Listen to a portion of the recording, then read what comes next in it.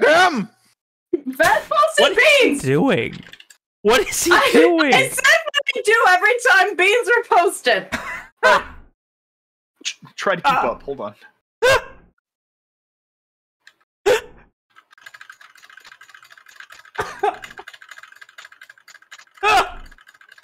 Ban him! No, I'm not gonna keep up. I'm just gonna throw in a couple this of gross ones man. every so often. Don't worry, I got you. Oh. Oh, I don't got you. I don't like that. Damn, they make me root for fucking Mitchell. My Discord just crashed. Hold on. Listen, if My favorite is I haven't understood a word William said. He's just grunting loudly. Oh, I need 4. There we go. Oh shit, upload failed. Oh fuck, oh shit. Oh, there we go. Is that bad news? Yeah. The pickles were bread and butter. What? Oh, Ew, that's gross. I'm so Fucking sorry disgusting. that happened to you. Sorry, fear loss. I don't even like you that much, and I feel bad for you. this one's, Have you I eaten kiwi actually before? find this one kind of gross. Ugh. Are you supposed to eat the hairy part of a kiwi? I thought William was gonna say you're supposed to eat the hairy part of the foot. I don't like any of it. Oh, there you go. There's some not super healthy kidneys for y'all. Stop it! Yeah. Kidneys. I'm very happy. I'm just. I'm so happy that we have brought Kim down to this level without any of my input. I'm doing There's my some more best, kidneys fellas. for you. Stop, give me your kidney! Can we Go get some ahead. kidney Kiss my beans? pants. Oh, that's smart, kid. Let's merge them. Look at the music. This is what happens if you have really bad frostbite. So be cautious Oh, of the cold. eat. I don't know what this means, but it's vaguely ominous, so I like it a lot. I don't mind those beans. Step away from the slow cooker. That's pretty good. I don't Are you mind that. black one. olive or Oh, green olive kind of guy? I'm a green. I hate had those. some olives came with this, and I ate a I'm green not. one, and I almost fucking threw up. sounds like you got. Yeah, but some- that has nothing to do with the olive. It has to do with Kim and the beans. A little bit. My favorite story: Kim and the giant beanstalk, and the beanstalk is just Mitchell. I don't know if that's a compliment or an insult. I genuinely I don't know. either. I need more food. I'll be right back. After making your way stealthily throughout enemy lines into the lands of Kintaran, finding a way into the town of Boralys, you had a plan, you had done your reconnaissance, you had made your way. You put your plan into motion, and in the middle of the night, you made your way towards the binding. All seemed well. Everything had went as well as it possibly could have. Until a wayward guard noticed you getting ready to move into the town. You found out this was an old friend of Walker's.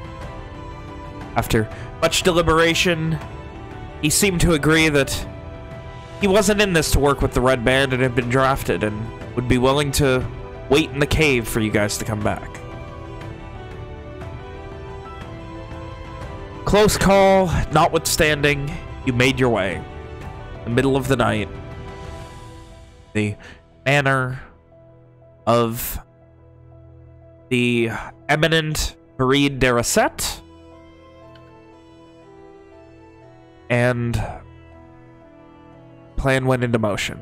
You guys breached and cleared this house with insane efficiency until the moment where you didn't, going to the second floor where the fight became a clusterfuck. Simon was under mind control and was severely fucking with the attack.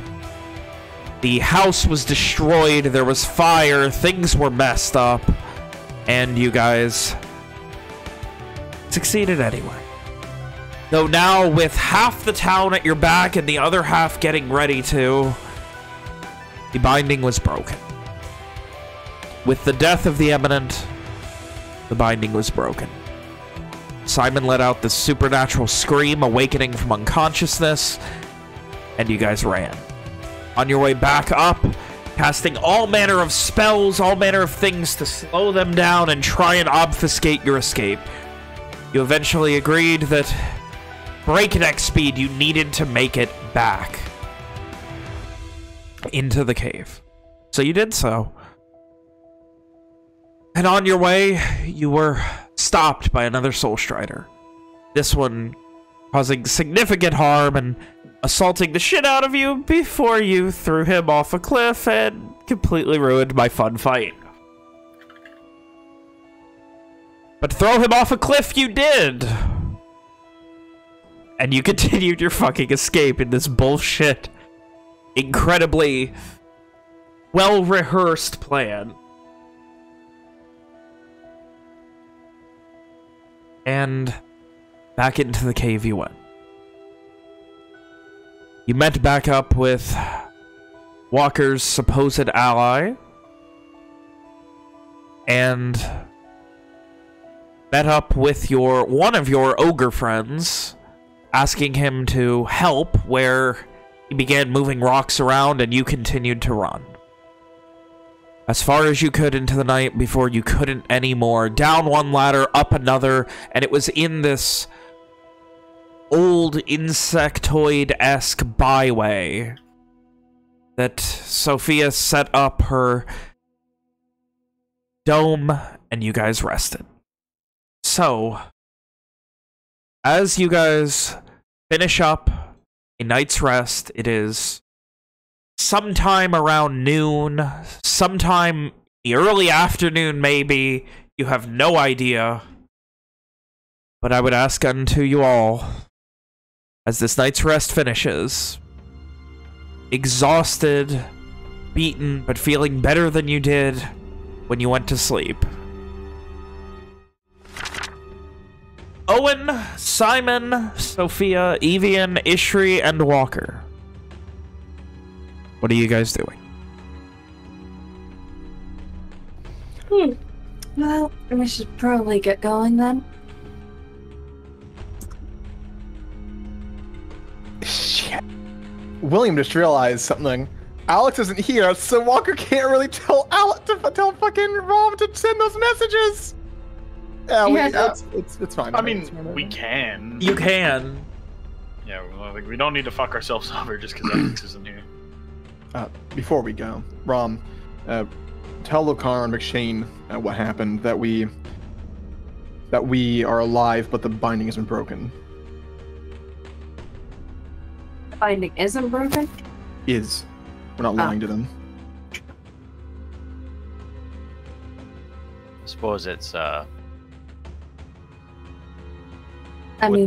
wouldn't be productive to mention to them that if they had helped, it might not have broken. But you can mention that it's broken, but the city is still intact for now. Something like That's not relevant to either of them. Is it not? I mean, if you told me, like, just after you described to me the bindings, oh yeah, it broke, I'd assume there's like something ravaging the entire region. I wouldn't rush into it. That it very likely had a much smaller effect than previous bindings. That or the effect perhaps is just one unknown. that is not noticeable quite yet.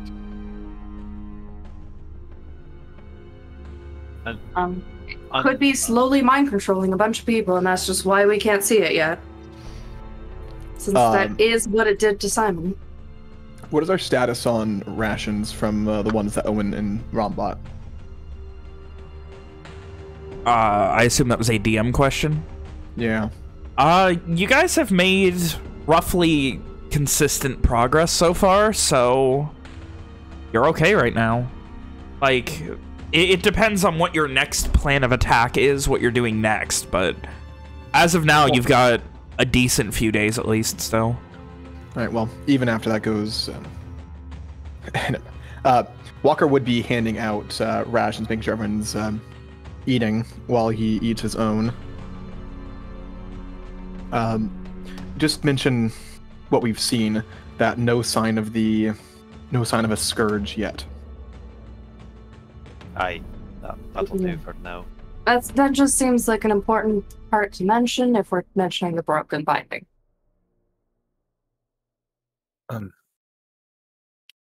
And you guys all did finish a night's rest. So. Was there something, Simon? I feel like this should just be told now. What? When the binding broke, the scourge is technically. It gave me an ability. What do you mean Well, it? Something I can do. The binding. And we all look at him as if he should elaborate. Massey backs up a few feet. As you guys all look at him, Massey just starts backing up. Okay. It's... Oh man, it's so hard to explain this in canon-wise. Fuck. The scream that I let out when I came back, I could do it again. But can I just copy and paste this so everyone else can see it real quick, Ben? I mean, unless you want to try and explain it more in character. Yeah, I will. But just so everyone has that understanding. So this would probably be because you were controlled, right? Yeah, I was bound to him. Were you being controlled by him or actually Yes. bound to him? I was completely controlled. Because being bound to something isn't necessarily the same thing.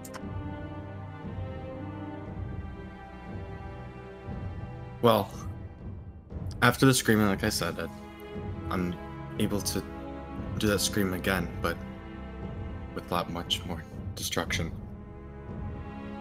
What kind How of much? destruction? I would say maybe roughly a mile. But what kind of destruction? Would our ears just hurt, or?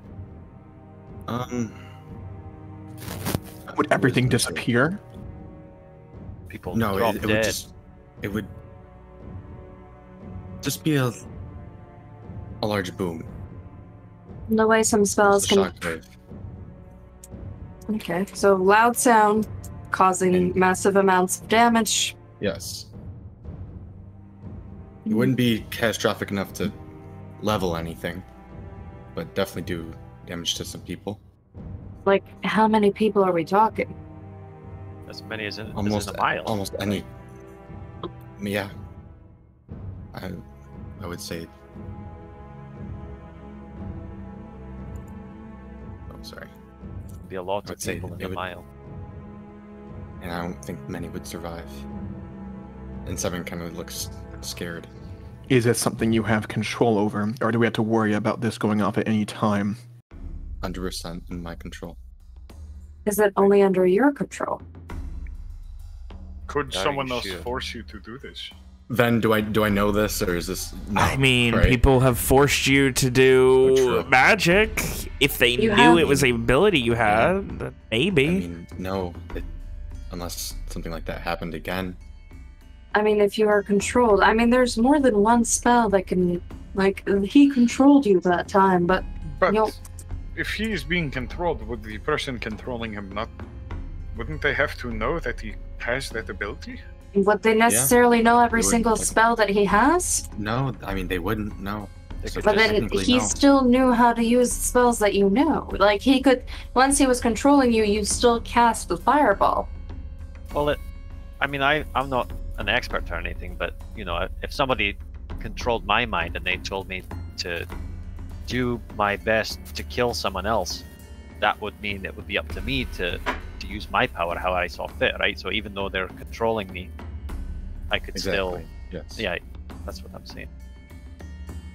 They wouldn't have to have. was No, more they just wouldn't even cause have to know the it was most there. amount They of could. Aye. Damage possible. Yes, but wouldn't, in that case, the specific spell accomplish that? Or whatever this is?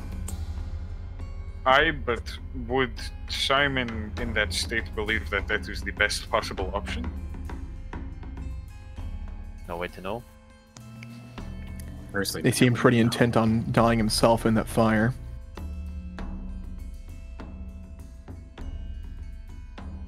Yeah, he took all the brunt of the damage that he was casting. Anyways, we'll just have to keep that in mind, I guess. Just Right. be more cautious with Soul Strikers. Simon, is this the scourge?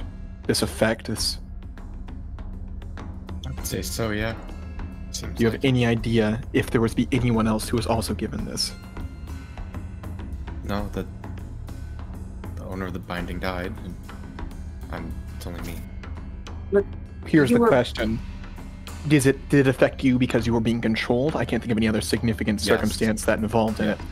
Was Well, he controlling Just anyone me. else? Can he only control one person at a time? This is a binding. It could be very powerful. Possible.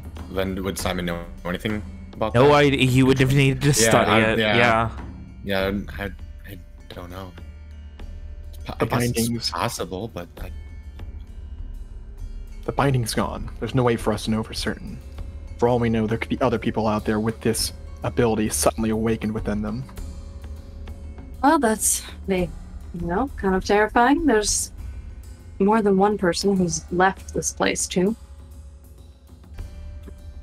There may be some who are still there. Well, they haven't used it at the very least yet.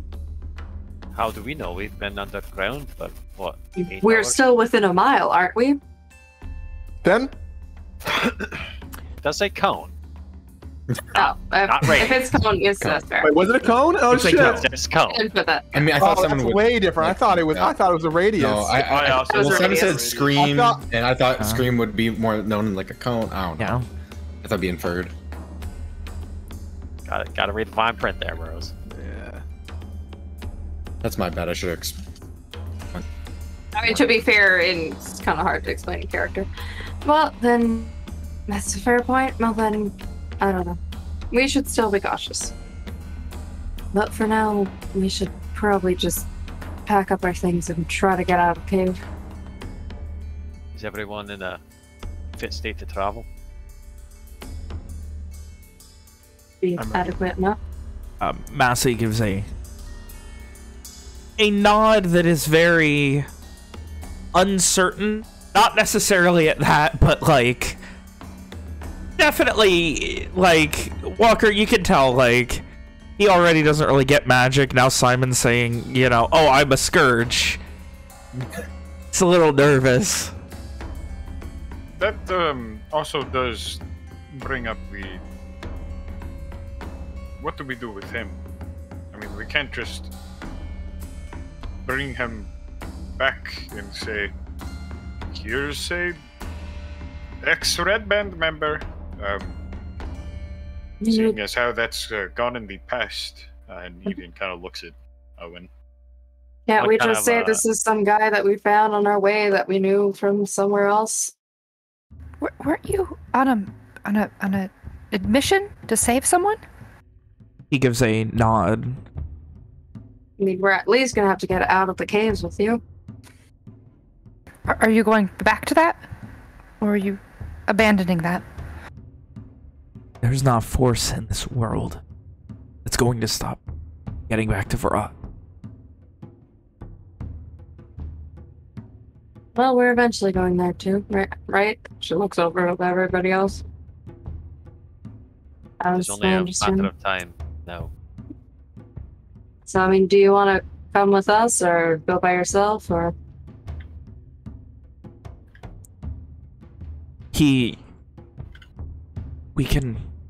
Let's get through this cave first. That's Fair enough. point number one. Walker And nods. Evian, I very much doubt that anyone will raise a hand against him after what we have done. I will vouch for it Fair myself. point. We can also just not mention the red part band thing. For now, we are simply another retainer of the young Lord Owen MacDirk. Owen gives a tired smile at that. He gives a look of slight confusion, but then just nods, going with it. At this point, Rom just kind of... So, I got that...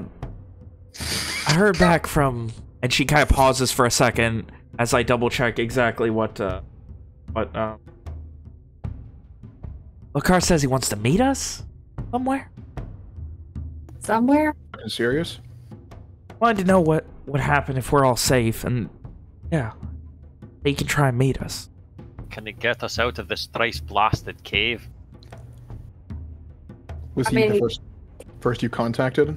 Can you still do it again? Yeah. Gives a nod. We can tell Shane later.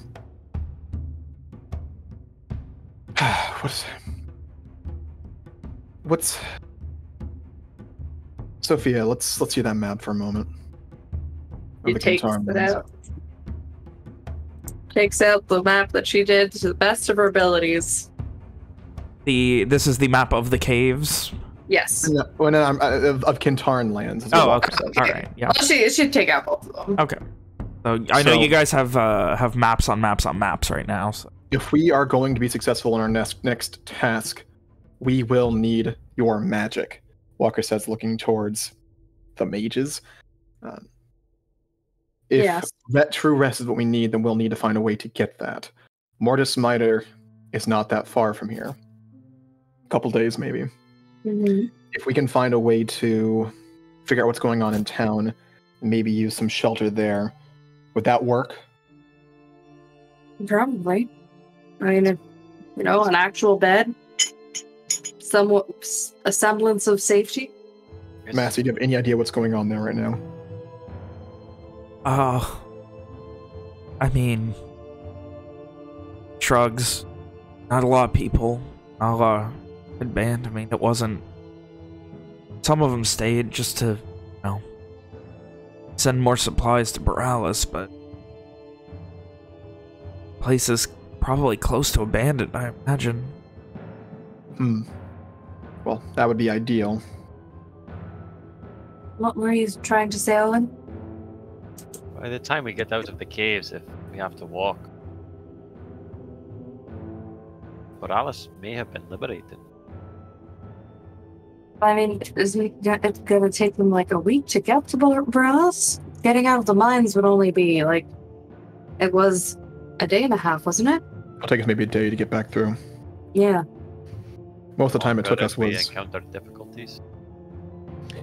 It'll be easier this time. We have the map this time. We shouldn't get lost in the maze. We know what we're facing. But it's not getting lost that worries me. It's we heard how many of those creatures were those bugs. Who's to say we're not waylaid by them? That's what worries me the most now. I mean, how long are they going to be? Either they knock us all down, or we fight them and we rest in a bubble, I suppose. That's the thing that would make it last the longest. Just the actual fighting usually doesn't last very long. It can't really be avoided, right? We have to go back to the cave, so... That's my yes. I'll do my best to make sure we can avoid any unnecessary trouble while we're in here. Okay. We've been through here once before. It should be easier this time. And if it takes us several days and it's liberated by then, well then, good for us. Yes, I guess. but if we still have to wait a few days at that point, you might as well go free another town. I mean, You make it sound very easy to just free a bunch of towns. Well, we just did a pretty significant amount of damage to this one town. If the other one doesn't have much red band, it shouldn't be that problematic compared to what we've just done. In addition, if there's no Soul Striders, then we should just be able to flaunt some of your magic. That should be enough to scare off any sane man. Aye. I mean, to be fair, we've seen how smart a large amount of the red band were. based off of that one guard on the front of the door in the back of that one building. At this point, Rom just kind of looks up and just, what am I telling Loka? I guess you ask either if he can get us out of the mines, or meet us to Mortis Smiter, I guess. Give him the choice. If he wishes to meet us in the mines, he can do so. Otherwise, it'll be a few days before we reach Mortis Smiter. Yep, sounds like the best options. Cannot go back the way that we came unless you all fancy digging through solid rock. So, unless he can teleport, inside the mountain. I mean, it's worth asking him, but... I mean, we can still let him know where we are. By asking him if he wants that, he'll know where we are at the moment.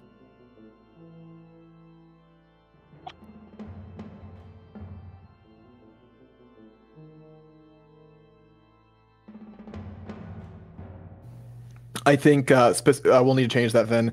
It needs to say that it'll be a few days before we get to... If he cannot meet us in the caves, then he would need to meet us in Mortis Smiter, but it'd be a few days for us to get there. Maybe we're in the caves behind Boralys. If you don't want to meet us here, we'll be in Mortis Smiter in a few days. It says enough to get across our message and allows him to intonate more information. That is exactly 25. That work? That works. Yeah, that seems fine.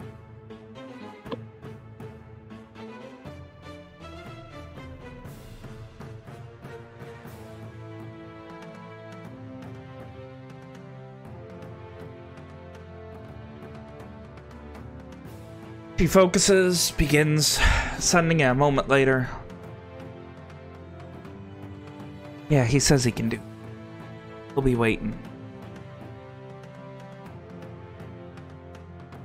Well, I suppose we know where we're going next then.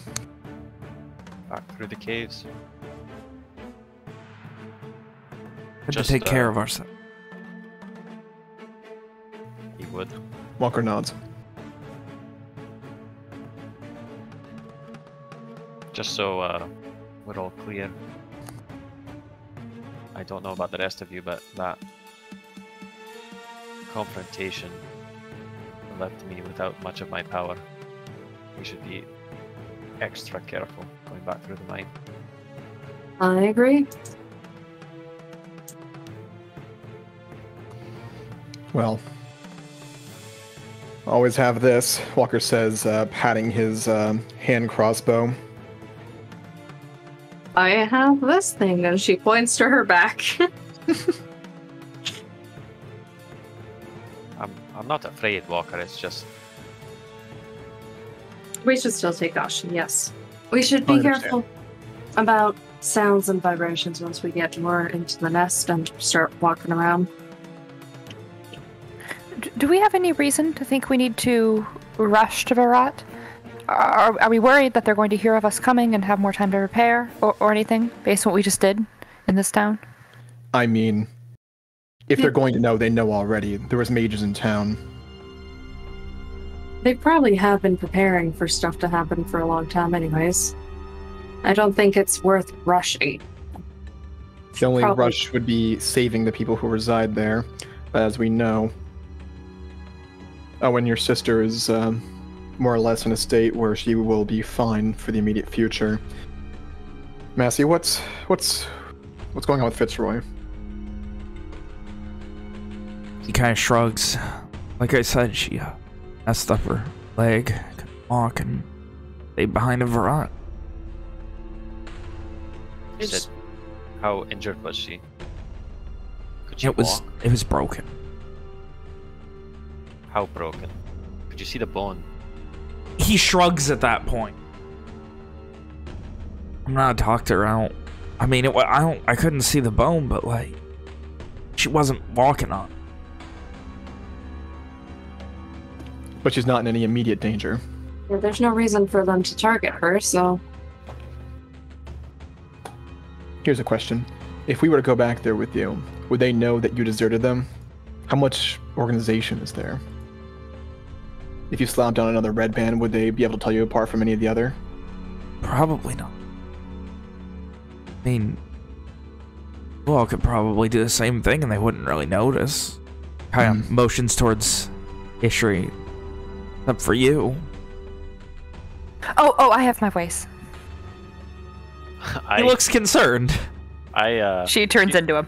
Magic. He looks very concerned and steps back a few feet. She turns for Ishri. It's fine. She would probably have less trouble than I would, to be honest.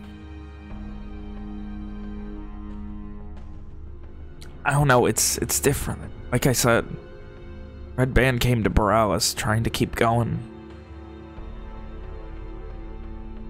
People who stayed, they didn't... A lot of them didn't want to fight. Saw it as a way out.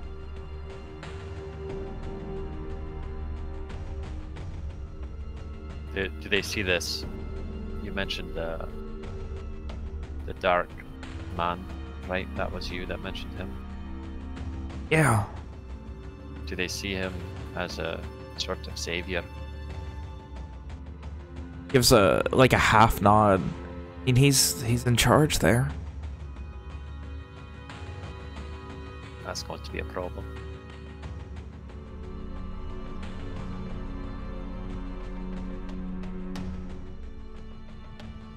But I suppose a problem that we will not face today, so... Quite. Let's get going. Then, how long did it take us to get through the middlest parts of the insect hive? I think how long it does Walker was think it'll take for the group like to walk the rest of the way back. No, like just through the insect hive parts, like through the most dangerous parts. Like, is it like there were parts that were more dangerous than others? Yeah, no more. It would be no more than a couple hours, probably a lot less. I mean, like general estimate. You guys now have seen everything once. You've done a pretty good job marking and mapping the caves. Like, in theory, if you guys really don't fuck up, you could get out tonight. Like, it would probably be, you know, 10 o'clock midnight, maybe a bit later, but like, you guys could in theory get through the caves tonight. Well, let it be known that when Walker leads the group through the hive, through the most dangerous parts, he will make sure to cast Pass Without Trace with his one level 2 spell slot. How many people can that target? Infinite, as long as they're close enough. Okay, all right. In that case, stealth checks for everybody. Are we assuming with the buff, or? Yeah, you said you're casting it. So, because I mean, the insect hive is the main thing you're going through early. But like I said, it would have been when... once you know you're going to be getting there. Once we know we're going to need it. Not a problem. Just trying to get, you know, as much out of that as we can. You sure? I didn't do disadvantage. I forgot to press the disadvantage button. So I'm just going to roll it again.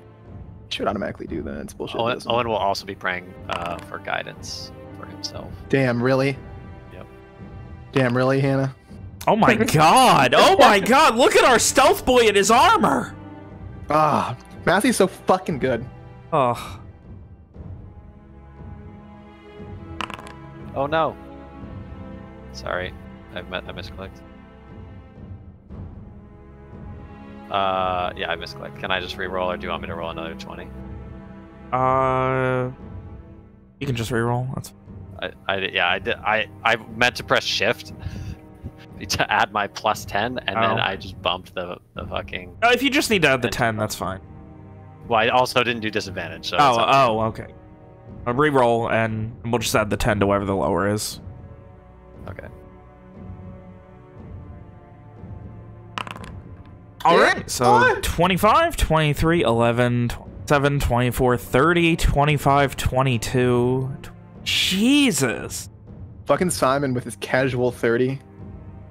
What is his Pathfinder? Casual 30. What is he, Alex? Oh, I wish he was here for that. You said what instead of who? And I don't think you regret it. Oh, listen, Alex isn't human. Whoa. Does that Does imply that that make Nick me- also is not human? No, they're not related. We've confirmed this before. Alex is a banana and Nick isn't. Yeah. Right. Alex is a square-shaped banana. Also known as what was that? What was that food you made up before the session? A persimmon? Yeah. Also known as a Real persimmon, thing. a square-shaped banana. Next, you're gonna tell me you don't fucking know what a kumquat is. Can't say that. Can. This isn't radio. Anyway, so you guys very carefully, same-ish marching order, I imagine, as you've been doing. Mm-hmm. Did everybody heal up from the night's rest? Yep. Yes. Did I am no longer tireless. Mm-hmm. I'll just do it. You get full My HP brownie back points on? recharge on a... Yeah, full HP on night's rest. Half your hit die rounded down, half your spell slots rounded down. I did my spells, I forgot my HP. And with that, you guys press quietly through the hive, listening to the... Evian, you once again get that very, very enjoyably threatening little clicking, humming, chittering, grinding sounds that you half hear and half almost feel through the stone of the caves. It's like traveling through Swiss cheese. It is awful.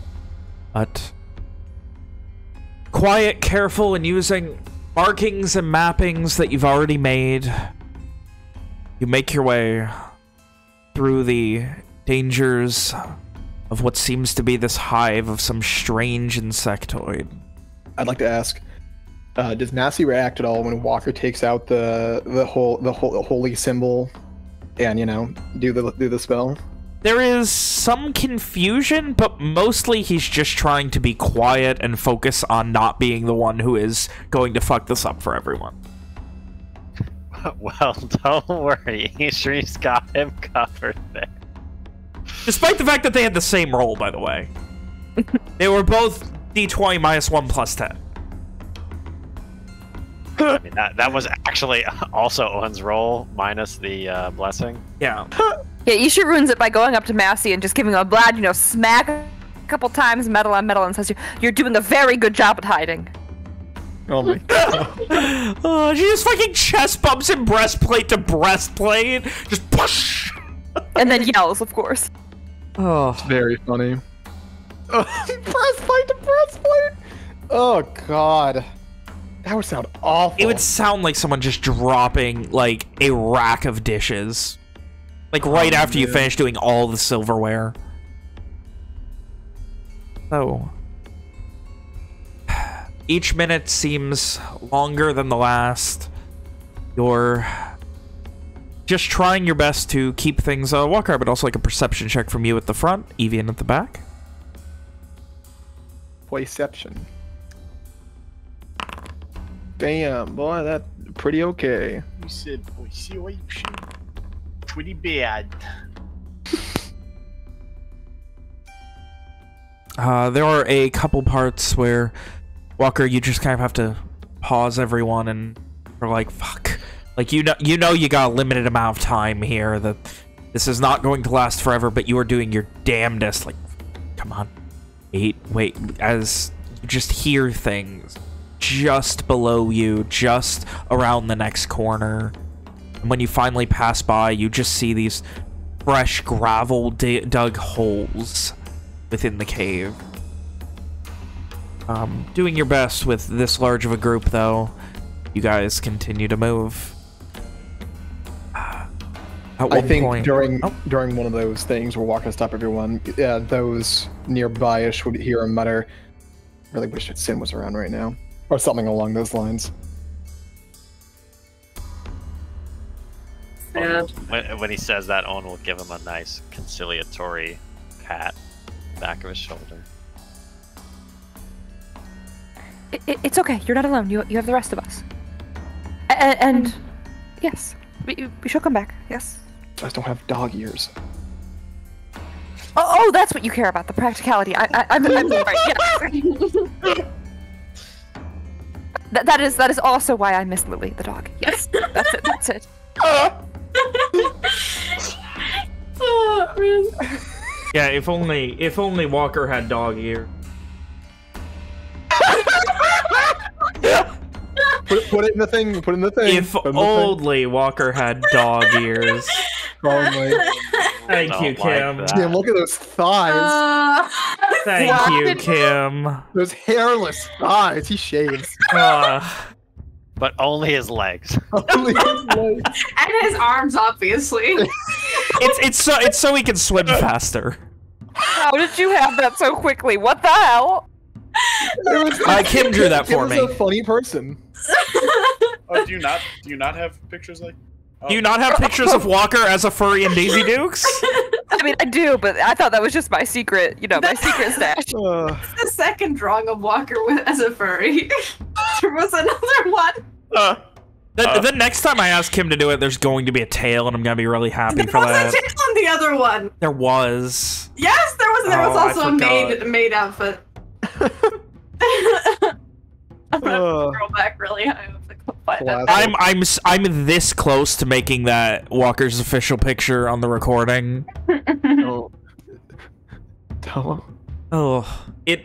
thing is, Kim, on top of that, your picture is the perfect size. It literally takes up the entire roll bar. Yeah, I see it. That's beautiful. No, I mean on the recording too. It's literally perfectly framed. It's honestly impressive. Oh, it's very funny. Well, anyway, Walker proceeds onward after the threat is gone. All right. Ishra, you can see his tail wagging a little bit faster now. You that man. As he gets down on all fours and starts smelling the ground. We're still doing this, huh? We're still doing. We're gonna. I'm getting this for everything I can. Kim put her blood, sweat, and tears into that picture. I'm not gonna let it go to waste. 3.5 minutes into that picture.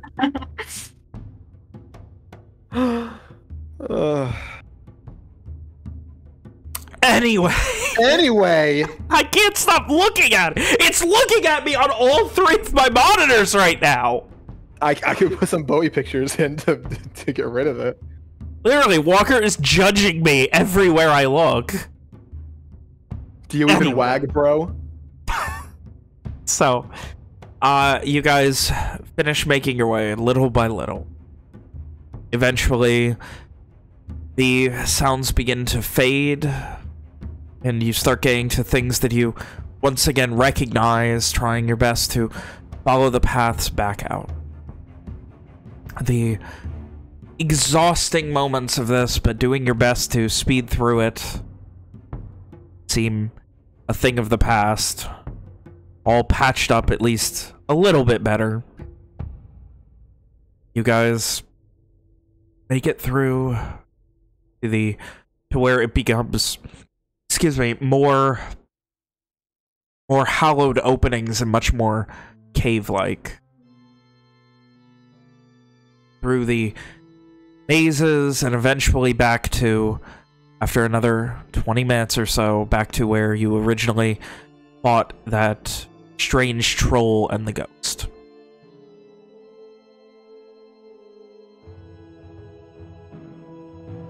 At this point, it is, while not perfectly linear, it is mostly linear. You guys know what to expect. You know that there are going to be a lot of times where you're not going to be able to shuffle your marching order. You're going to be moving single file. So, is there anything in particular you guys need to do at this point before you... Because this was also the best place to rest that you found. Ishra takes her armor off. Yeah, Owen will do the same. Massey, make like them. Take your clothes off. Your armor. History. Don't. Yeah. He just kind of like rolls his eyes a bit. Were it only Jakeman here in my place, and begins unhooking the clasps on his pauldrons. The cave's gonna get real narrow up ahead. The hells did you guys do this the first time? Well, it wasn't without some blood, but through enough effort, it was possible. Don't. He kind of like, as like, he's like, can you help me? I like trying to unclasp the breastplate from the back of the breastplate.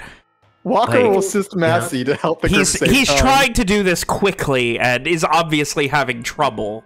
I mean, Sophia would probably like help out Ishri. I'm assuming like it's faster in general with help, so Yeah, and removing heavy armor is faster than help. Nobody helps Owen. Feels Evian! You got Evian! Sophia would. With his big feel man like hands. I feel like Owen would feel uncomfortable if Sophia helped him, so which is why Sophia won't offer. Evian is dare you helping. touch me?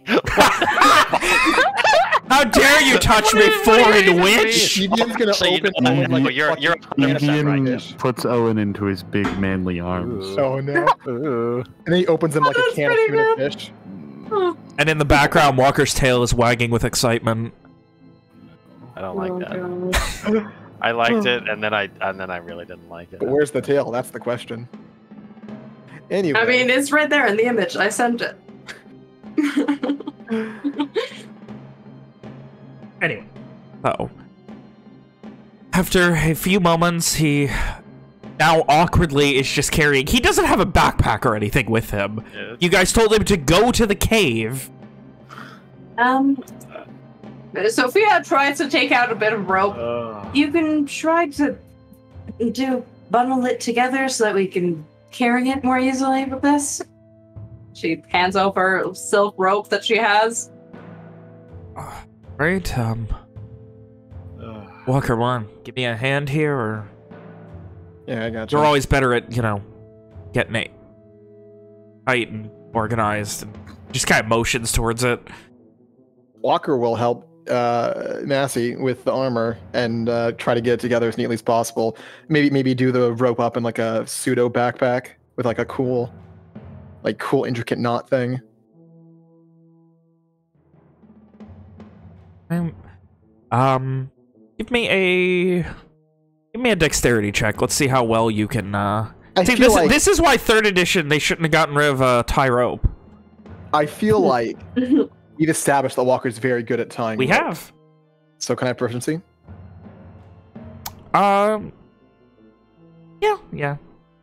Wait, it's +3. It is +3 right now. So that's What's sleight of hand then? It's a sleight of hand. I'll just do dex. I don't have proficiency in sleight of hand. Oh, okay. I thought you did. Damn, still got it. Yeah, you do your best to just kind of like tighten it down so that it's not going to make noise in case there is anything else that up ahead that might be listening. And after a careful bit of time, you kind of like, you get to the point where like all of the armor is like tied inside of the breastplate, and then like the ropes come out and like can be vaguely hooked around so it's similar to a backpack. It takes a hot few minutes to do. During this time, Rom seems to be resting, focusing, trying to as you guys have been discussing this and taking your armor and all that, Rom has been resting, getting your spell back. Sounds good. And as you guys get ready to go, Rom gives you that. Y'all want me to let Milo know we're gonna be coming, or? Oh, might as well. Yes, go and let them know we're gonna be there by. If we can midnight. get all our stuff idea. back in the bedrolls, that'd be great. I'd say by midnight. Let them know we'll be there, and then see about contacting the Shane? the group from Morta. Lokar can contact Bob McShane if he feels he needs to know.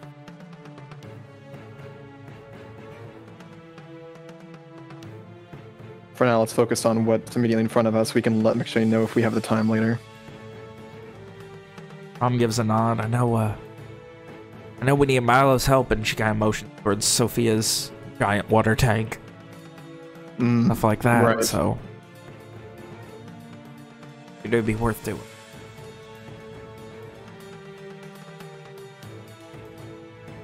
Focuses for a minute. Says he'll be waiting about where we met up last time. Split ways. Asked if we need any of our stuff that we left back there.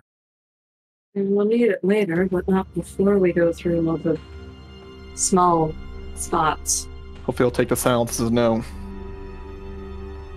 He seems smart. Kind of gives a half nod. Now for the other group, just go and let him know that we were successful in our task and that Boralys will be taken by Garland. She gives another nod. Focuses for a moment. Make sure to ask what happened with the Soul Strider.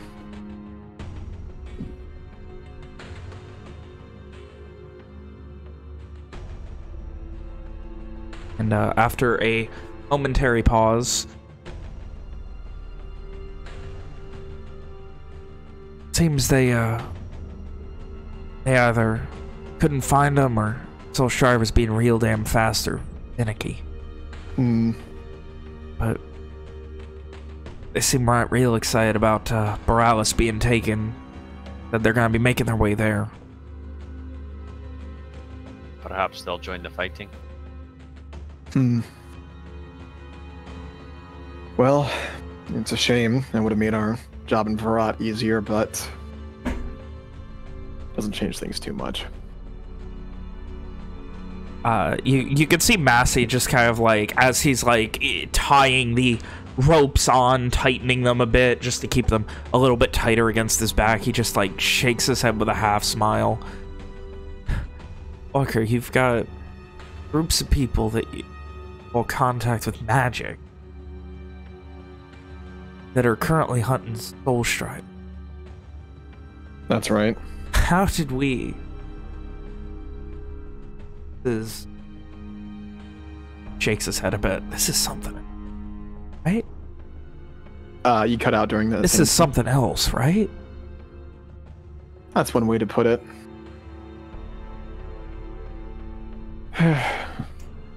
I do want to say, in about 4 rolls, all we're going to see is Walker's legs with the Daisy Duke.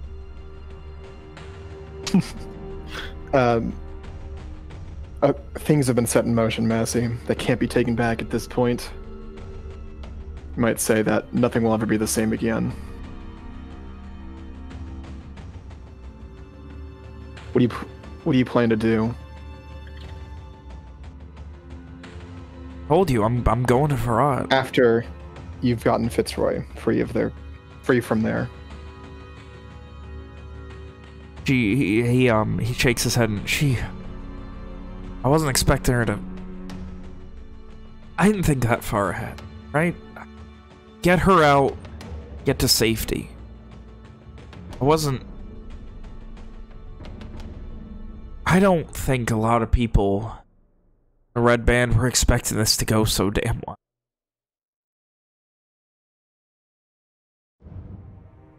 He kind of turns towards Owen and just, no offense. Honestly, I take it as a compliment. Maybe in the future they will know. They will think twice before they wake the sleeping bear again. A lot of these people didn't have a choice. A lot of these people didn't want to go. I'm not talking about people like you who were forced to join the Red Band because they had no other option. The Eminent. Like that. The Adjudicate. People who make decisions in Lenore. People with their heads so far up their asses they just have no idea what's going on in the world. That's why I said it is Lenore. I mean, I don't think they'll learn their lesson, but who knows? Well, going back there most likely won't be the best choice, Massey. Back to Lenore? Based on what we know, it's entirely possible that the DHA might be invading Lenore within the next couple of years. Based on their usage of the bindings. He definitely has a momentary, just, like, it takes him a moment for that to sink in exactly what that means. And he just gives another half nod and... If the Dragonheart Isles sees Lenore as a threat, they'll probably do something about it.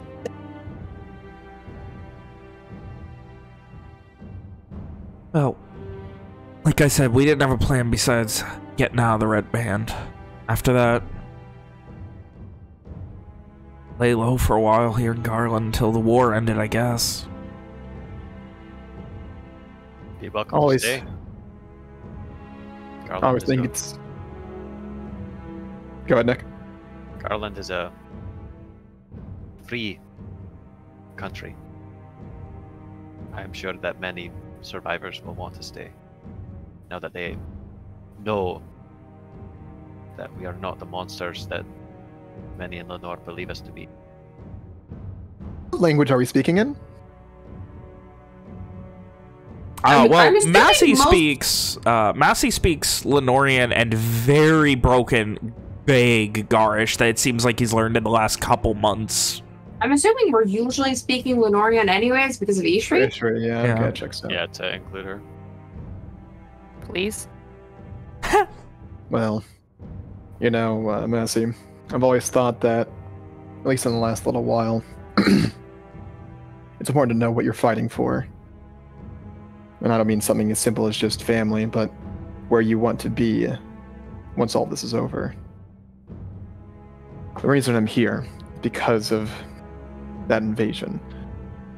If that happens, my father's life is going to be in danger. And what about everybody else back in Dreswood? All that's gonna... If that gets bad... Just rubs his nose, scratches the side of his head, and just immediately, like, you can see the bigger picture beginning to occur to him. The reason I'm here is to find my mother and my brother. If I have them with me, then I can convince my father to come as well. After we're all together again, I plan on taking them somewhere else. Maybe the Dragonheart Isles, I don't know.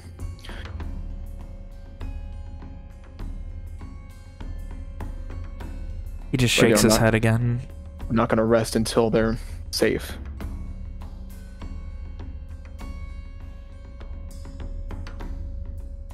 He gives a half nod at that. Well, either way, we gotta make our way through all of this, and what happens till this war's over? That's right, but my point remains. Try to keep in mind where you want to be after all this. Keep in mind what you're fighting for. He gives a reserved nod at that and finishes tightening down the ropes of this makeshift armored backpack.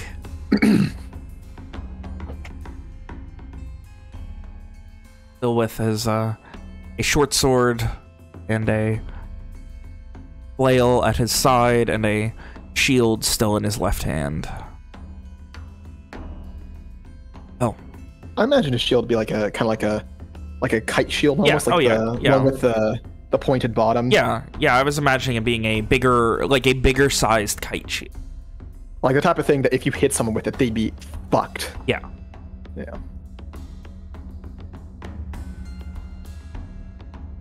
So, do we go then, or we pushing it tonight? Ready? I think so. Evian just nods at that. It's best if we get into the cave, even if it's dark by the time we're out. It's dark enough in here. And no one laughs. As he says that, Ishri gets like a wistful look at her face, and sighs and looks around and says, "Yes, I'm gonna miss this dark cave." That's the And we all look away. Joke. Oh, that's good. And with that, Walker just walks away from the rest of them and starts heading forward. So this is going to be the marching order pretty much till the end at this point. Of time. Yeah. I mean, Sophia, I don't know if she's still in the back completely. Yeah, if you guys want to figure out the marching That kind of happened because of the one time she almost, like, fainted. Yeah. You guys want to shuffle things also, around? Owen right now is in the back. I don't know if that's accurate. Oh, we gotta make sure we're we're only one wide right now, so we're going through a tiny cave. No, I know. I'm just putting it out because if we move things around, who else is gonna be? Is anyone else moving right now? Walker up front. Yeah, but Owen is near Walker usually. Is that the case? I think on the way back, he's happy to. You know, he's not really that concerned with like being at the front, like because like his rationale before was like he wanted to be at the front because if there was danger, he wanted to be in its way. So now, you know, we're relatively safe, and as far as we know, there aren't any threats, you know, coming. So I guess he would choose a place in the line or ask to be in a place in the line where, like, you know, in case he needs help getting back the way we came, he can get it. I don't know where that would be, but I mean, I feel like in that case, Owen should be like basically it should be Owen, Sophia, Rom, Simon, Ishri. That way the mages can potentially help the 3 larger people. I'm guessing Massey is second. Massey would be second behind Walker. Oh, wait, why is Owen going there? I thought. Oh, you want the mages to go first? No, the mages should go in between. That way, if Sophia's doing a touch spell, it can go either Owen or Rom, and if Simon does something, it can go either Rom or Ishri. What does your mouse wheel do? That's how you zoom in. It's so zoomed out that I can't see the character. Okay. God, that's funny. Anna, you have so many problems. I do have a lot of problems. Thank you for acknowledging it. I'm gonna find some art for Massey. Anyway, while we're going through here. So, with that, I would like perception checks from the front and back. If there's anything else anyone else is going to be doing during this time, anything else that needs to be rolled. You said you need perception checks? Yeah. I would like somewhat. Oh, what the fuck happened, William? Why are you worrying about it? Oh, I don't know why that's so funny. It's just very funny. And I would like someone who can give me a survival as well to make sure you guys stay on the right path. What do you mean? We have the path marked. Yes, to make sure that you are keeping on it. It's going to be, it will be with advantage, whoever's doing it. Just to double check, make sure you guys don't make any wrong turn. Well, I guess Owen can do it. Now I'm in the back, so. Oh, Ishri's in the back too. Shit, right? Ishri's third right now. Ishri's not in the back. She's next to Simon and basically she's in the first 3. Yeah, she's in the first 3. Ishri can do it, unless people... Ishri also having good vision. Walker's typically the survival guy, but I just fucking threw my roll away in the trash. Well, Ishri is perfectly good at this, so being able to see in the dark probably does help. Well, that's pretty good. So, with that, you guys continue through the caves. There are a couple of times where Walker keeping your eyes and ears peeled up front, doing your best to see if there's any danger ahead of you. Definitely have a couple of, not necessarily close calls or anything, but like there are moments where at one point, maybe an hour in, you keep moving and Massey just like behind you stops and just, oh, what? And like, you see him like, he like holds down his lantern and you can see like he's got like this black goop all over his boot. Massey, try to get that off before it dissolves your boot. Oh, he starts like kicking it with his other boot. It seems like a bad idea to me. Like he's like awkwardly like leaning up against the wall and just brushing it off with one boot Simon, with the other. Do you have the spell so that you can clean up things? since you're in the closer to the front, you could help out? Yeah, of course. I'm in cast. Prestidigitation. Cassie is just who doesn't understand magic. All of a sudden, the dirt is gone. Oh, Poor Messi. Thank you, and kind of like looks back, trying to figure out what just happened. Well, that's relief. A bit of warning next time, Walker. Well, hopefully we don't encounter the creature who creates the goo. You gotta be adaptive in a group of mages, Messy, or else you're gonna be... stuck trying to figure things out the entire time. I mean, just kind of go with it, honestly. Most of the time, I don't even know what other mages are doing. He gives a half nod. The smallest moment where Walker is slightly concerned at hearing that. I mean, it is concerning, but also probably accurate. Does Massey wear a helmet? Normally he does, like when you guys are doing a job, but like he didn't have one when he was keeping watch or anything like that, so he does not have a helmet right now. Everyone knows that helmets are for non-protagonists. There you go. Everyone knows that. Oh, he's an NPC, so it's okay. Yeah. His life is forfeit when we're around. Oh. So, the travels continue. There were a couple more times where, Walker, you start heading and kind of like looking for markings. You're like, yeah, this seems right. And after a moment, Ishri's like, no, it's the other way. You're like, what? Points out like where the marking is, and you're like, fuck! Or like a rock that was left in a certain direction. Seems like Walker's just having an off day. It's okay, Walker. I just really like caves, and it's just not your natural habitat. It's okay. Walker's not sure how to take that, so he just nods and goes the correct way. Massey does pat you on the shoulder. Look, I've seen how you act. I mean, maybe if you just get back to getting, sleep every night. Fuck you don't off, say. Massey. He kind of like actually been sleeping a lot more lately. Has he? Have you been forcing him to at arrow point? Listen, Massey. Magic is bullshit. You can't. It makes you tired, exhausted, and then when you're that way, you can't use the magic.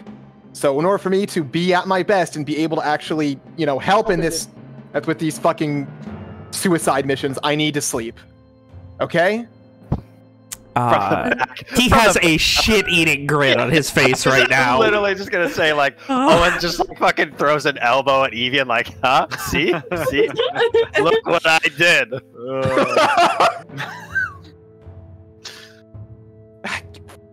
A lot of you can fuck off. Walker's gonna keep moving forward. Everybody's amused.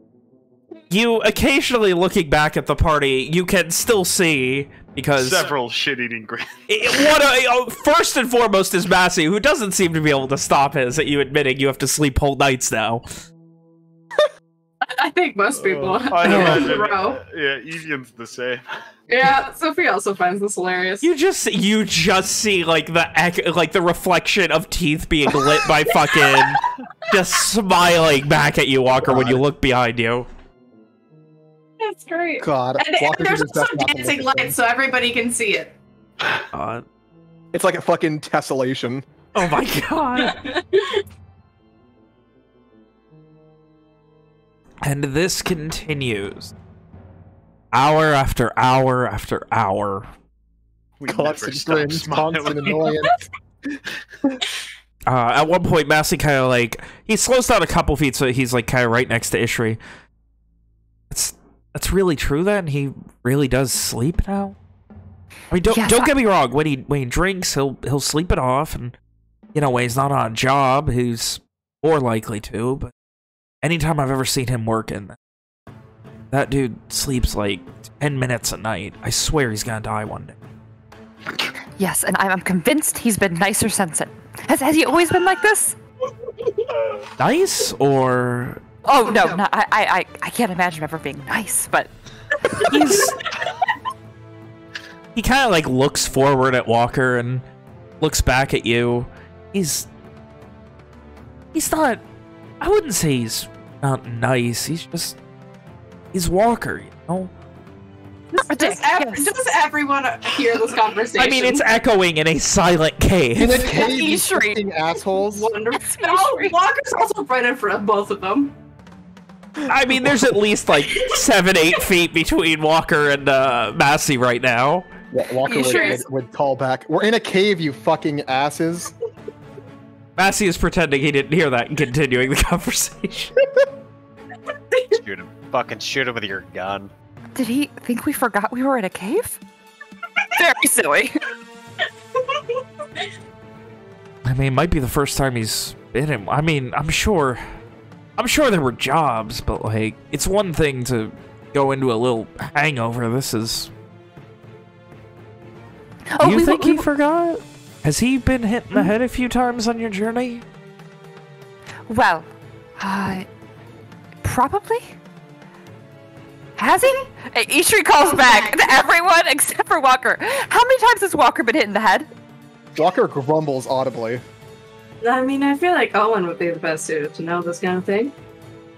Well, actually, we've been quite fortunate in that I can't seem to recall anyone sustaining a serious head injury. Oh, that's quite nice. I think Liliana had a concussion once. Once. But, you know, So- she was also a wrestler, so... So probably only the usual amount of random people that he pisses off punching him in the face? Oh, only the normal amount. And Ishri smiles.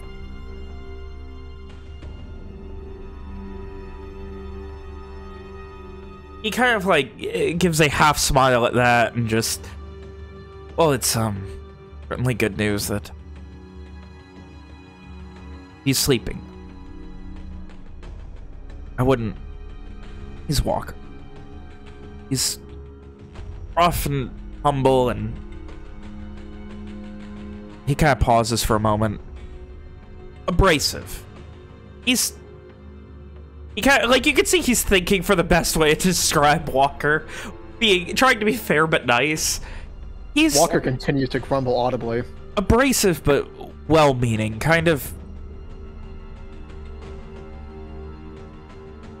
He's abrasive and different. Like, Walker told me... Jakeman, you guys met Jake, right?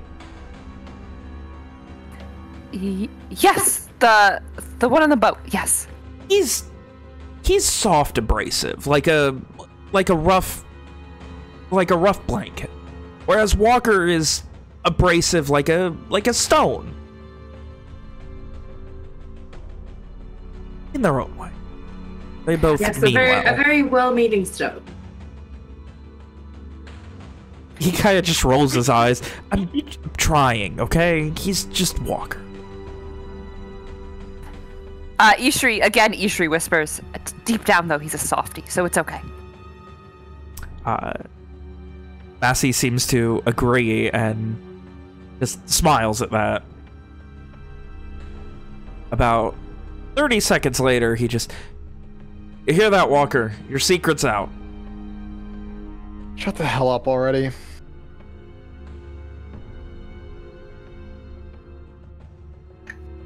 He says nothing more. Every time you look back, he is still grinning. Walker actively avoids looking in his direction. This is why he has a 1 for his perception, is because of this whole scenario. He's too busy dealing with shit. He's too busy avoiding the grins. He's not paying attention. They're following him in the darkness. Every once in a while, Walker just looks into the darkness and he sees a face grinning back at him. Oh, God. That's terrifying. His dreams tonight, he's just gonna hear, been getting sleep lately, or some shit like that. Freaking bastard. Mocking him. Oh. So, this continues for hour after hour after hour, and eventually, you guys check some. You hear what sounds like... this would be... You would all hear this. It is not trying to be quiet at all. But you hear what sounds like ticking or clicking or something hitting stone. And this isn't like Milo or whatever. I mean, you're hearing this like very far up ahead. Does it sound serpent? No, it sounds like something like just tapping, very metronome-like. What? Hold. Something up ahead. Should we be quiet? Thing Continue up ahead. happening. Are we in an area where we have enough movement to move around the party? Vaguely, like, you're gonna be like, oh, sorry, like, it's very tight, but you could if you really needed to. Try to get up here. Okay. And Evian squeezes past every single person. God, in the that must be real rough with like Ishri and fucking Massey. Ugh. Yeah, Massey's a big dude. He's not fucking ripped. He's built like a fucking fridge. Are they him and Evian about the same size? Evian is much more cut and a bit taller. Massey's not as tall, but Massey is very wide. A wide fella. Awkwardly, Evian's like, oh, excuse me. And like everyone's like awkwardly like trying to get to the corner and like trying to get as flat as possible. Use verticality. I will climb over Simon, like whatever works best. Fucking like using your arms and legs, like fucking going across like you're doing some Ninja Warrior shit. Exactly. Oh gosh. But eventually you do make your way up to the front. And he just kind of looks at you. Vaguely, it sounds like someone knocking on a door, but constant. What the fuck could that be? Then are we past the area where the insects were mainly? Oh, easily. That was many hours ago. We're not in the hive anymore. You guys are like probably like you're probably getting close to the end. Maybe it's Milo. I was going to say, since traveling for quite some time, could it be Milo? But what would he be doing to make that noise? I don't know. He's a weird forest wizard. Who knows what he does? Perhaps Walker nods, ceding to Evian's wisdom in this moment. Perhaps it's that other smaller creature playing with rocks or something. Oh, You might be right. Yeah. Massey, if you see a small horror, ignore it. It should just run away at our sight.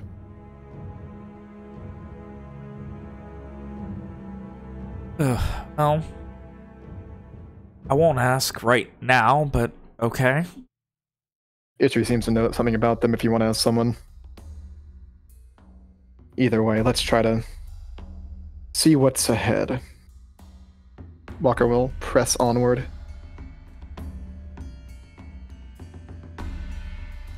And Evian will like find a corner that he can get in to like let everyone pass him, so he's in the back again. He puts his hand out to high five everyone. He slaps Simon and Owen on the ass specifically. On that. Ishri, without being asked, does tell Massey all about these little things. Just goes on for like several minutes. His shit-eating grin has finally faded. Good. And as you slowly begin to round the last corner, you Walker, you have dark vision. Dark vision, right? 60. I think. I might be 70. Let me check. I thought it was 60 or 120. It's not 70. Yeah, It's not 70 120. makes 0 sense. Meh. It's probably 60 then. 60 then. 60 feet. That's enough. Yeah, you see currently sitting across the like sitting across the cave long ways, tapping a staff against like the part that his feet are leaning up against. Milo O'Halloran just up against the cave, just looking bored to tears. Hang on, O'Halloran, what the fuck? What are you doing? He kind of turns over and, well, let me say I wasn't expecting you to. I got here earlier than I thought I would. Pretty bored just sitting here. Rob, did you not tell him that it would be close to nightfall? I told him it would be late. He just, yeah, she did tell me that, but I was assuming you were gonna be overachievers. Do you know how far the sound of your fidgeting carries in a cave like this? Probably pretty far. I mean, there's not a lot to stop the echo around here. Yeah, it's neither here nor there. Anyway, our task was successful. We've returned. Beautiful. Begins counting as you guys walk towards. 1, 2. 1, 2, 3, 4. We can, should have Boralys taken back within the next couple of days or weeks. What's the timetable on that? I couldn't tell if that was. Yeah. What's that? Depends what they decide to do. Hmm. They think that they can take the city by force, then they'll just do so. They are Gars, after all. Let's say weeks. Say be on the safe side. Either way. Is everything all right? Walker will say, looking to Milo. That's as alright as I could expect it to be, I think. 1, 2, 3. Now, I'm not the best, but I could have 1, 2, 3, 4, 5. That's enough. Yes. Yes, there's one you more. You brought people with you. That's right. Person. There were 6 of you when you left, right? It was Excuse me, you well, William doesn't count. 2, 3, 6. No, there was 7, and we're 8 now. Who am I forget? It's whatever. Alright, I'll take your word for it. You're forgetting dogs? Yeah, we did come with dogs. Maybe that's what's messing me up. Oh. That's just too bad then. Lost him in the fight and we're in the caves. They're magic dogs, we can bring them back. He immediately just like, oh well then. Oh, Walker doesn't look super happy about that. But that is what he's saying. I'm curious then, what exactly was it you were doing that you succeeded at doing that, needed so much help?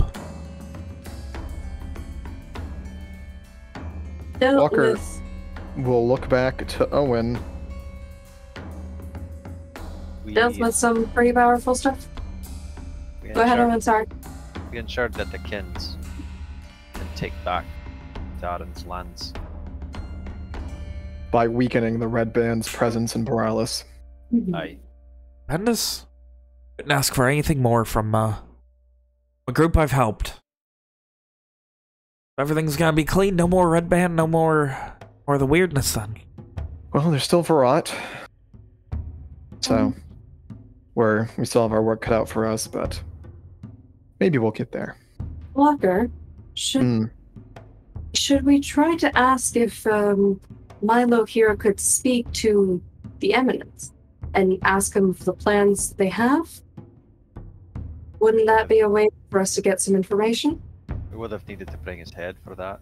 I mean, we can still potentially go back. We can ask your father not to do whatever guards do with bodies of the enemy. That's not a bad idea.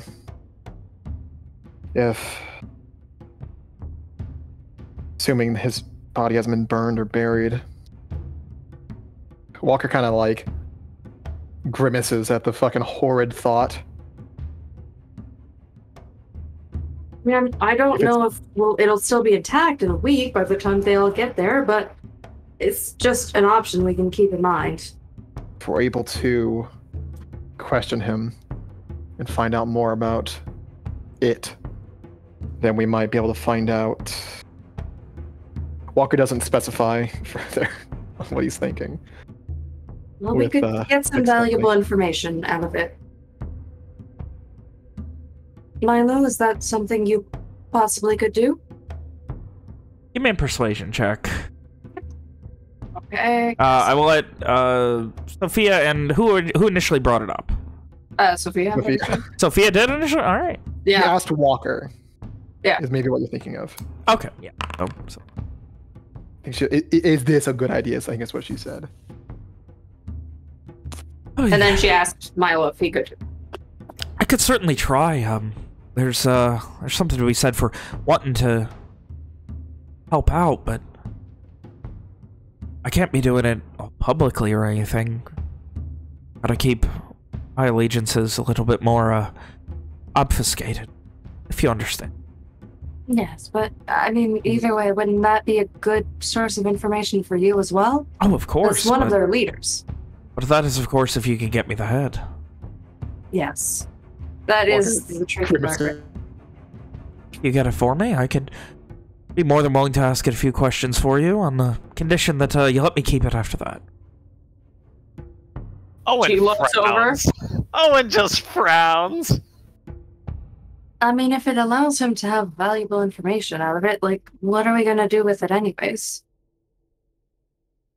The guy's already dead. I don't know about you, Sophia, but I'm sorry if I'm a bit unsettled if his condition to help us is keeping a severed human head. Well, I can only ask it so many questions a day.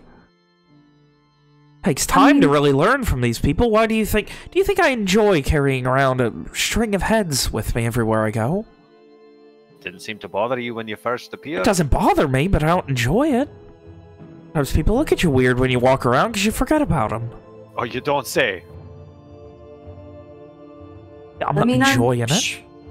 I'm sure you get used to pretty disturbing things while traveling around and battling people all the time, but an average villager wouldn't. What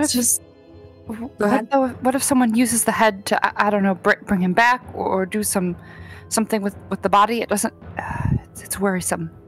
You seem like you can hold yourself in a fight, Milo, but if the red band wants his head back or something for some weird reason, I just. Oh, I think that's as good a reason as any to give it to me, because I don't intend to be giving it back to the red band. Evian, isn't this all kind of a moot point anyway? What do you mean? Well, I mean, it happened fast, but I don't recall he has much of a head anymore. Oh, you mean when... I am afraid there is maybe a few drops of brain left. I mean, I don't think I need a brain for it, but what exactly do you mean? I may have smashed his head in just a little bit. What is a little bit? Because, I mean, as long as the jaw's working and it's still in basic shape. He smashed his fucking skull with his boot. Right, that's, not gonna be getting any answers out of that one then. The soul still needs something to bind onto to be able to communicate. Yeah, that makes sense. Okay, well, that was an idea. Your fear of the red band trying to resurrect him with the skull? More than nothing to worry about. There you go, Ishri. We're all good.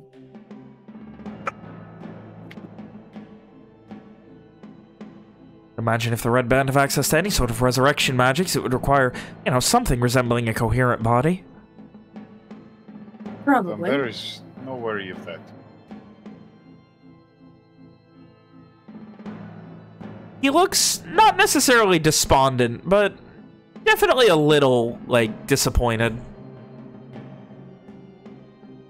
Well, let's get out of here then, so that we can get our bedrolls and sleep.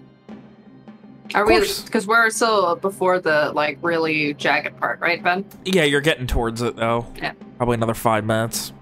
Walker would have asked, Holleran, can you, in addition to Sophia's thing, can you carry a couple of bundles of armor? He gives a cursory thought, and then I should be able to. Don't really bring much with me, that's why I'm simple. Right. Well, thank you. It is appreciated. Oh, would not do so good if his back, if the tank here was being smashed a bit so across a stone wall. He gives a nod of agreement without complete understanding immediately. And just, right. Well then, let's load it all up. And then we do. All right. As he's kind of like getting ready to turn and leave, he just, after you all left, I did spend a little while smoothing things out. Should make it a bit easier getting back. Dealt with some of those, big stalagmites and things. Well, thank you. Not a problem. I mean, seemed you were doing something important, and, well, least I could do was help on that front.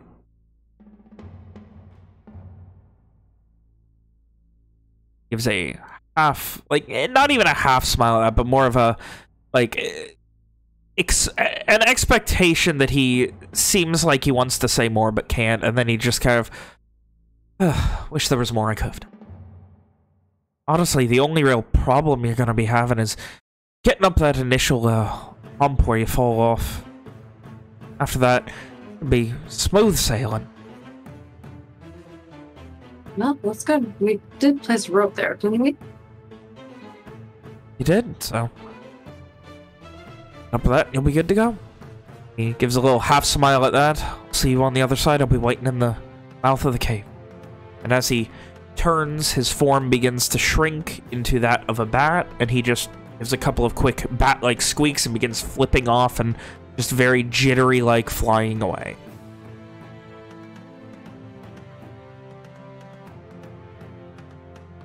Yeah.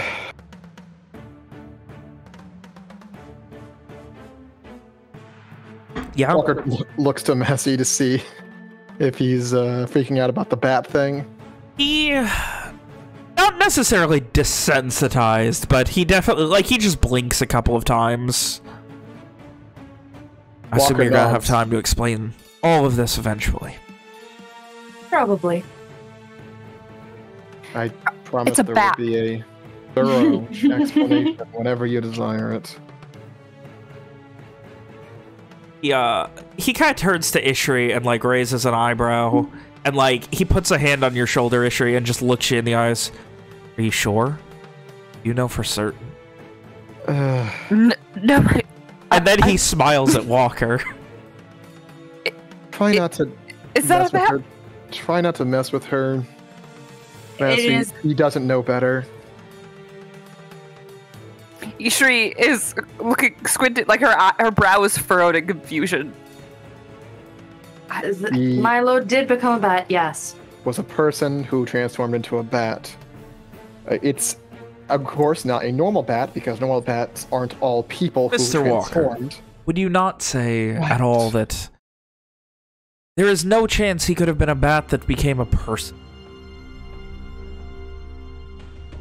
Walker is about to fucking snap at Massey, but realizes he's fucking right, and just gets fucking frustrated. I can't, Massey. I can't fucking say that. And I hate you for it. He slaps you on the back. Let's get he going. was a person first, and he used magic to temporarily become a bat.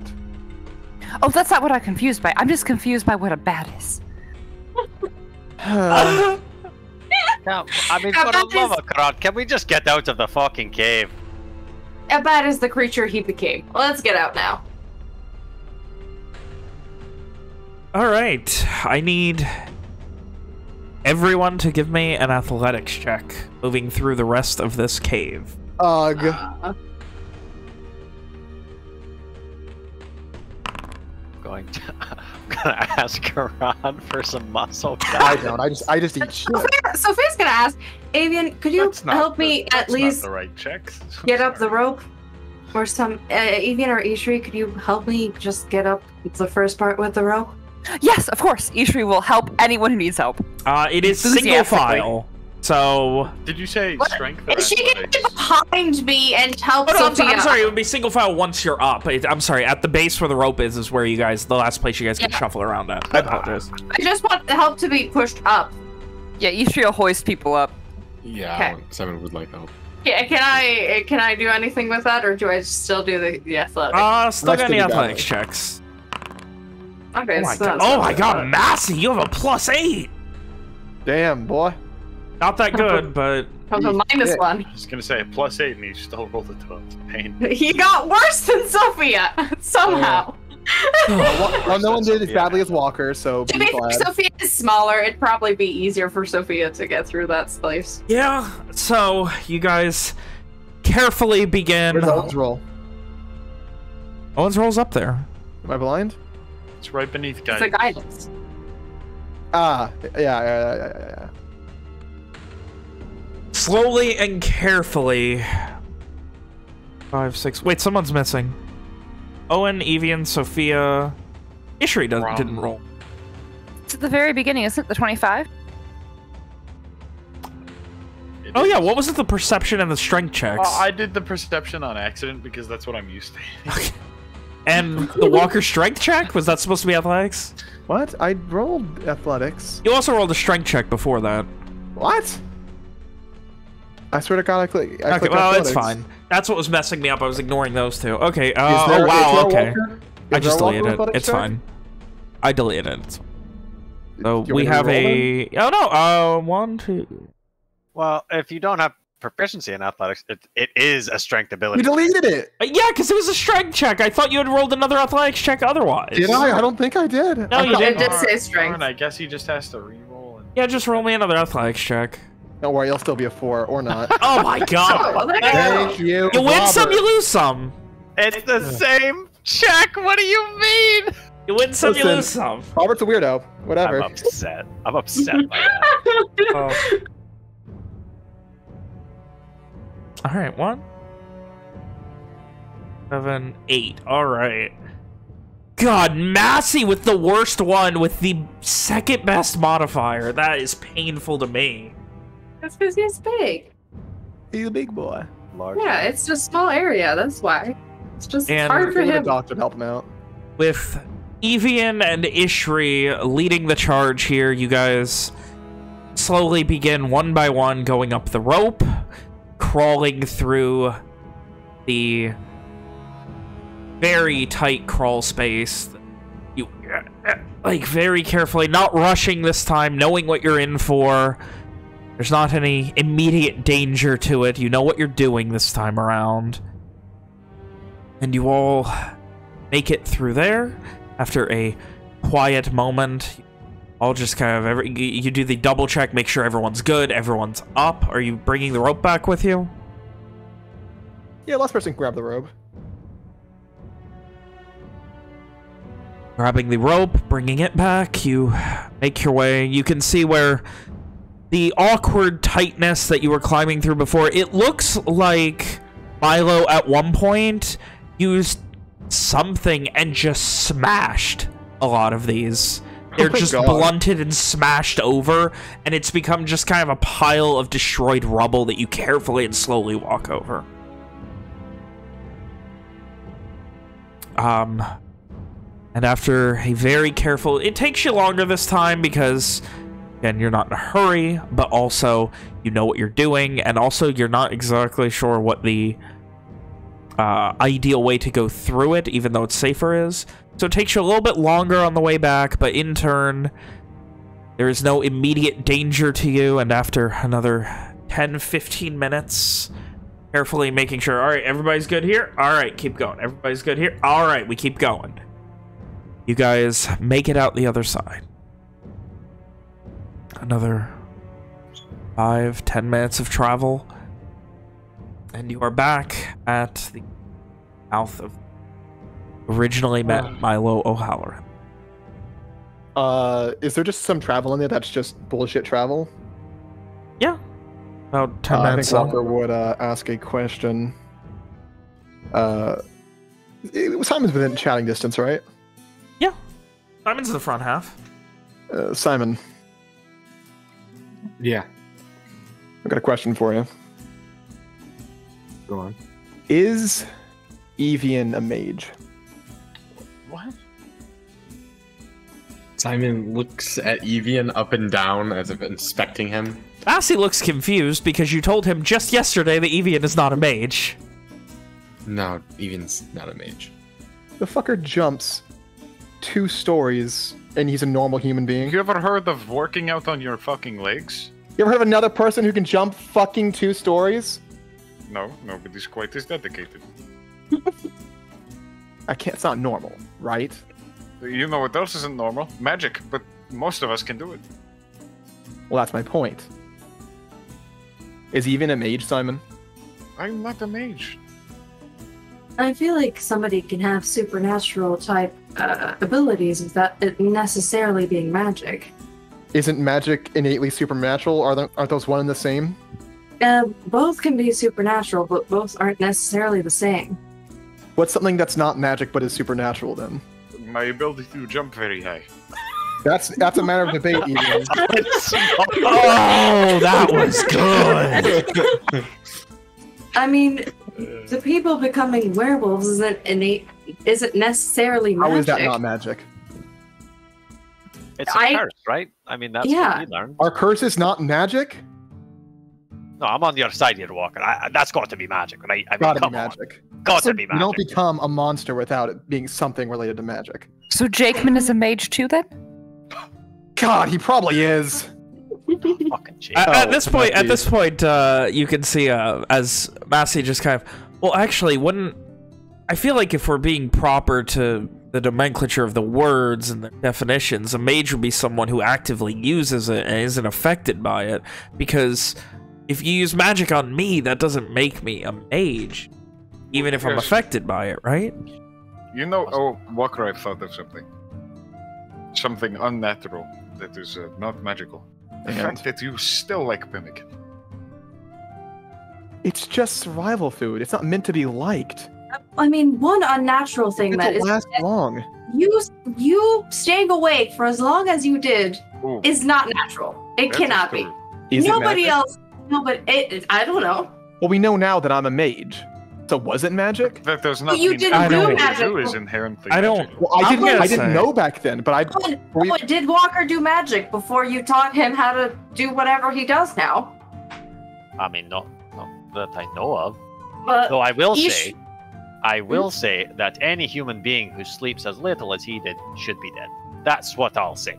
I mean, exactly. So it's unnatural, but it isn't necessarily magic. I'm not entirely sure of that. From what we've discovered, I've always had the ability to do magic. It just took the right key to be able to do so on my own. It's possible that I've been doing magic throughout this entire trip. So are you saying then that you were unwillingly staying awake? No, I intended to do so. But that could have just been... But you shouldn't have. Massey speaks up. Evian points. Ishri nods. The whole party nods. And that's the thing.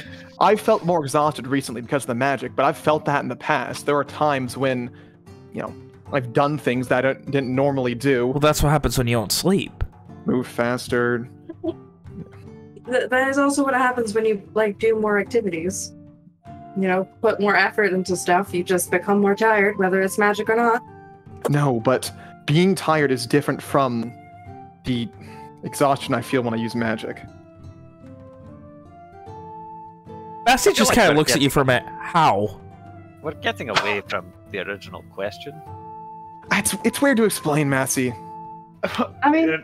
and as you say that, Evian, you kind of hear you in the darkness, you hear a smack of meat on meat as Evian slaps his thigh and he says, I mean, look at these things. Did you just fucking car salesman me, you bitch? It is quite impressive. These bad boys right here can jump 2 stories. We can fit so many ups in these bad boys. But really, I'm not entirely convinced that none of that was magic. So is Evian a mage? No. I mean, There's nothing. Ishri, have you ever felt any magical energy from Avian when he jumps? Ooh, that is a good question. Well, we can't really do it in here. Well, no, go ahead. Have you ever picked up I'd on like that to in see the past? Go ahead, I was Evian. going to say- I'll watch. No, I just got done telling Sophia that we didn't have any head injuries, and I'm not going to start now. I can do it from a handstand. What? But no, you don't smash your feet into the top of the cave. That's not better. They're used to it. That's Yeah, not I mean, better. it was the time he jumped out of a tower that was collapsing. All right, we don't And need he to bring almost that up. died We at do that time. We do not Listen. need to bring that up. We probably should not be inciting you to getting any more head injuries at this that point. wasn't Any very more? magical. I've never had a head injury. Well, that's good. So we want to keep it that way. Ishri still begins detecting magic. Excited, staring specifically at Evian's thighs. Ian flexes his thighs. His meaty thighs. Magical. I mean, Walker, you have to agree that is pretty impressive. What, jumping out of a tower No, and surviving? Oh, my Evian in thighs. general. These things. Come on. I've been. He is an effective person. So you're But saying still. you have admired his thighs before? Is what you're saying? Walker blinks several times, and then decides not to acknowledge Sophia further. Either way, I'm not entirely convinced that he's not a maid. We will test. We will test once we are out. And Yes. at this point, Massey looks to Ishri, you know, abrasive. What? Motioning towards Walker. Abrasive. It's great conversation, and Walker can't even enjoy a man's thighs. It is very unreasonable. They are very nice thighs. There are.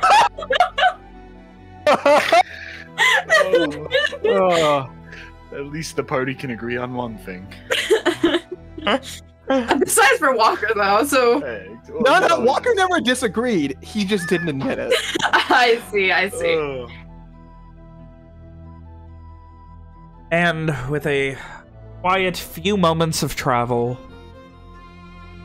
as quiet as this party who seemingly have accepted finally that the danger has passed can be, you guys make your way back to the entryway. You can see Milo has all of your things laid out. There is a small bed of flowers and a very nice smell. You can see there are, it looks like a lot of dirt or earth has been moved down here, and there's like a bed of flowers, and you can see he's kind of focused a bit, and a couple of the flowers begin to grow a little bit larger, and he places one of them growing a bit larger than even the rest. This one maybe a foot in diameter, and he places a plate on top of it with, and then begins conjuring finger sandwiches for everyone. Walker immediately moves over his things and makes sure that nothing is missing. Is anything missing? There is nothing missing. Fantastic. He will grab all of his things and put them away. Sophia will sit down at the large flower, and this is quite lovely. The flowers are a nice touch, Milo, but if you'll excuse me, I haven't seen the sky in 24 hours, so I'm going outside. Well, means he Ishri, focuses can you come for a as well moment. so we can test the Oh yes, magic? yes. Ishri Walker, seems torn between her desire to watch Evian's thighs and staying in the cold, dark cave. But she eventually, after looking back and forth a few times, follows them out of the cave. We can go back in the cave after Ishri to sleep. Oh, thank you. Good. Walker will spend a few minutes reorganizing his bag with all of his things and equipping his father's crossbow to his back. Once he is done, he'll say, O'Halloran, thank you for keeping everything safe. You would notice everything is also clean. It seems he's cleaned it up while he was organizing it or something. Walker doesn't love that, but he doesn't comment on it either. That was my filth. How dare you? It's one of those things where he doesn't want a weird magic touch in his thing. And you guys, as you begin to head out, he moves the tree roots away, creating stairs out of the cave. And for the first time in what feels like a very long time, you see the night sky because it's like 11 o'clock at night. There's no that sun. sounds like a good time for Walker to not do magic because I forgot to use that second level spell slot. 666 nasty, nasty, nasty. As soon as everyone gets outside, Evian's already there doing like a couple of stretches, getting the old glutes warmed up. So he's in the scene. Walker will be organizing the bag up top. Oh, and he steps out and he just takes a big, deep breath of the night air in the woods. Kind of breathes a sigh of relief.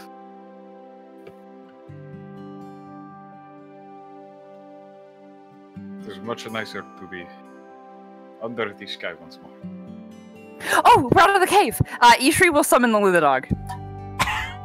That takes 10 minutes. That takes 10 minutes. Oh, god damn it. Ishri will shout that and say, wait, I'm sorry. Thigh tag first. Sophia will make sure to have a dancing light so that everyone can see. Ven, is there like a clearing anywhere around here? Or is Evian gonna get stuck in branches? God, I hope so. I mean, there's enough of a clearing.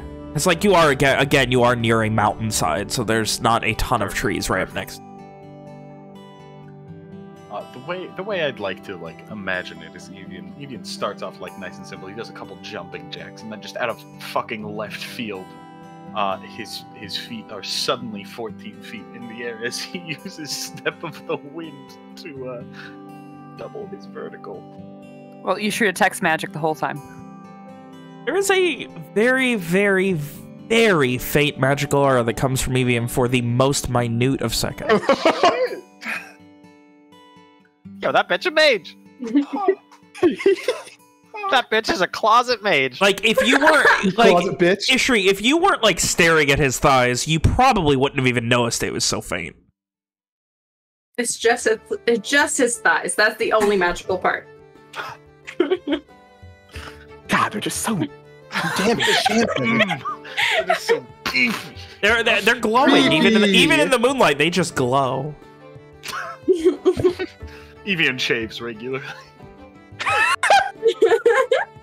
How's Master react to the 14-foot fucking vertical? That's the feet. So he's like 20 feet up. Oh, there you go. Jesus, he just kind of blinks a few times and looks to you, Walker, and just shakes his head. It's magic! It's magic! It is? Yes. Just nods. It is in fact magic. You are magical. Congratulations. You are also a mage, Evian. Congratulations. Oh, welcome to the club. Perhaps Nariho has granted you this power. I hope not. I mean, or someone else. I mean, I also hope. If all of you get, I don't like this. No, I mean, it is unnatural. So I suppose anything that is unnatural is somehow, at least partially magical. Well, it's all bullshit, really. Yeah, so that means you're also always magical, Walker. Congratulations. Magic barely means anything at this point. Walker, you have changed. Shut up. But really.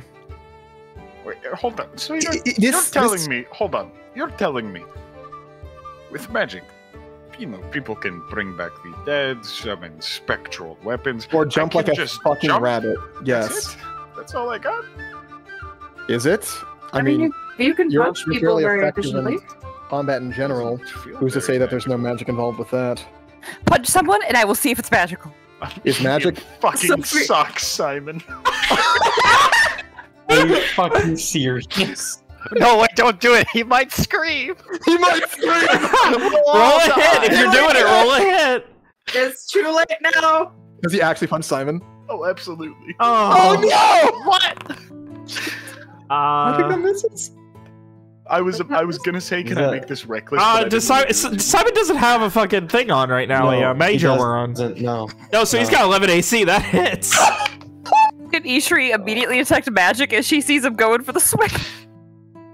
As he winds up and just right in Evian's Evian right in Simon's side. There's no magic to that. Though that cracking sound sure would be magical if that were an enemy. What was that? Evian. Come on. You could have broken his ribs. You don't know that he didn't. Let's be honest here. He's a resilient young man. He shouldn't be crying.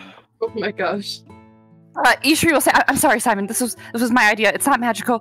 Ishri will go up to Simon, and she will say, Simon, why do embers wear chainmail? Because it's holy armor. And then she will give him 5 points of lay on hands.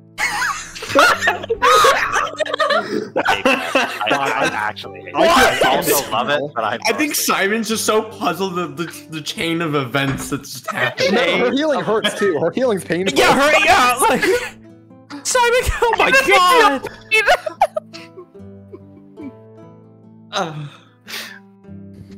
Yeah. Thank you, Ishri. Sorry. It was for science. Anything for science, you know me, Evian. Besides, you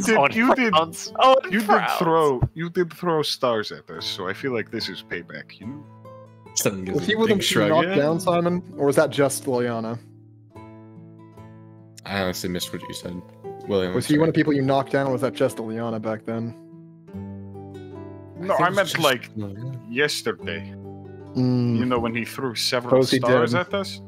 Why don't you give him a few more? No. It's a joke. Anyway. So what does this mean? Evian is a mage, and that allows him to jump higher. Well, does this mean that... I feel like I kind of got the short end of the stick here. Does that mean that people can just, through hard enough work, can unlock some kind of magic? Perhaps. Who knows? I mean, even perhaps... Are people inherently magical? Even perhaps to some degree? Your abilities, you know, just like walkers, perhaps they have yet to awaken. I mean, I don't like that idea. It does seem a bit strange. Some people seems so complicated. Well, maybe you can get your own dog, Evian. I don't want a dog. I have. I don't know. What about a bear? He has his thighs. He's okay. A bear would be cool. Can I summon the dog as a bear? A small bear. What about bear? a really Has Ishri seen a small bear? bear? Has Ishri? I don't think Ishri's seen a bear yet. Never mind. He has not. An elephant, small elephant though. It could be a small elephant. And you can do a way bigger elephant than what Simon can do. Man, I can't wait to multi-class into druid so I can turn into a bear. Dude, barbarian features and monk features work during wild shape. Oh, like on armor defense and the monk extra attack and shit. Man, too bad Ven hates druids. Sorry about that. Dude, you know how fucking pissed I would be if he let Evian multi-class druid? He's so fucking mad. I mean, Mitchell, if you want to. What's that, Ven? I'm not gonna say no. He's just fighting me. He's just fighting me. I'm not. You'll have to do better than that, Ben. When he turns into a bear in like 20 sessions, you can say that again. Yeah. Well, I'm gonna multi-class into druid, then. but I'm not actually gonna tell anyone. There you go. I'm just gonna.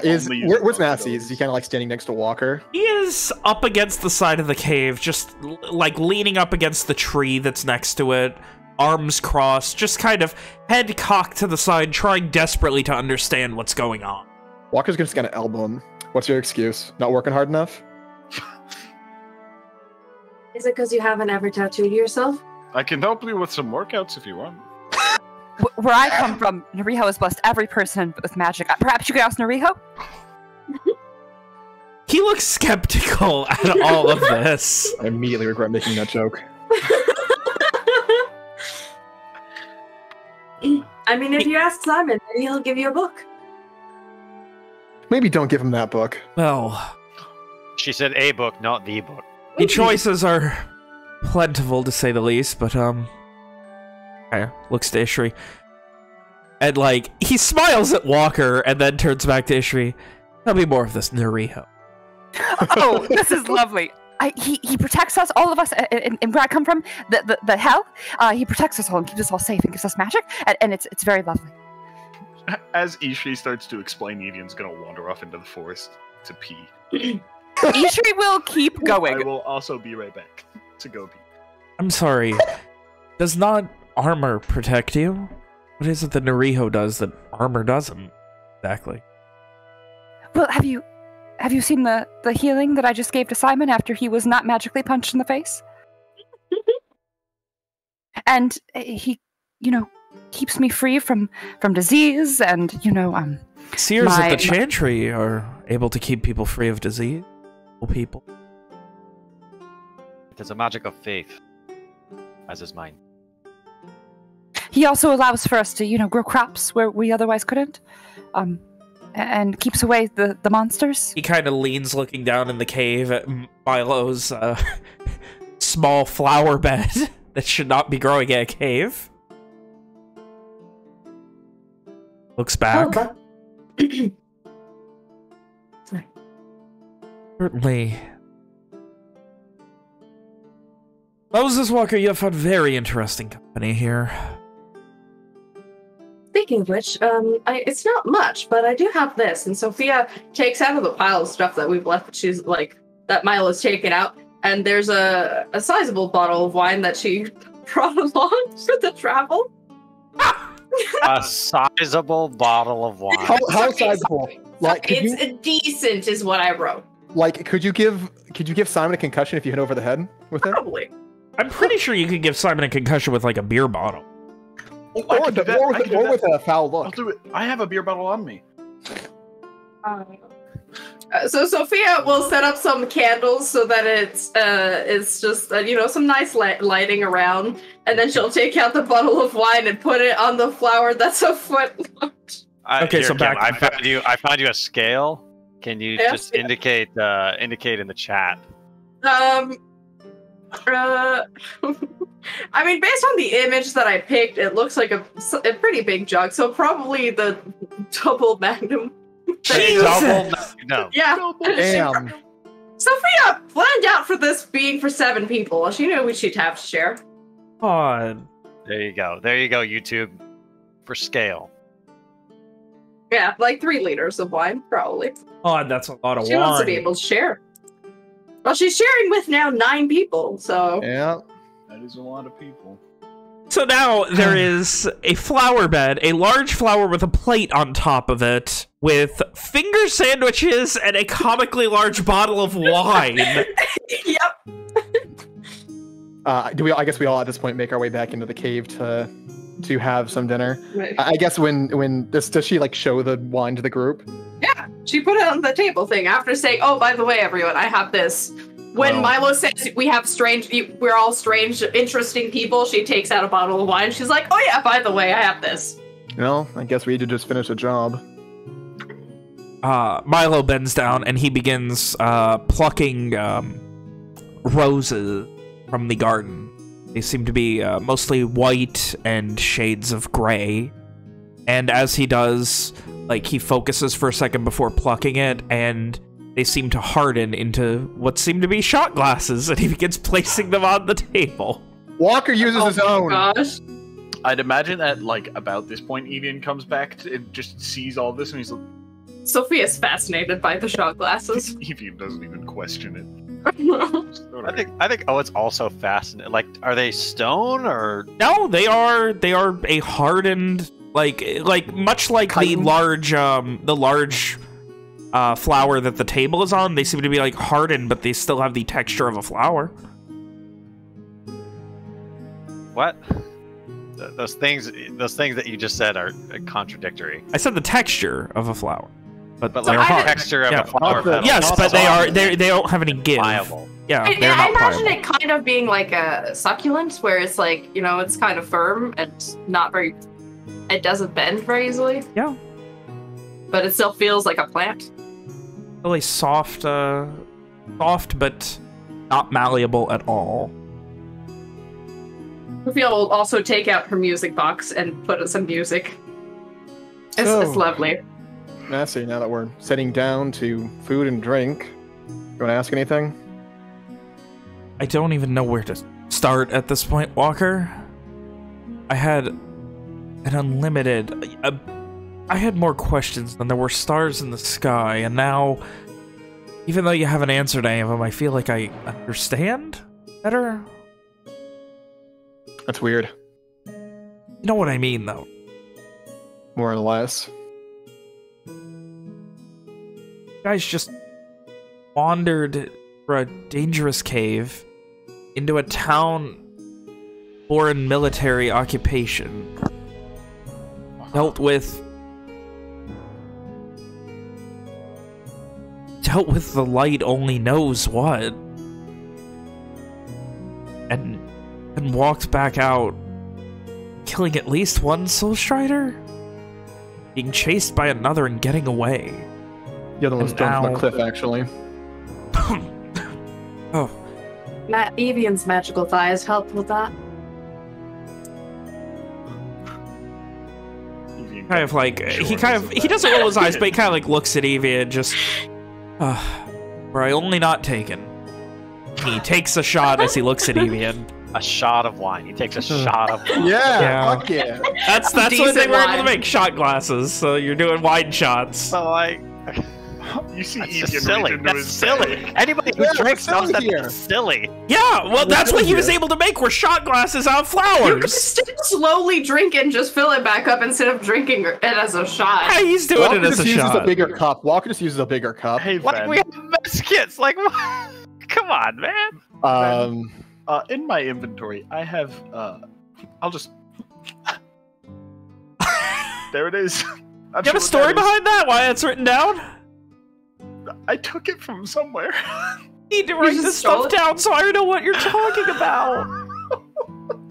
That's funny. I don't know where it's from. Evian doesn't remember where he got this bottle from. He just knows he has it. Unfortunately, Did you Ven steal it needs to from know. the fucking the bar in Dunrock? I might have.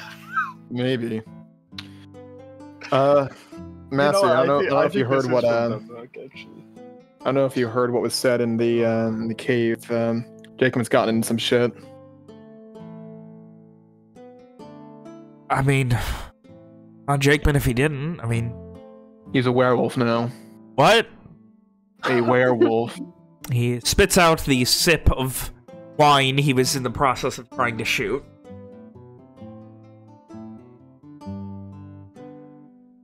There was this Asimar girl in fucking the port town. Kind of. Hold on. Urshore? Impton? Varen Harbor. Oh. Who was looking for someone to look for a guy she knew. Turned out that guy was Jakeman. He went after a bounty that was too big for him to handle on his own. Ended up getting shit rocked for it. Found him nearly bleeding out in the middle of a forest. Turns out there was an alchemist who ran away from the chemistry company, Soren. Ended up he was a werewolf, infected Jakeman, and we ended up taking him down. And a friend of ours, Process. Yes, another person we knew was infected, but we were able to, fix her, but there was only one fix for it, and Jakeman wasn't exactly around, so there wasn't really an option. Killed her? No. There was a cure we found. Well, when you say there's only one fix, you Walker. No.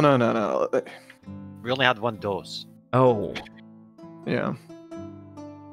There is a cure, right?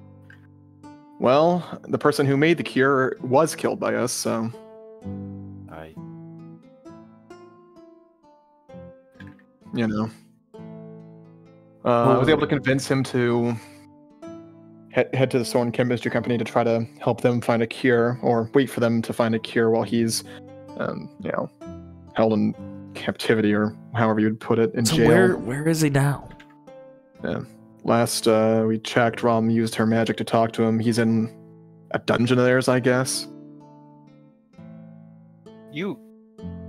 Massey, you haven't heard anything about these wolfmen inside Boralys, have you? He gives he clenches his teeth and just... I mean... They're kinda... Yeah. We met a few south of Boralys. They attacked us. We, of course, defended ourselves, and a lot of them are gone now. The general rule of thumb is nobody's supposed to talk about it. No one really can confirm who is and isn't for that reason, but people brag Matt, about so you it. tell me if you're a werewolf, right? I'm not. How many, Massey? If you had to Said, guess how everyone many? just kind of lies about it. And some people are and some people aren't. Guess. He kind of purses his lips. 50. Me. I don't know. Tough one. And if they can infect others, who knows how many. We need to tell the kins. Well, It's not going to change anything, I don't think, but tell them. well, I think it would change knowing that they would have to use silvered weaponry to slay them.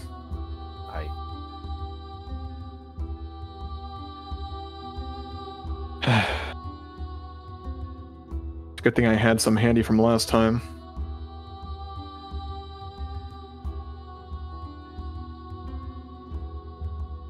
There was definitely a sense of, like, he kind of raises an eyebrow and just shakes his head. This walker carrying around silvered weapons to deal with. Terrible. Far cry from Bart. I'm not gonna go into something unprepared. If I can help it. Yeah, but it's one thing to sit out all night, stalking a camp and waiting for someone to go take a piss. Out in the all-seer fields. And how's it so different to buy some secondhand jewelry and melt it onto some bolts? I mean, really, it's just using whatever the best weapon is against your opponent. Like, it makes sense. Gives a reluctant nod. Just so different. Boring. I suppose things were a lot lower stakes back then, even though the stakes were our lives. Not simpler.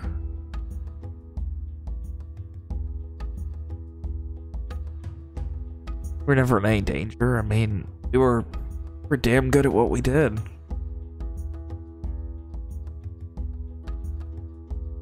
Now, I mean, seeing you all come back, Dave, like you all could have died if things went more dark than they were. It's different, but not that different. I personally remember plenty of times where one of us had to be dragged back by the others.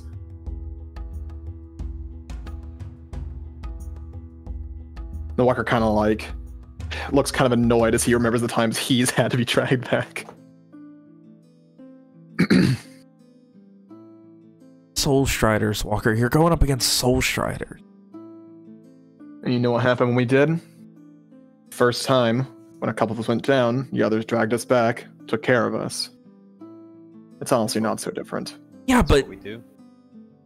Going after people who are stealing mail. Going after people who attack the fields. It was...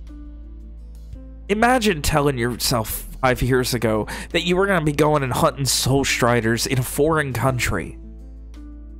I wouldn't have believed it. Here we are. Different. So different.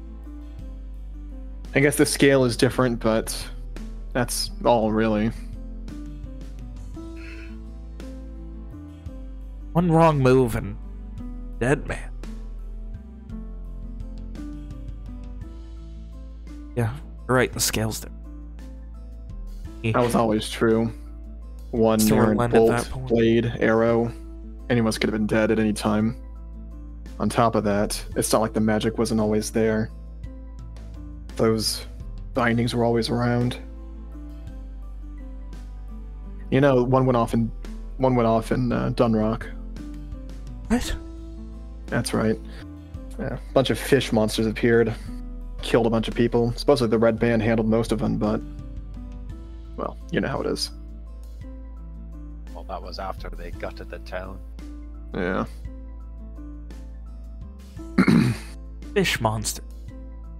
They looked like they had the shapes of people, except more monstrous. Looked like fish. Damn things. Shakes his head again. Damn things had circular teeth. They bite down on your flesh and put children in it. Parasites. Was it you who got bit? Or... I think that was Simon. Wait. Or was that Amari? Oh, yeah, that might have been Amari. I was going to ask if any of us still had the circular scar. I ended up having to cut a bunch out of Amari around the beginning of it. I do remember that. It was not great. Another mage?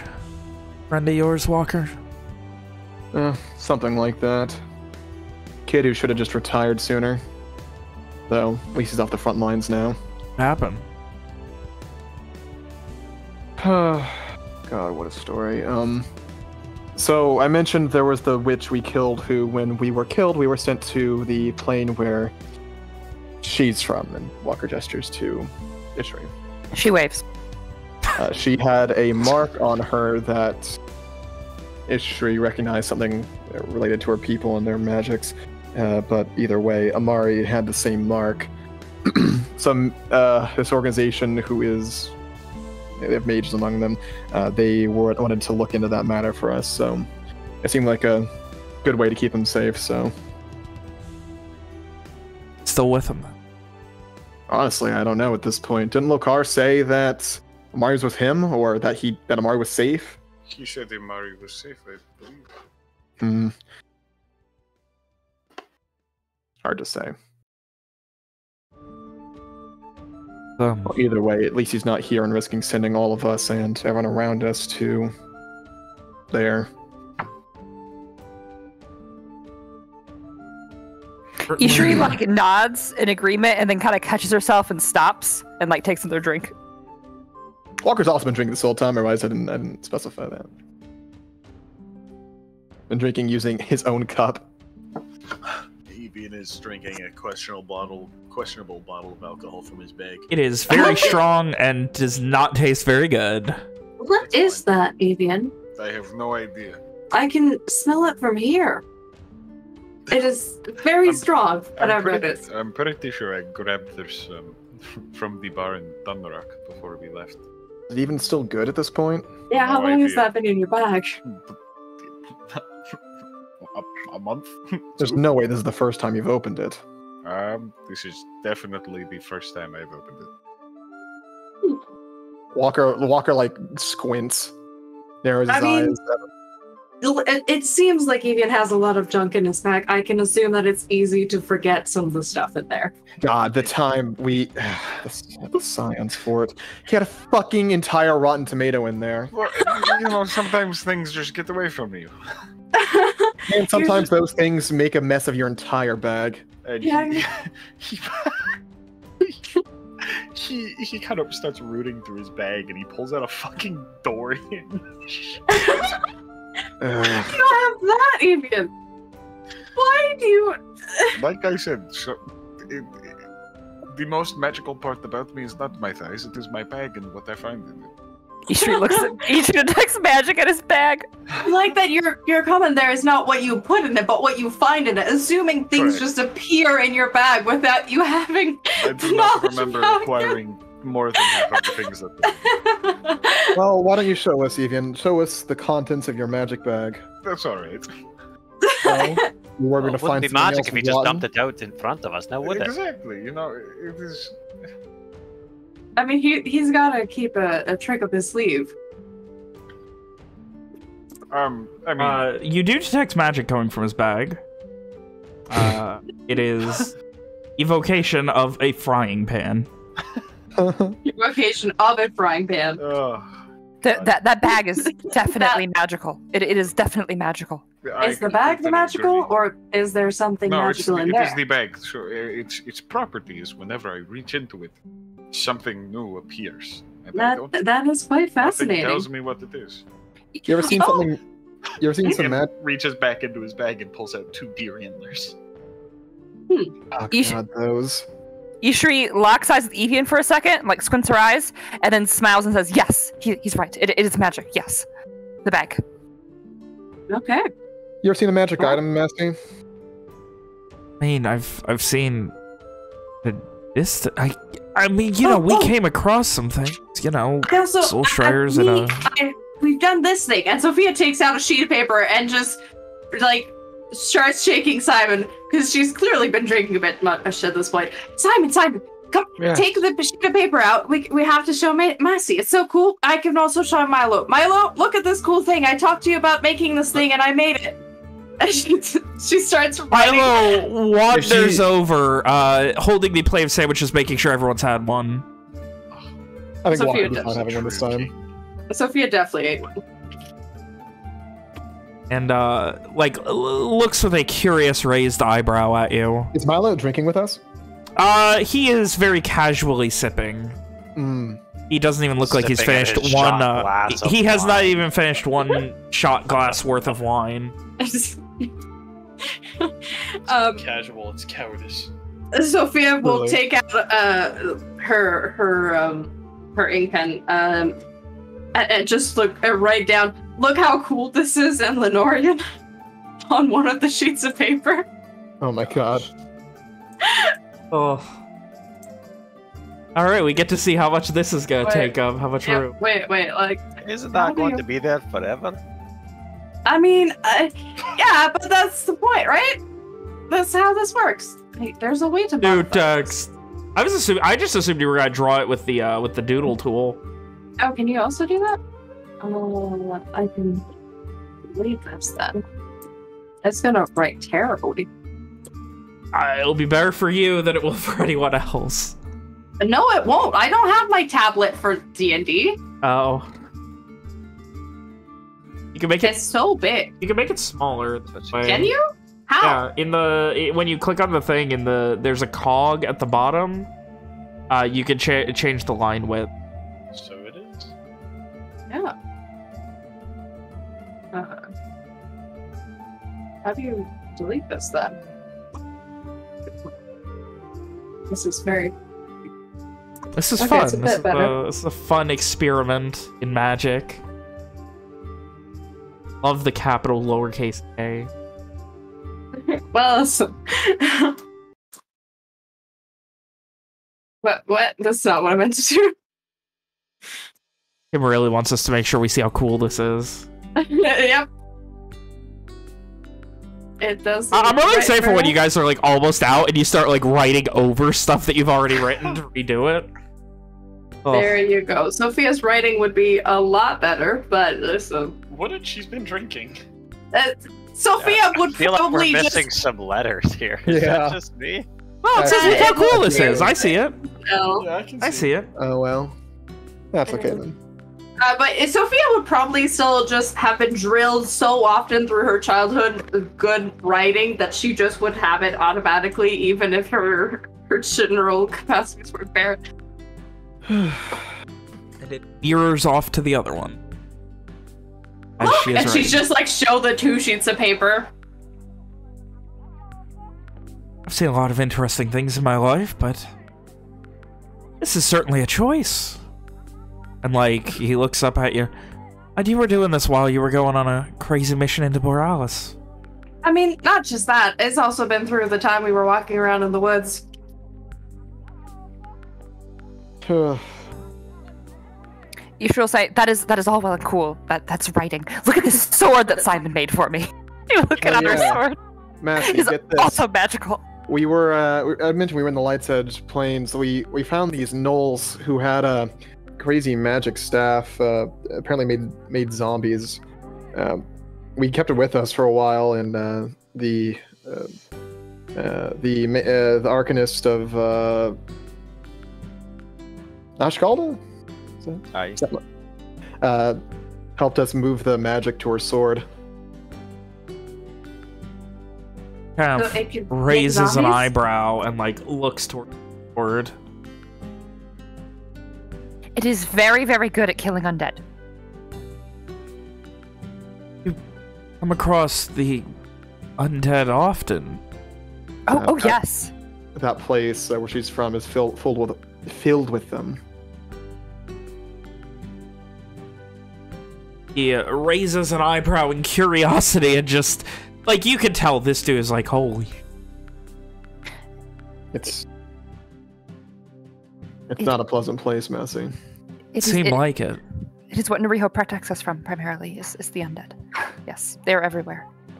Why? It is okay though. During the day they are they only bother you if you bother them. So why are they? It's only at night you have to worry. I suppose because Nariho is not protecting those areas? Yes, but why are they there? That's just the nature of the place. It's not like here. Ishri looks confused, like she's never considered this question, and says it's because Nariho isn't protecting there. So Nariho's protecting here, then? No. He must be. It's a different place, Massey. You can't walk there. You can't It has draw a map different to rules. it. I get that, but During the days there, yeah, where do they come from? I think they break through from this side. There's a moment of very tense, like, oh. That is... Just being there messed with our minds, Massey.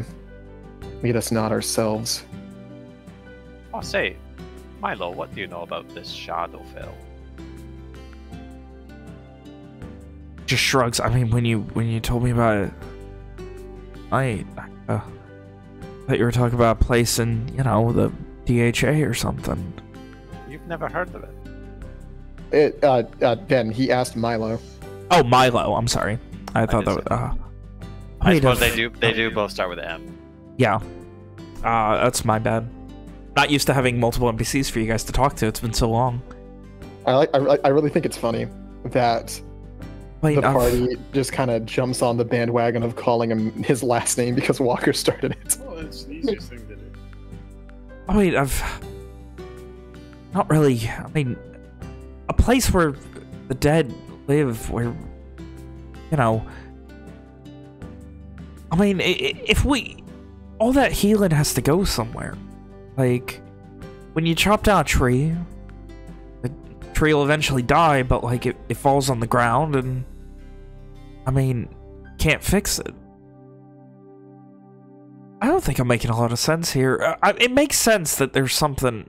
I've never... It's just a thing, right? A place. If that ain't the truth. Don't... When you get hurt, your blood has to go somewhere, but when you get healed, the opposite has to happen, right? Does it? You get cut, and you start bleeding, and then when you get healed, I mean, that negativeness has to go somewhere, right? I mean, why not be going right to a different plane? Well, I mean... Are you trying to say that every time Owen uses his magic to help us, that the Shadowfell becomes worse off as a result? No, I'm saying it makes sense that there's a mirror to the healing, the good. But did you? Whenever we use bad magic here, it becomes good over there? Well, that can't be. What defines good magic and what defines bad magic? I suppose positive and negative are better ways to do it than good and bad. But there's more damaging spells that are being cast. Healing. Sophia, a lot of them seem pretty insistent that one thing you did was bad magic. Yeah, that to be fair is probably the closest thing to bad magic that I know of. Still doesn't make sense to me, but sure. It's just wrong. Anyways. It felt, Walker, when she used that spell, it felt like the Shadowfell felt. Not, not the same, just wrong. Well, it's the idea that I'm affecting magic itself in a strange way, which I don't understand how you created such a spell, Simon. I didn't... It's... How did you come to create this, actually, Simon? Simon, please tell me that's not a magic you gained from the book. Simon, we're talking about the fireball spell, right? No, Cursed Wish. No. Cursed Wish. Oh, sorry, I'm sorry. That was... No, picked it up a while back. From what? In the book I got. My original spell book. Not the black book. Then where'd you get your spell book then? From From your teacher. I gotta look at my notes. Well, yes, from my teacher, but hold on. I gotta look at my notes now because. So, okay. I mean, it's kind of strange to describe, but it does technically take away from my life force instead of taking, I suppose, away from my usual energy. That usually it makes you fatigued, right, Walker, to cast magic? Where? This feels more like it's sucking directly from my soul. Oh, I mean, you know, just your immortal soul. Yeah, no it's been fine, but it's just fine. It's just sucking from your immortal soul. You'll be Listen, fine. I don't use it for no reason. It's fine. Your immortal soul. He just takes a shot of wine. Fuck Walker you. just kind of like blink a few times, look at I'm not saying this is good. I agree with you. It's a bad spell. I didn't use it willy-nilly for fun. I thought this was to help us all escape. No one's blaming you, Ishri.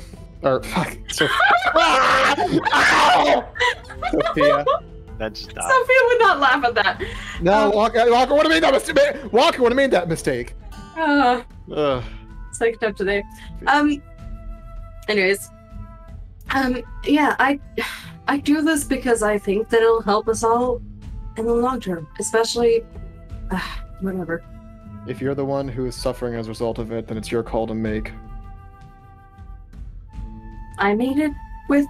It was a calculated risk. I knew that Evian could carry me around if ever the worst happened. Anyway. Want to hear something crazy, Massey? Simon, do you have any answers about the spell? It was in my book from the school. So that means Soul Striders know how to do this. Simon nods at that. Cool, yeah. So they can cast whatever they want at any... Not all. It's kind of like how we have a set amount of spells that we can do. It's the same thing. Cool. So just so that you all can have a vague understanding of the spell, it means that they can cast any spell that they know of in a certain manner. It'll cost them more than it would normally, and both the fatigue that spells usually cost and the effect, how it affects just everything about you. But they can still cast anything they want with that. So you're saying that the High Seer of Verona can cast any spell he wants at any time? Potentially. Yes. Here's something, I bet he cannot replicate my face. Probably not. Probably not. Well, here's something wild for you, Massey. That same High Seer was tied up in a home we rented in Verona not long ago. Trussed up like a stuck pig he was. What? Listen, it wasn't our doing, but we did have to deal with the aftermath. Sounds like the worst of both worlds. Something like that. Nothing really became of it after we let him go. Or after he let himself go. Guy was kind of an asshole, though. Kind of. He was a right prick, if you ask me. Yeah, something like that.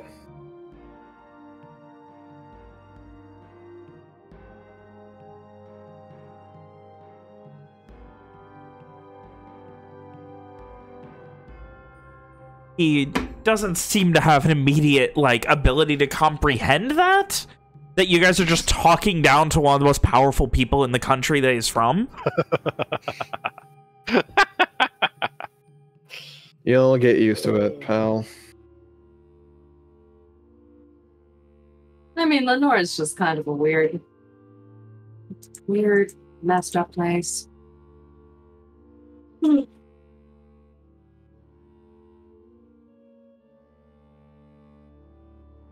It's got a lot of beauty. It's a land of people trying to get by, like just like anywhere else. The worst places have beautiful parts to them. Owen, there's beauty in a lot of things. You mean like Doesn't mean the it's Shadowfell? not a weird, messed up place. I don't know. I haven't been there. Oh, the Citadel is really beautiful. It really is. Yes. There you go. I can speak to that, but well, if you want to get we metaphorical went to the about it, Shadowfell. if you want to get metaphorical about it, Ishri was the only good thing we found there. Well, you see, you found something beautiful there. Ishri smiles. Evian takes a shot. Owen takes a shot with Evian. We're fucking taking shots of wine. I can't get over this. So fucking stupid, man. It's pretty funny. Oh. Dude, every once in a while, Owen will just like kind of casually lean over to Evian with an empty shot glass. For the Just kinda- stronger stuff? Yeah, it's just like, Oh god, that hit stuff's me, bro. nasty. Hit Oh. me, bro. Wash it down with some wine. Oh. Ugh. Chase with wine. Oh. No, fucking mix it together. Oh. Oh, no. Ugh. Get some fucking Yes. orange juice. You're gonna need to save this. Ugh. So, this continues. Wait. Orange out of his No. bag. I have a specific note that I there's something I need to do next time we all get drunk. Like right now or next time? No, this time. It has to Okay. be this time. So like, you know, a while later, some amount of wine shots later. I think during like just before then, Walker would be trying to go even into doing some other kind of magic, like Oh, good. on, come on, like shoot, you know, punch something way over there or something, you know, just like some bullshit. So, like, Something with your doing that. mind? Punch someone with your mind. Come on, Yeah! give it a You shot. gotta do He's that! like shadow boxing at a tree. Sophie's just like encouraging this as well. Just, oh. Well, now hold on a second here, Walker. Huh. As I recall, I can't remember when. I think we were drunk at the time, just a bit like now. I think there was one time that you told me that you think you can outrun Evian. Mm, Can you outrun the magic thighs? In fact, I'm pretty sure that you said, "Oh, I could take him in a foot race, no problem." I'm pretty sure that's. what are we talking? 100 feet? I could. I get mean, 100 feet. I feel like that's between gentlemen, right? I mean, surely, gentlemen's agreement. Well, Evian, I think you're a slow bitch, and I could beat you in a 100-foot race. I'll take that bet. Ugh. Massey kind of leans over. Walker, have you seen his thighs? Yeah, and I've seen his fucking magic thighs. I got magic too, Massey. What? You hear me? How about we make it a little more interesting? Let's make it 150. You bastard, Mitchell. 100 isn't. Neither of us are going to get to our full speed at 100. Listen, I can see you. You're a drunk motherfucker. You're gonna fall down at the 100-10-foot line. That's all. I can see. So I can tell. then it'll be an easy win for you. You know what? You're right. Okay. Shall we go outside then? I'll light up the pathway. Oh, I was under the assumption we were outside. Hey, Were we outside this you whole were time? down here He drinking. was shadowboxing a tree, so yeah. Oh, that's fair. We all walked outside with a bottle of wine. Owen's happy to be outside. Fucking Simon, go make a finish line. Simon walks out 150 meters. Feet. Or feet, whatever. Sophia will just go in the middle, and she'll just have the 4 dancing lights spread across so that you can see every 20 feet there's one of the lights. So it only goes up to 80 feet, but still. Oh, it's funny. As they are getting ready, Walker's gonna take off his fucking padded jacket. Make sure his Even leather has arm is nothing off. but his underwear on. Massey he comes over to Sophia. I don't have a lot of coin on me, but I will put whatever I have in my pocket on Evian. Oh, I mean, I'm not betting against the thunder thighs. Those are the magic thighs to you. If you see a man get naked before a foot race, something's about that. Oh. I mean, this is more entertainment than I've had in the past few days. This is great. Don't get me wrong. I think Walker is very fast. I think I don't is think a he's great nearly as fast. jump on the gun, jump on the fuck. He's a great Jump on the crossbow. Yeah, he is great. He will react at breakneck speed. I think the longer this race goes, the further behind he will be. I'm sure he'll react very quickly, and I'm sure he will also lose. Very quickly, and he will react very well to that losing. You're sure about that? I'm sure he'll react quickly. I'm sure Walker will react very quickly and very well to this thing. Walker shoots Evian in the back of the head. Walker shoots Evian in the back of the head with this gun. Let it be established Walker is thoroughly drunk at this point. I do need to like that's clear, but I do want to clarify. So is Evian. Yushui's gonna go up to seeing this exchange. Yushui's gonna go up to Sophia with her loose bag, and she's gonna reach in and hand Sophia a copper, and then just walk away. What are you betting for? Yes. Betting, yes. Okay, sounds good. Look like Walker's got one on his side. 2 thumbs up. Simon, you better fucking kill taste. He's at the finish line. What the fuck? No. I was out of character. It's a joke. Anyway. So Owen's gonna I thought about it. Don't worry. Yeah, on Evian. Owen's gonna in like a drag race, there's always the like super hot chick who like that's Owen. goes. Yeah, that's Owen. So he's gonna go with like some shitty Owen makeshift flag. Owen's in a bikini. he's in his kilt and nothing else. If only he had like the fucking Soul Strider cape still. Oh, that would be damn good. it. Sophia leans over again to what's his name again? Massey. I did not realize everybody would be removing their clothing after getting them drunk. We're taking our clothes off. I mean, apparently, look at them. She's pointing to the guys. You should be getting a shirt on. That was a joke. He has a shirt on. He's not wearing his shirt. Evian needs to be more aerodynamic, close to him down. Evian's gonna jump to the finish line from there. just a Superman jump. All right, gentlemen. I want a nice, clean race. No shooting, no biting. No biting. Get some shenanigans going. Don't listen to Sophia. Wait. We're doing shenanigans? Massey, grab my bolas! No shenanigans. I'm watching you. Let's have some fun. A nice, clean race. Straight to the end where Simon will be standing. And he'll declare the winner. You hear that, Simon? Yeah! Simon's his hands up. There's no one. Simon was just next to him and screamed in all his ear. Simon's just sitting there. You go, you hear that? Yeah.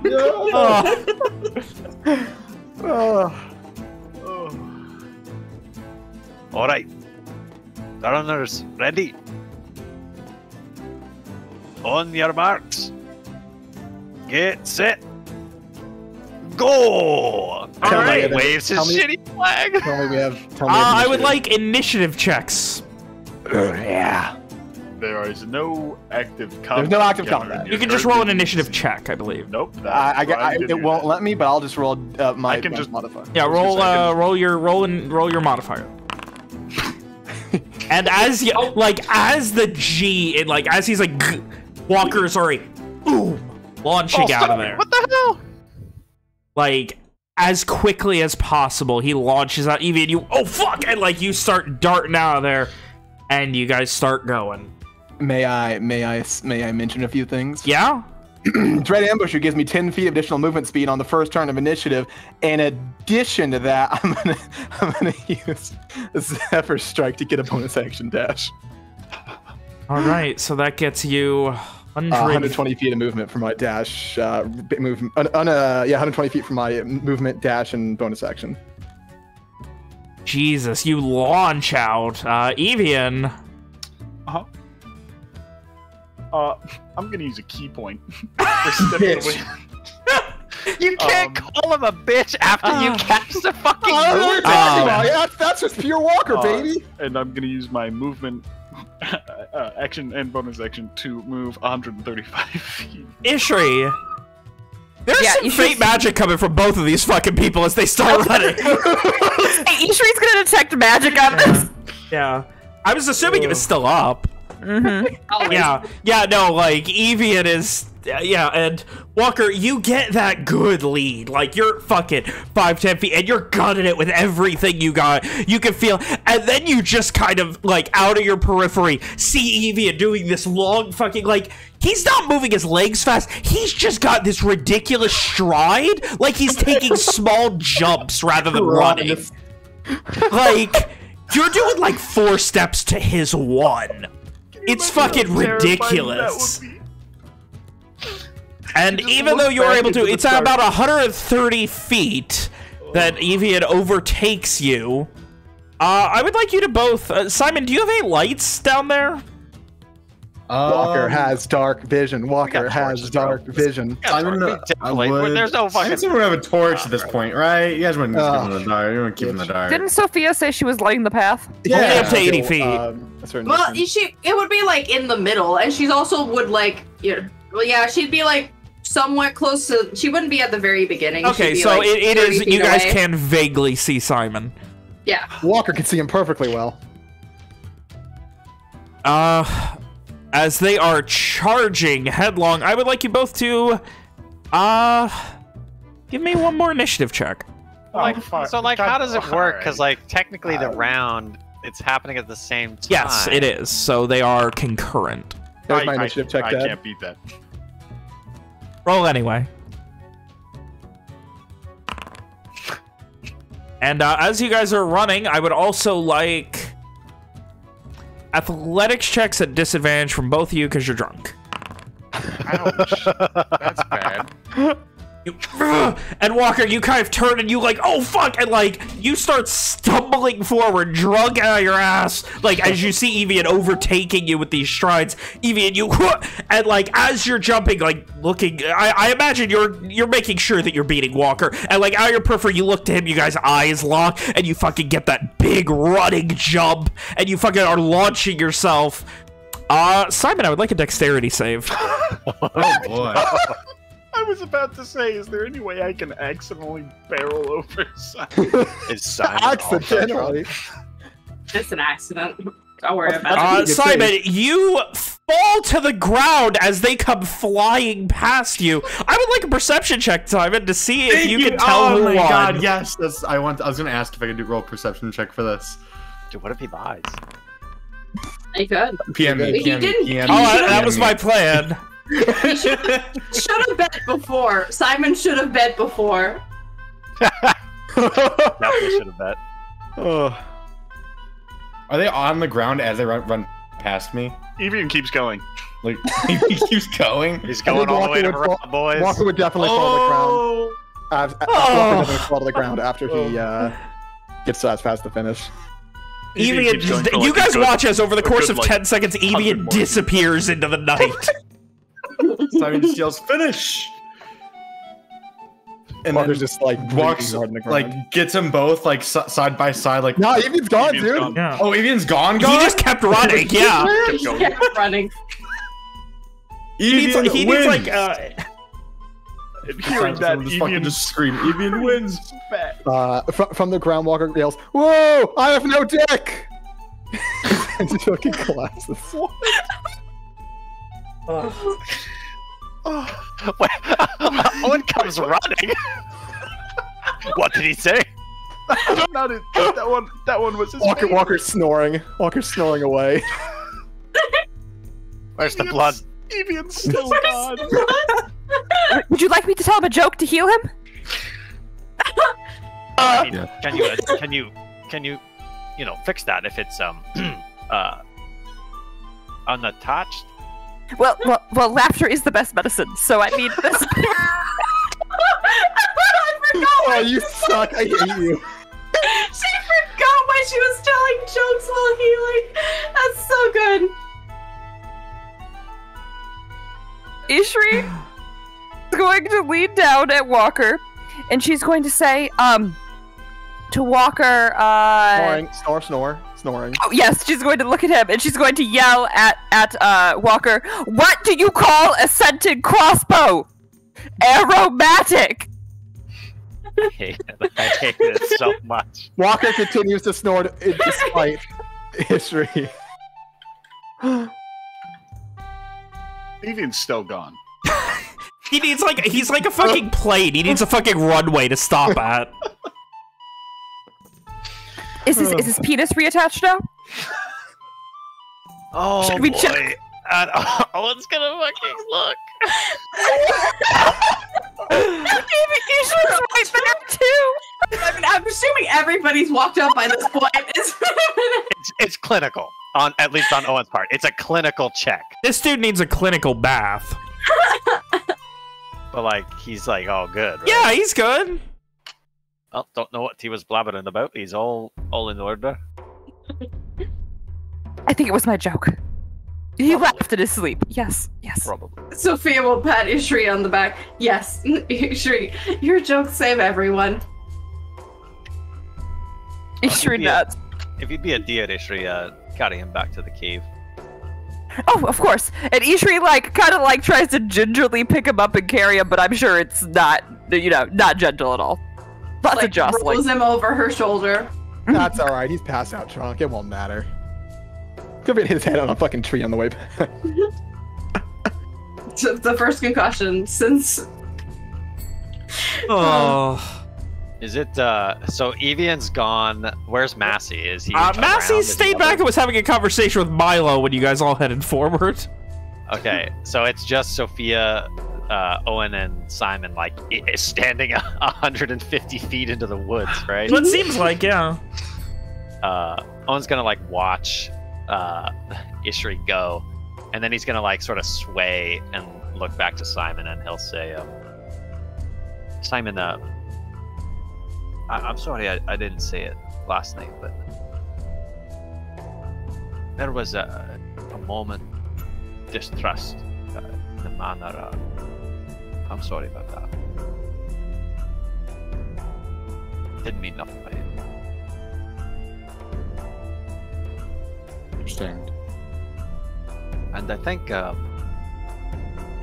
hit you with my sword once. Sorry about that.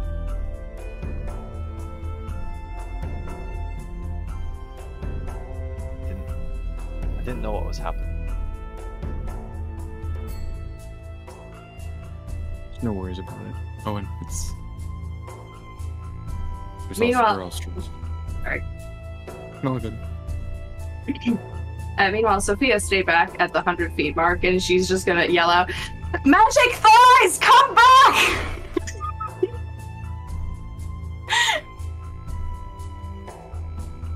And she's waiting for an answer. Nope. Still going. Just still going. Sophia's gonna walk a little bit forwards with the lights around, obviously unsure of being in the middle of the woods. And she's gonna call If you need to find the starting line, there's a pile of clothes right next to it. I mean, she's at the end line. Yeah, that's where Owen and Simon are. Yeah. But Sophia's just heading a little bit towards wherever it is that Evian seems to have been running into. Yeah. Should we go get him or something? Oh, I suppose we better pick up the trail. Owen kind of squints at the ground.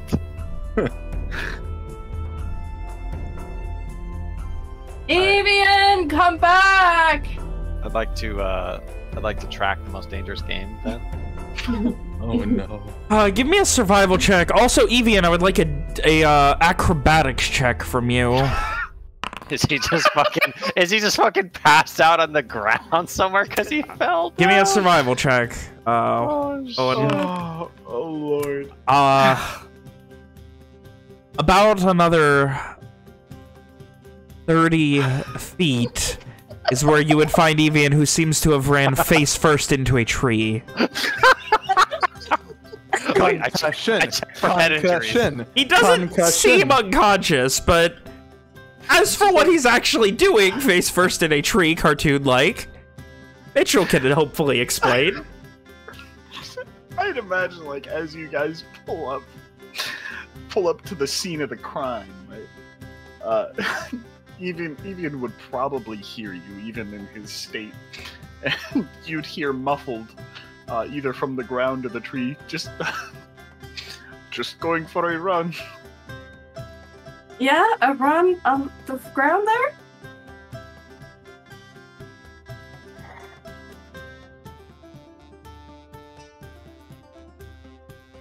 Sorry, Mitchell's trying not to laugh right now. Assuming I'm able to get myself back up. Help Evian to his feet. Is your head okay? We were just talking about concussions earlier. My head is fine. I've taken worse. There is currently some blood dripping out of his nose. You've not injured your head. Sophia, I mean, bring those lights over here. Evian, hold it down. The lights are nearby. There's 4 dancing lights nearby. Evian's like slapping your hands away constantly as you try to tend to him. He's like, I'm fine. Did I win? I don't know, Simon, did he win? Simon nods. Yes. Yes, even you won. I told him. He doesn't stand a chance. Oh, well, that settles that. I don't think he's realized yet that he's lost. Yeah, it's alright. Walker isn't really that sort of a loser. He's also asleep right now. Exactly, he'll be fine. He won't even remember it in the morning.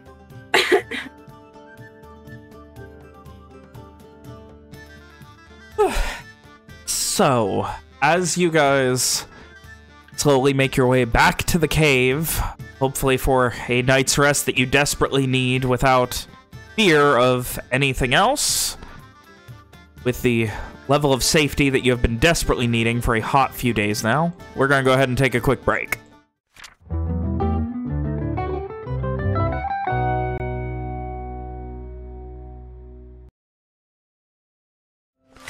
Alrighty, so as you guys all pass out in the cave, come the next morning, there is the plate of sandwiches has been replenished, but Milo is nowhere to be seen. You get that night's rest. Is the stairs out?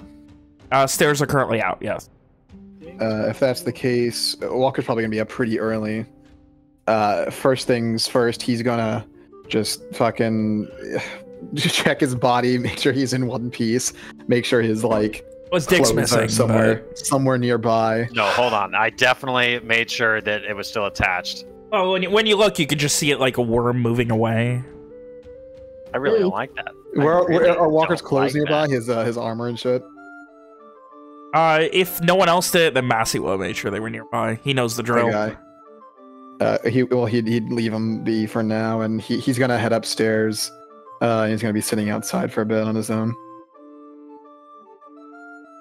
I think Owen is also up, relatively early, and he is he puts the kettle on a small fire, and sets out the cups, and then he's also gonna go meditate outside for a little while. I'm gonna assume that Sophia did not put up the tiny hut because she was drunk and everybody was just having fun and feeling relatively safe, so she would not wake up at the end of the 8 hours, so she'd probably be sleeping in. Oh, and congratulations, for the first time in 3 days you see sunlight. Nice. He revels in it, by the way. The 2 times he's left the cave last, it was fucking the middle of the night. Do we get night's rest? Yeah, night's rest. Yeah. I would probably notice Walker sitting near the entrance holding his funny charm. Does he look like he's okay, yeah, he's busy. So he'll just kind of make some kind of non-verbal acknowledgement that, both of them are around, but he won't disturb Walker in his work. I think I mentioned it before, basically, Walker has the charm sitting on the ground in front of him. It's kind of letting off this black smoke, which he's kind of just using one hand to kind of move around. Like it's like swirling a bit of a circle, and that'll kind of be kept up until the end of the spell, where it kind of coalesces and grows into the shape of a dog, and then grows to the correct size of one.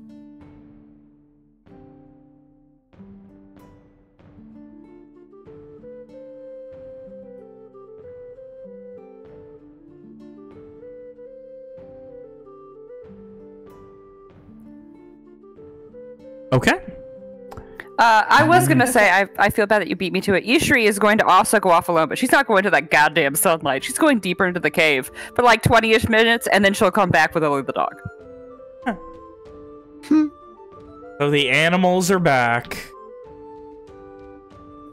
Once Sin is back, Walker's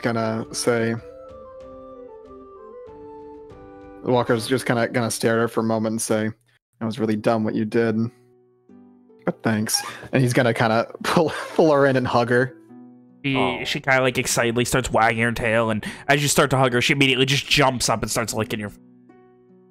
Walker will allow it to happen and continue to hug the dog. Owen is singing to trees out in the woods. Lily is happily just striding alongside Ishri. Ishri, what you get is she is very proud of the assistance she gave in your victory. Big thing is, did I do good? I took that guy down. Did I do good?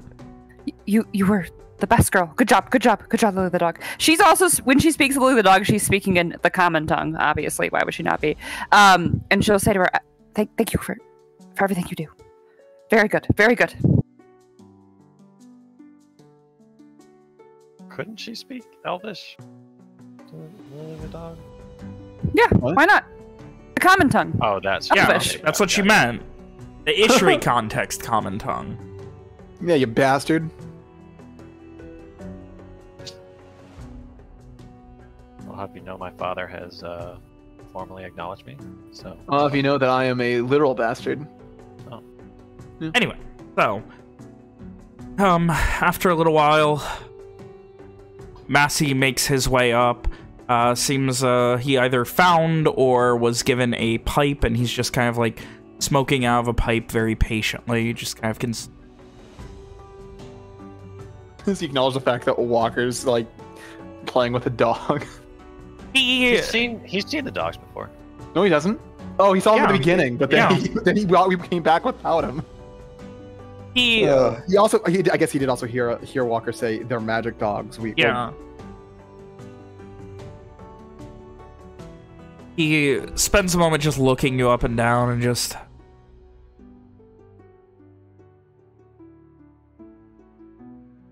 Next for you.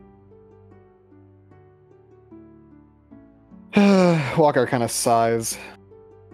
Let's go of Sin. I think I mentioned before, the mages need their rest to be able to use their magic. I'm thinking we're going to be heading to Mortis Miter to try to find some of that rest. After that, it's on to Virat. Like I said before, there's someone there needs to be saved and another binding to be recovered. Hopefully successfully this time.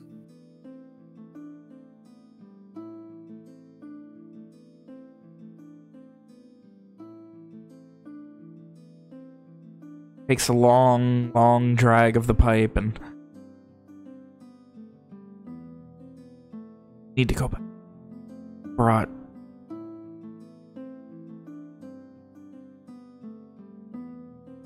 And can't wait.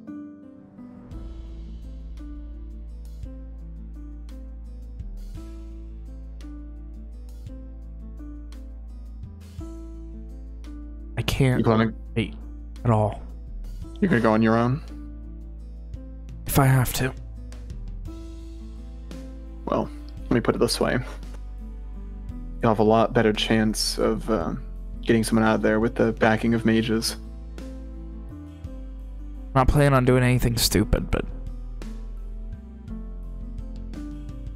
If it's just walking in and out, carrying someone, if you can do so at night, I can't imagine that being too difficult. I'm gonna try. See what I can do about it. Who knows? Maybe things go really well and you got a man on the inside. Gives a half smile at that. What's your plan then? Gonna walk back there and try to reintegrate? Walk in there, say I was part of the Boralys and it was attacked. Didn't know where else to go.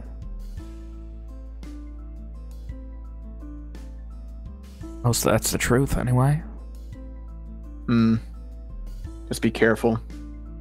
Mages have a way of finding the truth. Whether you want to give it or not. I know. Might not have ever run afoul of them Soulstriers, but I know. Seen what they can do. Now waiting on those jobs, seeing Soulstriers interview people in a stockade. Scary. It's more than that, though. It's the guy in charge of all of it. He's not a man. He's a monster. And I don't mean that metaphorically.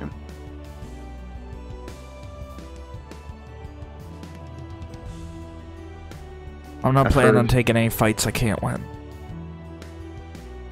I've heard tell that even just the area around there is messed up because of him. Gives a nod. Yeah. It is strange, and off, and dark, and miserable. Figured that was from the Petrica, but... Well, how about this? Let me try to get a bag together for you. Put some emergency rations in it.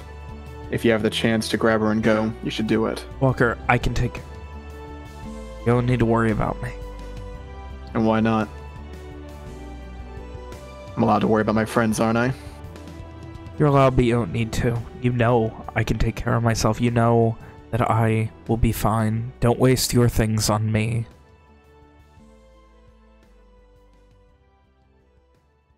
You got mages with you. You can, and he kind of like points as Temple. You can talk to me, right? That's right.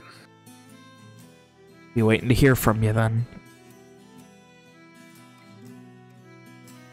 I'll be fine.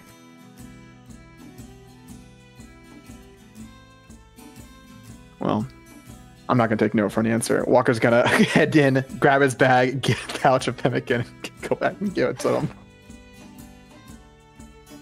He just kind of clenches his teeth a bit and... Stubborn, abrasive asshole. Thank you, Walker. It'll do if you need it. If you need it, this will work. You never know what's gonna happen. And I'm not kidding. If something's bad, get out as soon as possible. This is not the type of thing to fuck around with. I know you're not going to, but I need to say it.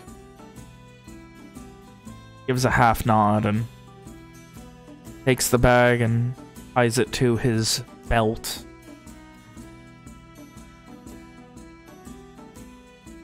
I'll be fine. I can make snare traps. I can hunt. Now I got food. Only a few days.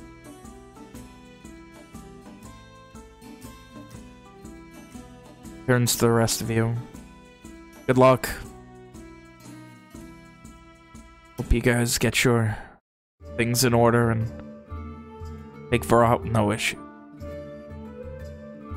I hope I'm nowhere near it when that happens. We'll make sure you know before it happens. Gives another nod and shakes your hand and pats you on the shoulder. Good luck, Walker. Good luck. Stay safe out there, Massey. Rest you. You too. Get some damn sleep. Slaps you on the back and with his things loaded up, he begins to head off. Not whistling, but definitely humming. Seemingly excited about the prospect of singing.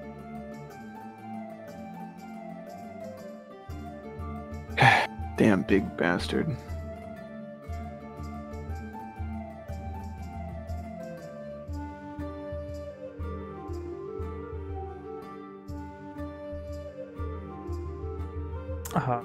At this point, Rom would ask around, see if anyone needs any sendings sent out in the morning where your day begins.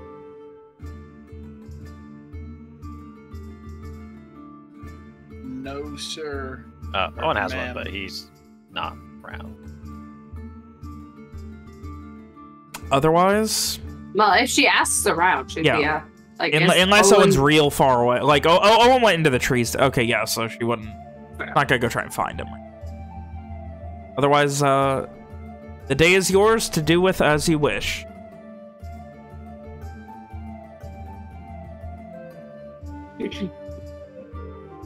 Well, if you don't have anyone else to contact, I do have a personal request. Gives you, who's this walker? Who is it? You tell my dad we're not dead. I'd be okay with me doing that. Yeah. No, he will or he won't. It's not going to kill him. Let him know that my mom and brother don't have anything to worry about from, you know. Shut up, Finn. I think I can do. Let him know we're not dead and going to get your mom and your brother soon. No, specifically if they're not in danger, not in a lot of danger at the moment. Everybody's safe. Walker nods. Focuses for a moment. Casts the spell, and after a moment she gets this, and not grimace, but like pursed frown on her face. Very brief. He seemed less than appreciative of this, but understood that he looks forward to having the family back together and all that. In his own words, he seems happy that you're safe. Walker nods. Thanks. A smile. Well, why don't you go find Owen? I'm sure he'll want to... If he doesn't have anything official, maybe he'll be happy to, you know, get Fergus a message. Nod and heads off. For Owen. Walker would point her in the right direction, assuming he saw where you went.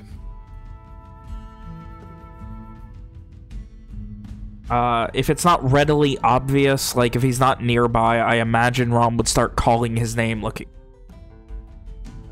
Yeah, I mean, he's not like hiding or anything. No, but like if he's far enough away that like it's not immediately obvious where he is. Well, he's not singing quietly, is he? No. Yeah. Just follow the singing. His joy of the new day. Here Being in outside. the lands of his ancestors. Joy, joy, joy, new day, ancestor, watch me.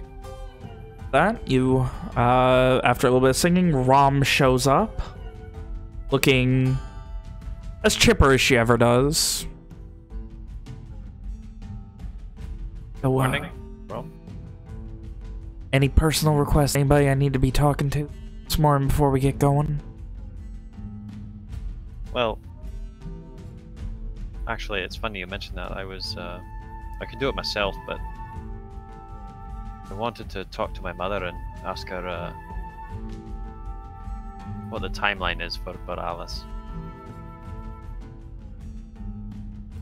You want to do it yourself? I'm like, can do if you want. Could you?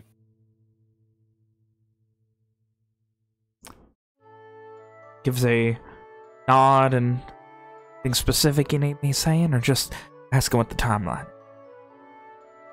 Ask her when they mean to take the city. Focuses for a moment. Conjuring strange arcane abilities. Still as weird and ununderstanding as they were when you first met. And a moment later, she has this big smile that's slightly confused, and she just kind of pauses for a second and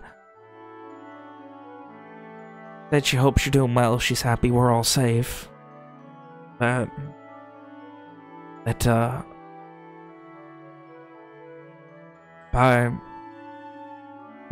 nightfall tomorrow, by the time the sun's down, they're expecting to be at Boralys sieging it. Nightfall? So soon? We're already in Hatherton, ready to go. Apparently the men are very, eager to fight. Gars.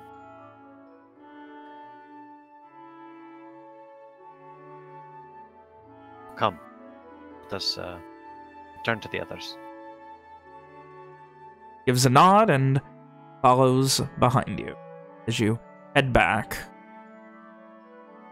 Once Sophia would have woken up, she probably would have gone off a little bit by herself. Somewhere, you know, just out of earshot mostly of everybody else. And the second event, is it better for the... Actually, I'll just send it to you.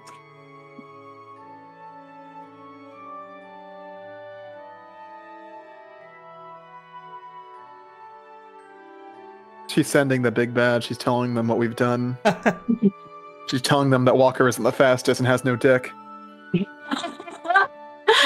Yeah.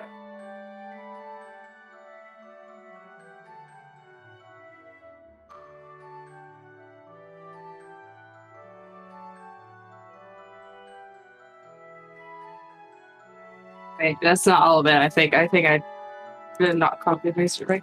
No. Why is half of it missing? Wait a bit. Now you're really... Kim, what are you doing? She's just emoji reacting to her own messages she's sending me. There you go. Now it's beefy. Okay. All right. Not a problem.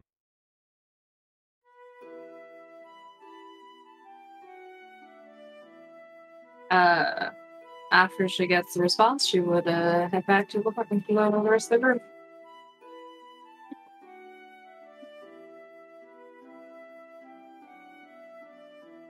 I'll get that response to you. You're free. The entrance. I guess probably he'd see Sophia heading back in at that point. Sophia. Yes? I want to make a request if you didn't mind. Once we have a chance to rest, I was hoping you could ask after Marquez again. You mean after we rest in Morris Minor, or? Whenever you felt like you could expend the resource.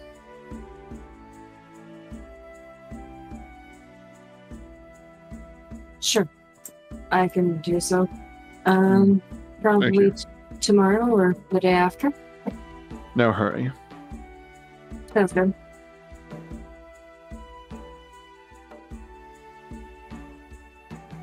Walker's just gonna go back to playing with Sin. I imagine he's just playing fetch with her at this point.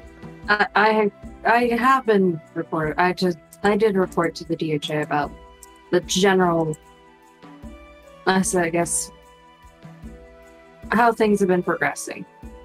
May I ask what you've told them?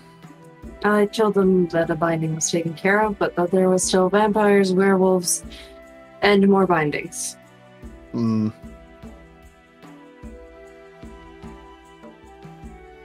I've not gotten any conclusive answers from them, but... Walker nods, but does not comment further. Besides for the fact that I shouldn't be fighting, but, you know, he shrugs. Hmm.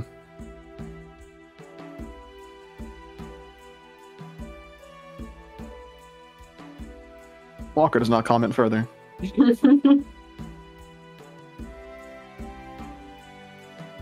So we'll head back in, collect all our stuff, get ready for travel again. Alright. And after a little while, that is when Owen and Rom arrive back. Owen's looking, as he returns to the camp with Rom, he's looking torn, I guess. Pensive. Maybe a bit worried. Walker will look his way, but not say anything. Ishri will. Are you okay, Owen? Yes, Ishri, but, Rom, he motions her. She contacted my mother. She said that, the Kens would be expected to lay siege to Boralys. What did she say, Rom? By sundown tomorrow. Did you tell her that where we intend to go next? Well, no, I didn't. If it's so soon, I mean, we could help them. We're needed more elsewhere, Owen. Why? The bindings that affect everyone, Owen, are no longer in Boralys.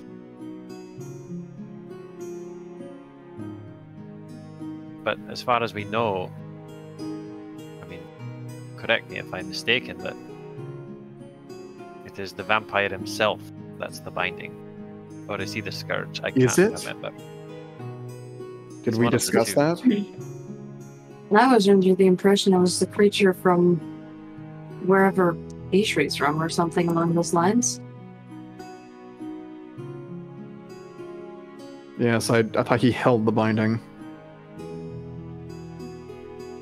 I thought he was the binding or the scourge, because how else could he have gotten here? Well, they do have powerful mages otherwise. We also did hear about another binding they had broken. That's not something we can do anything about. Well, they still have the one that's left there. What would we do? Would we really make an impact? Just us? Well, mages are typically fairly impactful, but again, our goals are the bindings. Aren't our goals to save these people in whatever way we can? And we already determined that it's by the time we get to the next town, they're going to have time to prepare for our coming. So, a couple days won't make a difference, right? Well, yes and no.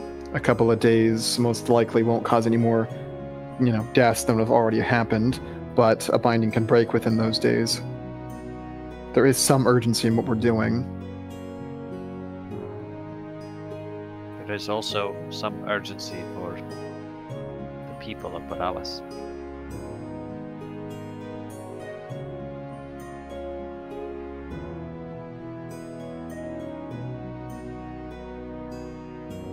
Walker frowns at Owen.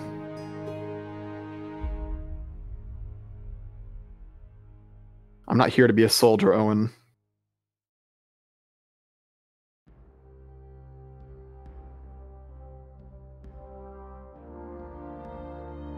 At this point, with the chaos inside of Boralys, I assume that it shouldn't be too hard for them to take over. Our help would not be essential. I would just hate for what we just did to not be worth it. If they don't succeed because we're not there. Our being there is not going to affect whether they succeed or not.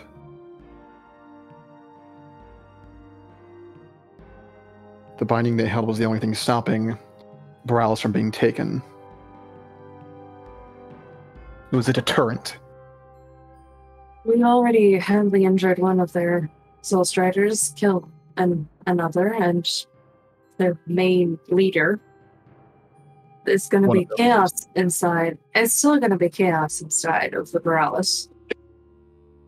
we already know, based off of what Owen has seen, that there was already some people going against some of the leadership. Not to mention the number of people we injured during our escape. Mm-hmm. Just doesn't feel right. Leave them behind. I'll say it again. I'm not a soldier. I'm not loyal to Garland. You're my friend, Owen. That's why I want to see you and your goals met. But beyond all that, what's greater than all of this is the bindings. What's most important is getting those out of the hands of the Red Band. Personally, even by tomorrow morning, I won't be of much use anyways.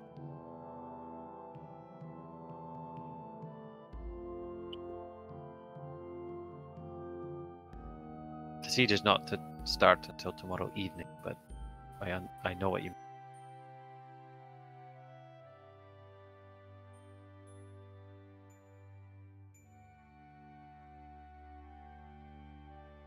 I wouldn't ask you to come with me.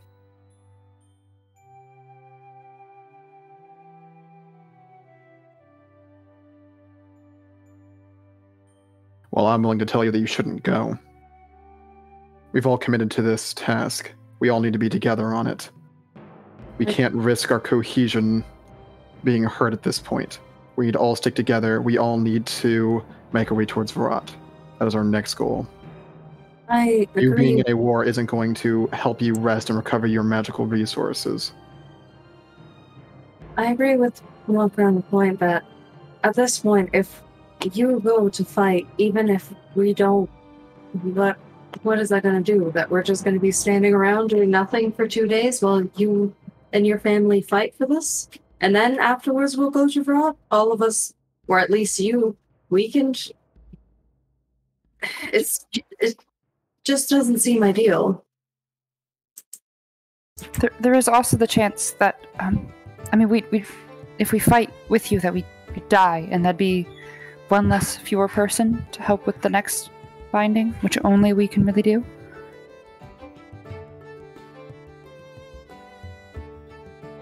It's all of the words that you speak. I'm not going to dispute them, but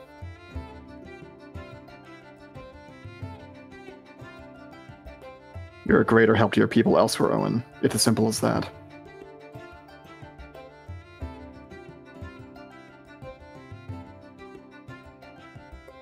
I'm not sure if that's true. And why not? You're one man, whether you command others or not. It doesn't change the fact that there's a far greater force than just you. Your father will be there, your mother will be there. There are plenty of able-bodied commanders there to issue orders. You have magic. You are in a unique position to do what we are doing. All those people from the valley, they all showed up because of me. And now I have a chance to stand with them, to make good on my promise.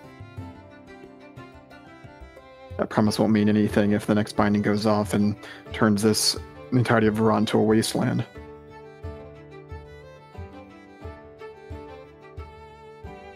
I suppose not, but there's no way we can know. If No way the to know binding how that we long. broke had done that, we would all be dead, and it would be a moot point. There's also no way to know how long that's going to last, how long it'll take to take Boralys. It could be days or weeks. We don't have that long. We can, as much as I don't believe it's the most efficient thing to do, if this really matters a lot to Owen, we could at least stay for the beginning and then leave. I'm not asking you to stay. I am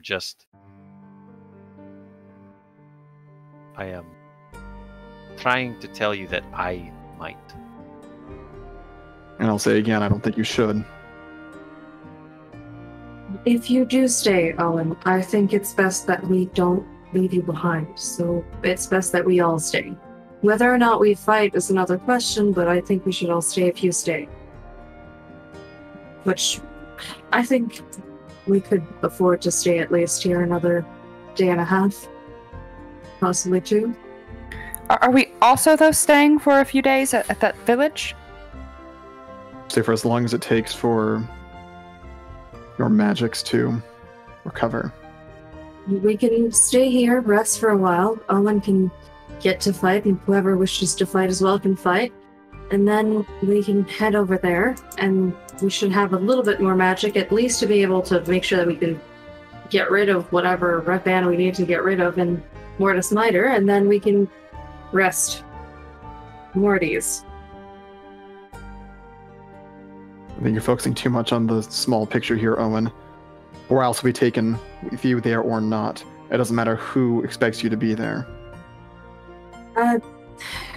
That's not true, Walker. That's not true at all.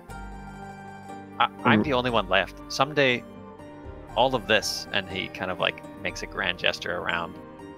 Someday it will be my responsibility. If I live that long.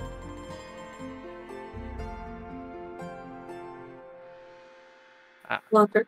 It feels strange to not be with them when they take back our home. But you prepared the city for their arrival. It was your efforts that caused this battle to be able to take place. Whether you were physically there when they were doesn't matter. You still aided them. But that's not... People, they weren't there, Walker. It's my father. One thing that he taught me was that people need to see. Whether it makes the difference or not, slinking through the night, taking on powerful sorcerers, it's not going to matter to them, when they're safe and drinking in a tavern. That's not what they'll say. That's not what they'll speak of. So this is about your image to them? No, it's bullshit. Sort of. It sort of is. But I don't mean it to sound. Your image be damned, Owen. Your sister's in danger. Is she? Karat said she was safe. She seems to be. Walker, as much as I understand the hurry, but I understand where Owen's coming from. This isn't just... Even if it is just sentimental and more for the image and the idea behind it, it's still the morale of everybody that's involved in the whole region. All of the people that Owen's... Hold up. His family... Hold up. Walker looks off into the distance. Begins to stand. Does he see anything? Give me a perception check.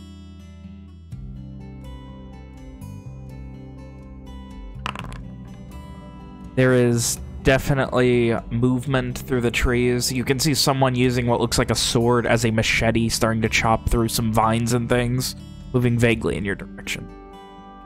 There are a couple more people. You're getting vague silhouettes in the trees to the west. Scatter. Hide yourselves. Walker's going to move behind a tree. That would like block the vision of them. We do so. As before, we scatter.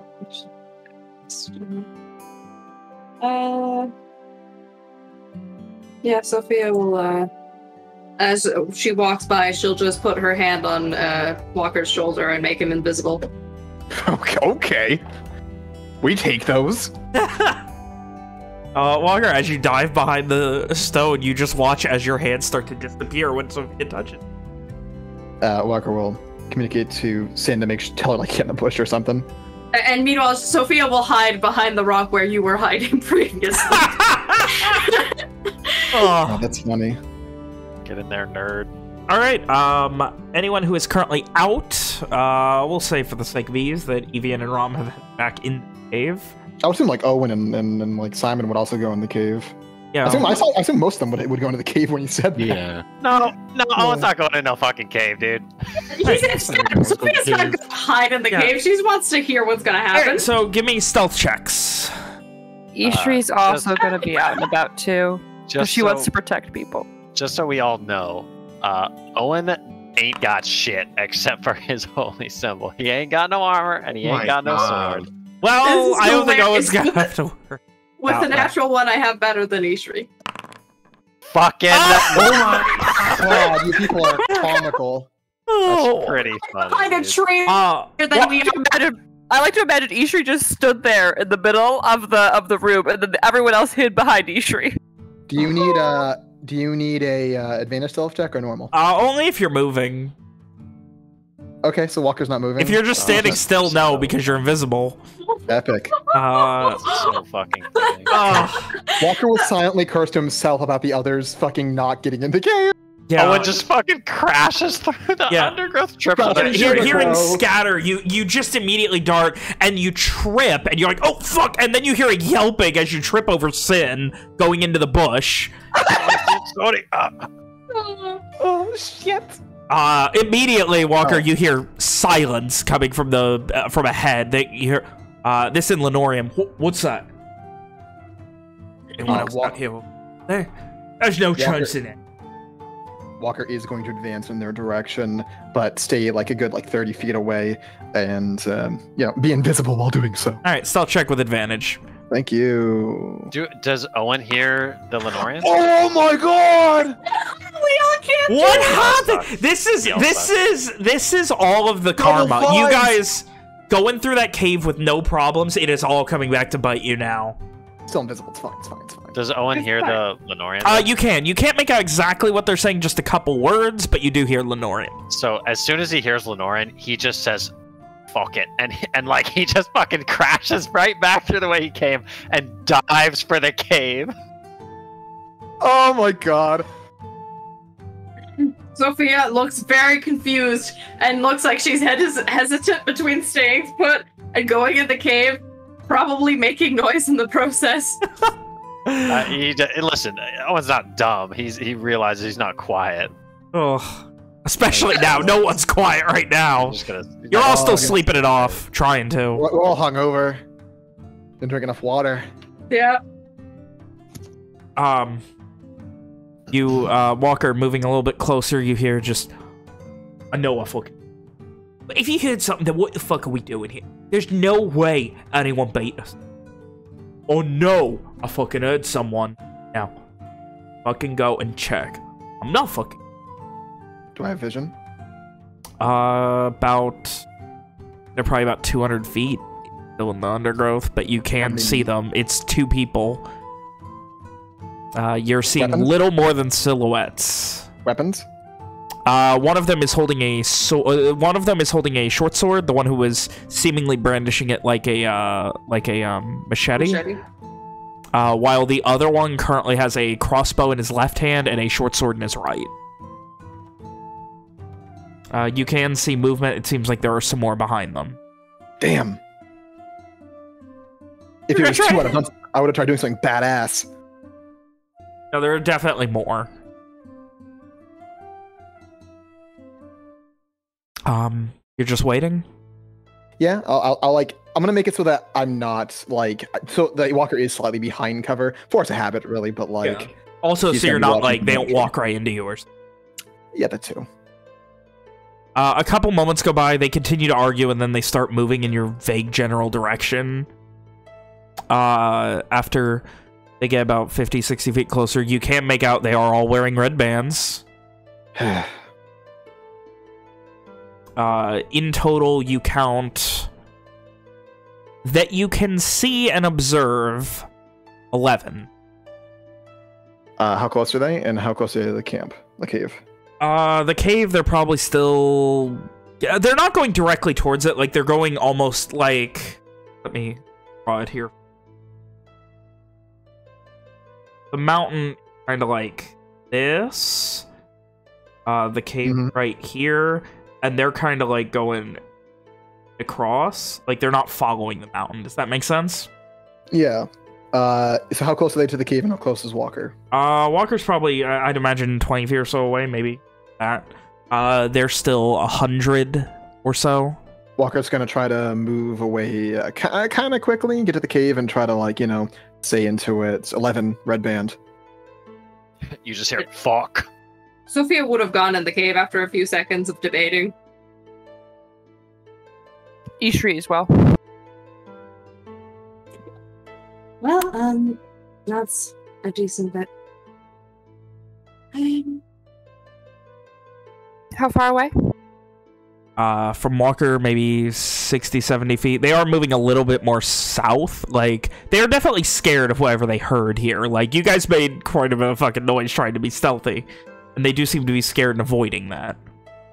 They're at one point, maybe it's one fucking owl bears that will out. I mean, do you know, try to take them down or figure out what they're doing here? I can cast Detect Thoughts on one of them. They're probably just trying to escape the city before it's taken. Walker would return once more. Seems like they're trying to avoid this spot. Most likely hurt us. If there are patrols out looking for us, wouldn't we want to know? It might be useful to know whether or not they're fleeing or if they are looking for us. Suppose we could ask them. Sure, let's just walk up to them. Do I have time for armor walker or no? They're only 80 feet away at this point. If you're doing something, it needs to be done now.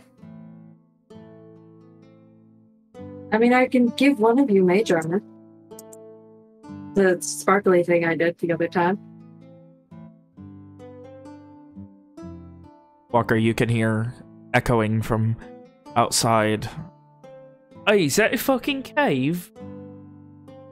Ishri disguised herself to look like a farmer? A human farmer. Okay. Beautiful. Garish? Walker's gonna or... move away from the cave. Garish. Owen's just going to look longingly at his armor, but he'll pick up his sword and shield, and he'll begin walking with purpose towards the mouth of the cave. Seeing Owen looking kind of disappointed, Sophia will just touch his shoulder and cast Mage Armor. Oh yeah! Look at me! Look at me about 14 AC! Oh yeah! 14 AC without armor! Wait, do you have positive dex? No. Oh no, it's 12 minus AC. 1, but I have a shield. Oh, hey! Nice. Oh. I need some of that good Doragas magic on my shield. Once they get about 30, 40 feet away from the cave, Walker, I imagine you're like at the mouth of the cave right now, like standing right at the top, just watching and relaying. Yep. He would have moved away as soon as they got close enough. Moved away, got behind a tree, just in case they do approach the cave. They start, like, they seem scared, like, nervous. And they begin arguing about who's going to go check out the cave. Sophia will whisper, "We can always do the thing where we'll send them off to the Basilisk if ever it's too problematic." Maybe they won't wish to fight if they have fled the city. That's true. We can ask them. I can. Oh, go ahead. I can speak Lenorian to them and seem somewhat like a lost red band. Oh, I was just going to step out and introduce myself. Sure, that can also work. Worst case scenario, we kill them. Yeah. Let us hope it doesn't come to that. Okay, well, let's go talk to them, I guess. Ishu's gonna disrupt the disguised self so she looks like her usual scary self. Okay. And Owen's just gonna, he's covering himself with a shield, but he's going to step out of the cave in, I guess, full view of anybody out there. Ishu's flanking him. He's got his sword drawn and empowered, but it's lowered currently. Alright. And he'll say, as he steps out, he'll say, "To the forest," because he doesn't know where they all are, right? Walker just said there were 11. He'll just say in Lenorian, he'll say, "Stop."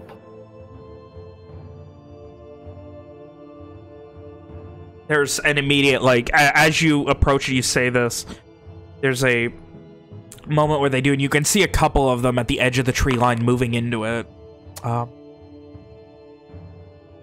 been sneaking around. They immediately freeze, and then you see the one that had the crossbow just draw it and point it at you. Like, draw it proper, point it at you. A seeming practiced motion as he then begins to almost hold the short sword bayonet style at the front of the crossbow. How many more ranged weapons do they have? That you can see, it looks like 4 or 5. A couple of crossbows, a couple of bows.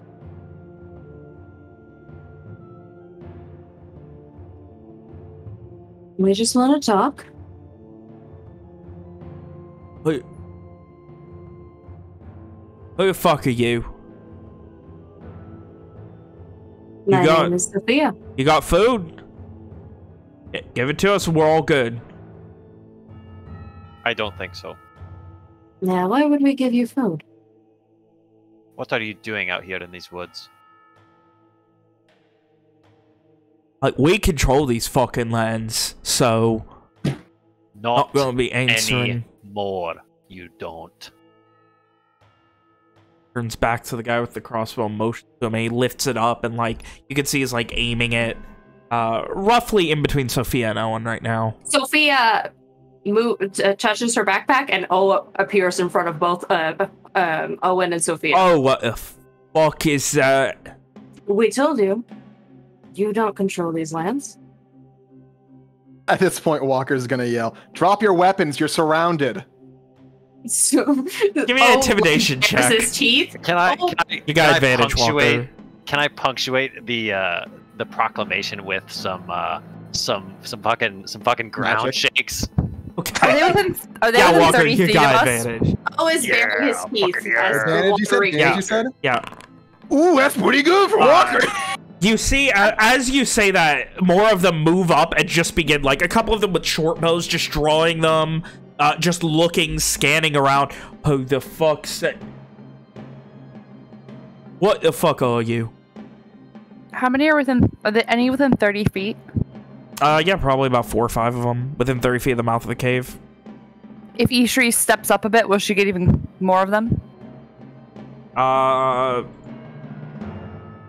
Not that you can immediately see. Okay, Ishri will step up and she'll say, we control these lands. And then she's going to channel divinity for dreadful aspect. Can I Hunter's Mark real quick? Hunter's marking.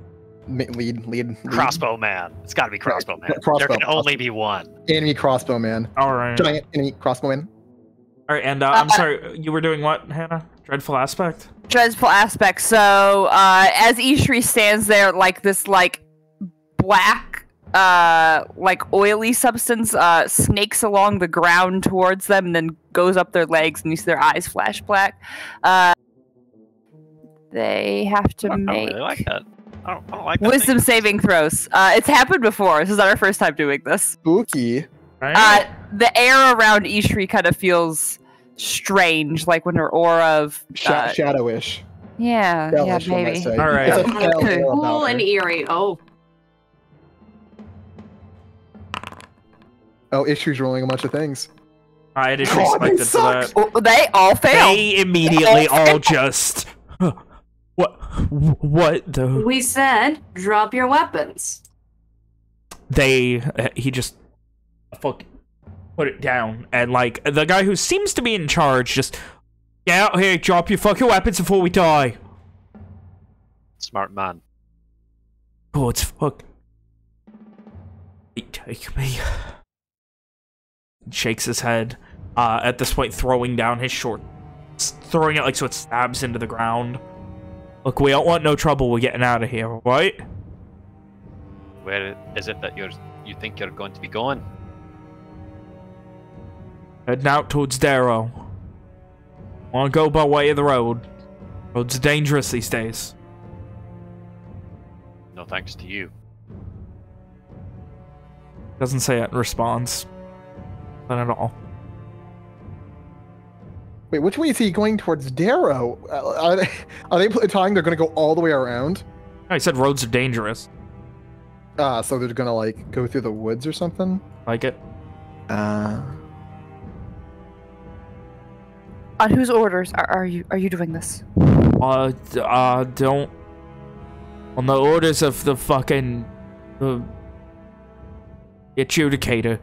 Just going to Darrow. They're deserting, Ishri.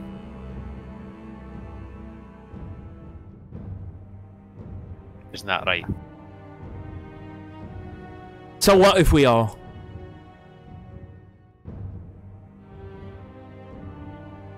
Just trying to get out of these godforsaken lands. Lands of shadow and misery, all of it. No, thanks to you.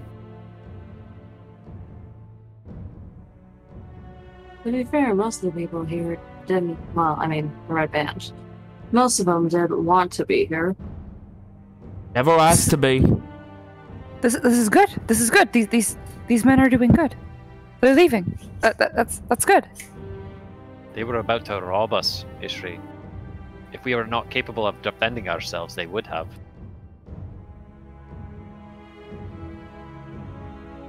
Ishri looks at them and just narrows her eyes a little bit. Just trying to survive, same as you. Same as you lot.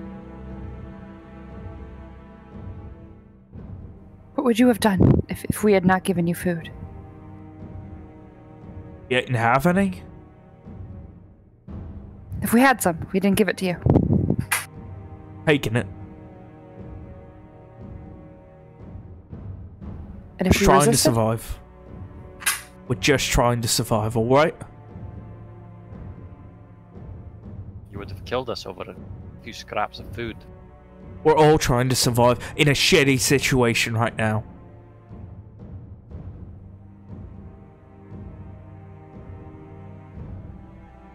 How many guards have you killed? And do not lie. I don't know.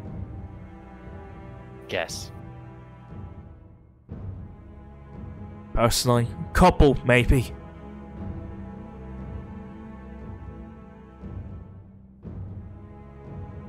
What about you?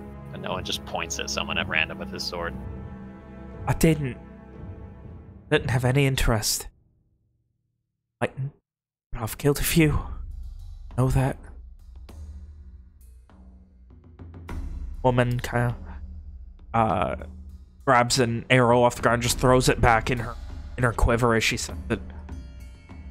I want to fight, but I will. Don't want to fight now.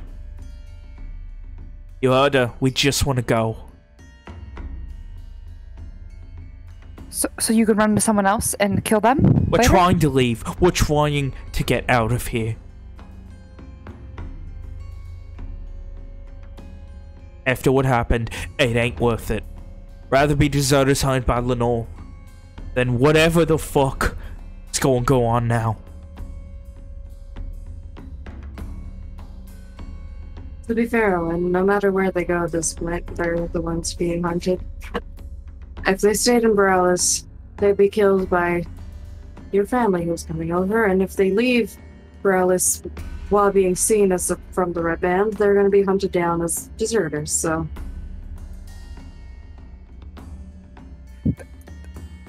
They're still monsters. They're gonna kill people on the road. We should stop that. And Ishri gets her sword out. I guess it was probably already out, but she raises it up a little bit. The Kens will be here tomorrow. Could take them prisoner. Are they? Well, not here, but close. Does your family take prisoners? That was my question. For a short while, yes.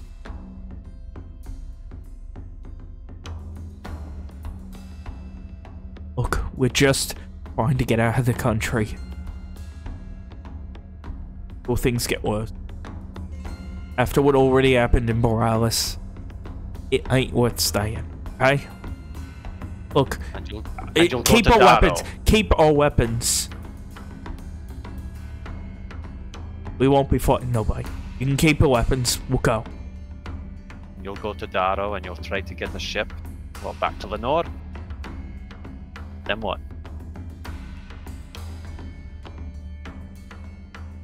Don't know. We're separate ways once we're out. Once we're in Darrow, we'll go separate ways. We won't be fighting. Look, and he turns back.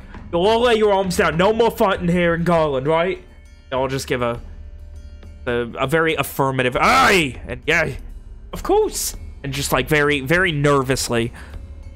Look, and he knife out of his boot, throws it to the ground. Just for fun, can I insight them? Oh, give me a blind insight. For fun. Yeah, I mean... wait, it's blind, right? Yep. There you go. I did it correctly.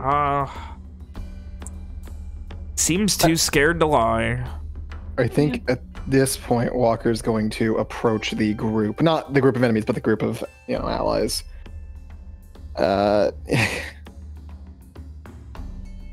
Sophia, and your magic. Mm-hmm.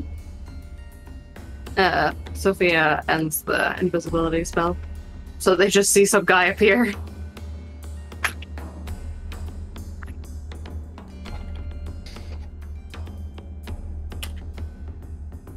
Oh, and there's two sneaking off from behind. Tell your men that if they take one more step, it will be their last. You heard him. Stop moving. Any change, Finn? Have stopped. It seems they've stopped. Tell them to join you. Over here. Boys, get over here. All of you, pile your weapons right there. No one's going to point to a spot like at 20 feet in front of the group. What's your name? Walker says to the guy who's leading them. Avery. What are you in the red band for? What was your crime? Killed a man. Why'd you do that? My wife.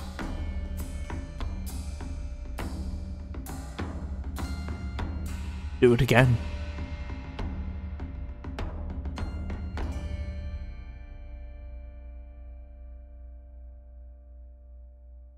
Says that with not a hint on his face as the pile of weapons begins to... These are people. They're people who've done terrible things out of necessity, but they're people nonetheless.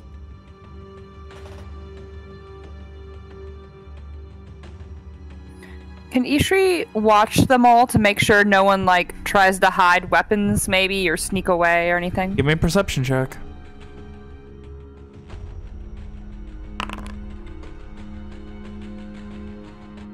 They seem sufficiently scared and nervous that they do not seem to be, as far as you can tell, hiding any weapons. How many people, Sophia? How many Garish people have they killed? Many. But these are not people who decided one day that they were going to just go against your people, and they didn't decide one day that they would just go on a murder spree. These are people who were forced into doing something out of necessity for their own life. I'm not saying I wouldn't do terrible things if my family and I were threatened. There's always a choice. There's always a choice. There is always a choice, and I probably would do terrible things to make sure that my family would stay safe.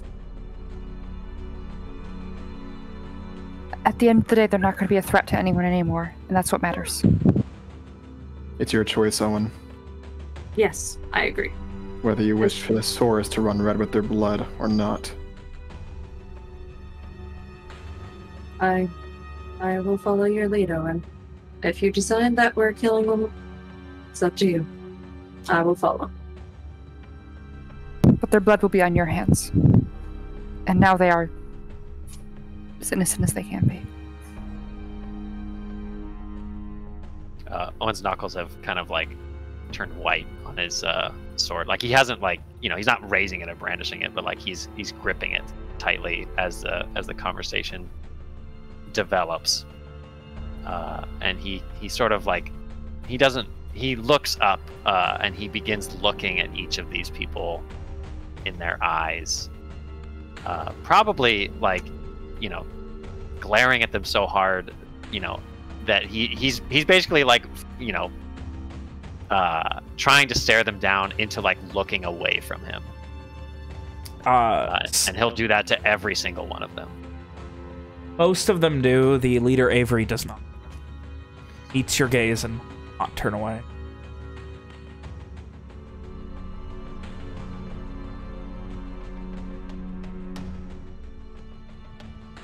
We go. You everything.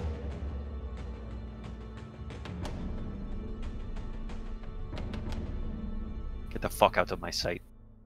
If I ever see you again, you will not be so lucky. Walker. Get out of Garland if you can. Walker is going to holster his crossbow and begin to approach the leader. He is going to take a bag from his belt and hand it to him. Inside are 20 portions of pemmican. That's some food. It won't last long with this many of you, but it'll keep you from starving at least. He looks back to Owen and then looks back to you. Thank you. Do better. Be better. You always have a choice. Always. Shakes his head and guides the rest of the men who seem following him. Walker is also going to pick up a dagger from the ground and also hand it to the man. Looks very confused at that point. Maybe you can hunt on the way. Don't rob anyone. Just gonna give him the you better do that look. Give him the hard look. He just gives a light nod and he hands the dagger to one of the shorter, younger men who puts it in belt. Will then retreat towards the others.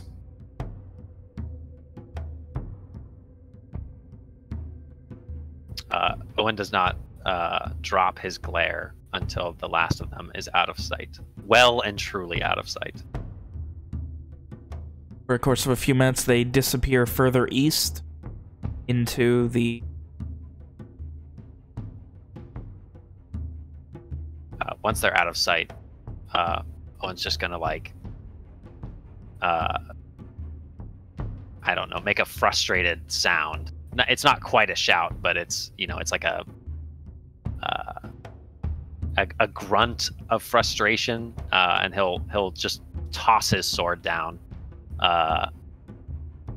and stalk to the nearest tree and just punch it as hard as he can. Your people, not ignoring what Owen's doing, but despite it, Walker will say, your people aren't going to take prisoners. Not Red Band ones, are they? No, I don't think they will. Everyone still within that town, within Boralys, once it's taken, is a dead man. They stopped before they could kill anyone else. That was the right thing to do on their part. And saving them was the right thing to do on your part. I understand the frustration. They have done terrible things to your people, but at the end of the day, they weren't people who were going out of their way to do those terrible things. There's People always do a choice, Sophia. Always. Even when not. It seems like there is not one, there's always a choice. I know, but in a lot of situations, people won't pick the choice that involves themselves dying. If your choice is to die or to go kill other people, most people will just follow the orders and go kill other people, because self-preservation is a very strong motivator. And I hate it. And I understand that, but it's still, at the end of the day, people aren't inherently evil because of that. But it's within human nature to preserve oneself. The ones they care about. That's what I'm saying. If somebody was threatening my father or my mother, I would do pretty terrible things. And it would be my choice. But I would still do it. I wouldn't be happy about it. I would probably try to find another way. But if that was the obvious way, if that was between having their throat sliced or me having to go kill someone else, I would do it. Because that's just how things are. So I understand that it's terrible, but it's still the way it is.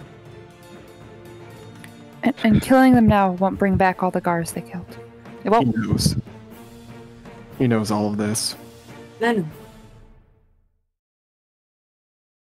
I'm still sorry for the frustrations, and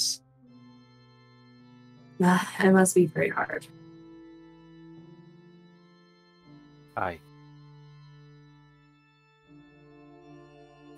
I've told you before, Walker. Maybe I haven't. Sometimes in the night I see faces. People I've killed. I remember. Sometimes None of our hands are clean at this point. Sometimes I hear myself back at that inn. You know the one. Walker nods, even though I'm pretty sure Owen is still looking at the tree. Yeah. I don't want to be that man. But it's hard sometimes. Well, I hope you remember that one day when you are leading these lands.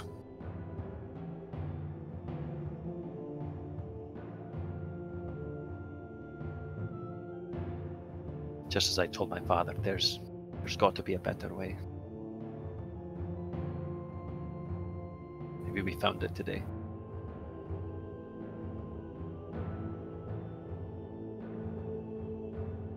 There's no way to guarantee this was the best choice, but at least this is the choice that you can live with.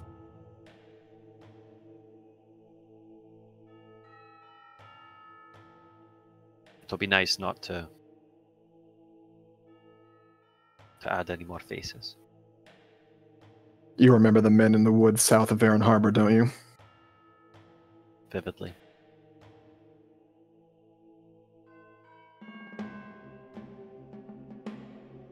Were we so different back then?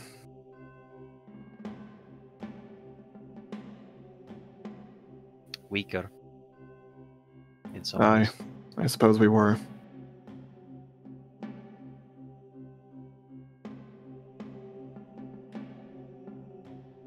Killed the hag for the same reason. There is no telling that they will not hurt someone else. Only their word. I still think that was the right choice. It's a difference of capacity to do harm.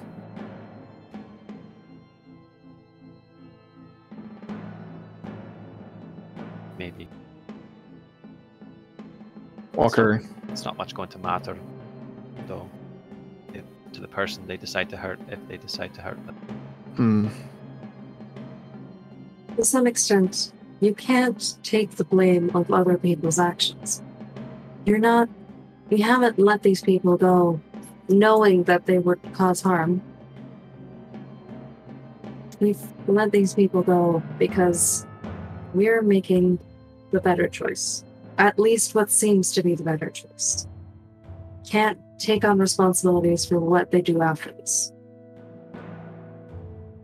We've warned them. We've taken the majority of their weapons. After that, what they do is up to them. Not up to you. This is not on your hands, Owen. I don't know if that's true. If they hurt someone after we let them go, it is very much on our hands. Actions have consequences, even if other people are involved. Your influence on others can make a big difference in the lives of many people. It can, but even if it Do does... you know what I did before all this, Sophia? Hmm. I was a bounty hunter in Lenore. There's people like them that I'd capture, give over to the Intelier, who would end up in the Red Band. It's my actions that have caused the deaths of many of Owen's countrymen. There's no way to know how many.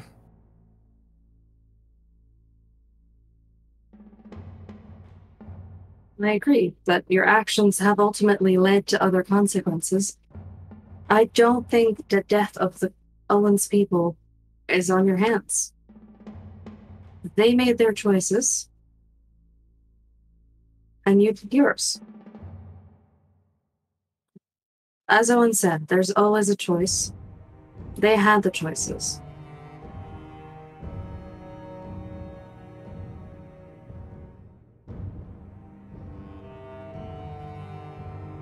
Maybe after today they will make better ones. They will use the chance they have been given.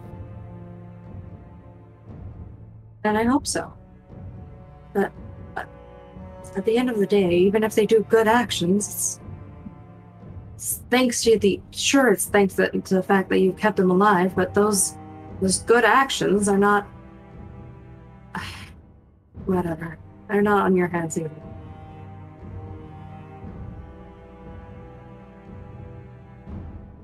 I don't think you should take the merit for what everybody else does just because you've given them a chance to do it, whether it be good or bad. I think that whether I should or not, I will do so. Right? It's in my nature.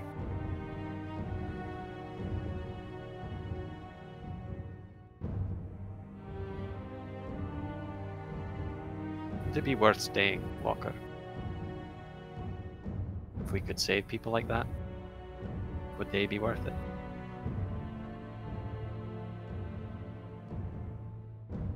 I think some people might think so. But recently I've been trying to look at the bigger picture more often. I feel like the bindings are the most important thing. Even more important than the little people at the moment. If I didn't think that way, I wouldn't be here right now. I'd be off looking for my mother and brother.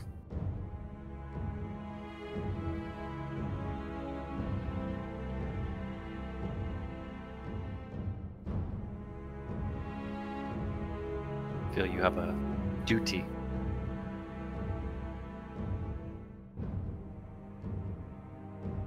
Duty to the world. To all the people of Varden.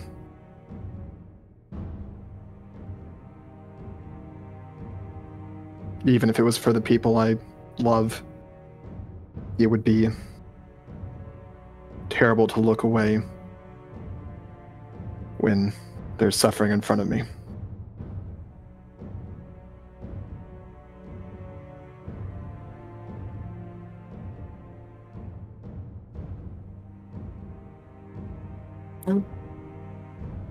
I disagree, but with that method of action, but I suppose if that's the approach that you all want to take, I will follow. What would you do, Sophia, if it was you? I would stay for the day or two of the first few days of the siege.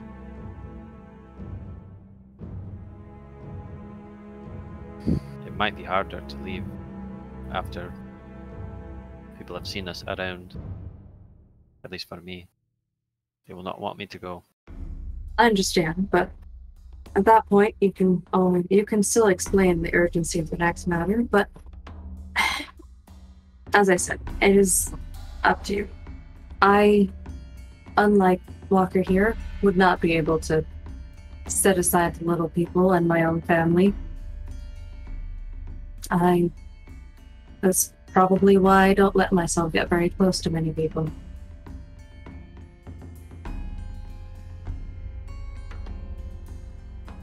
Perhaps if we go, and you make yourself very, very well known, it'll perhaps put on a ruse that you were staying with the rest of the army? So we can assume stealth again? I suppose I had forgotten that my father had set up a deception that I was still in Nash Dween. We go for a couple days, we make a scene, we kill some bad people, and then we continue on the greater mission. I think you're too close to the mic, Anna.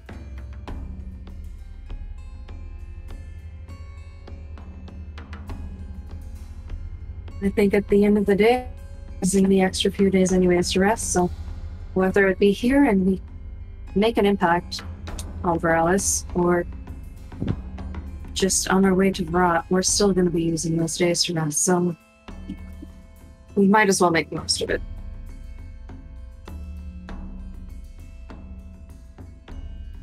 Can you at least, Walker, can you at least give me...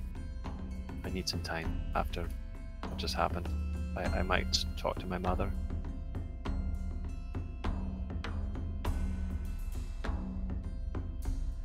Please.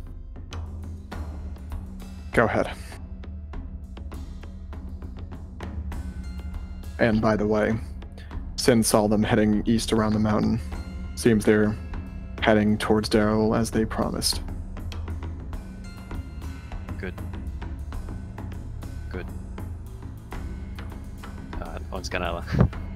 he's gonna turn back around, kind of cradling his hand, retrieve his sword, and then just walk out back into the woods.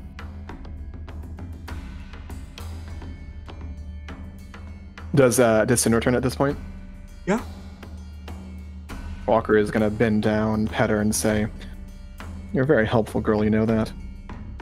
Her tail goes up and it begins wagging.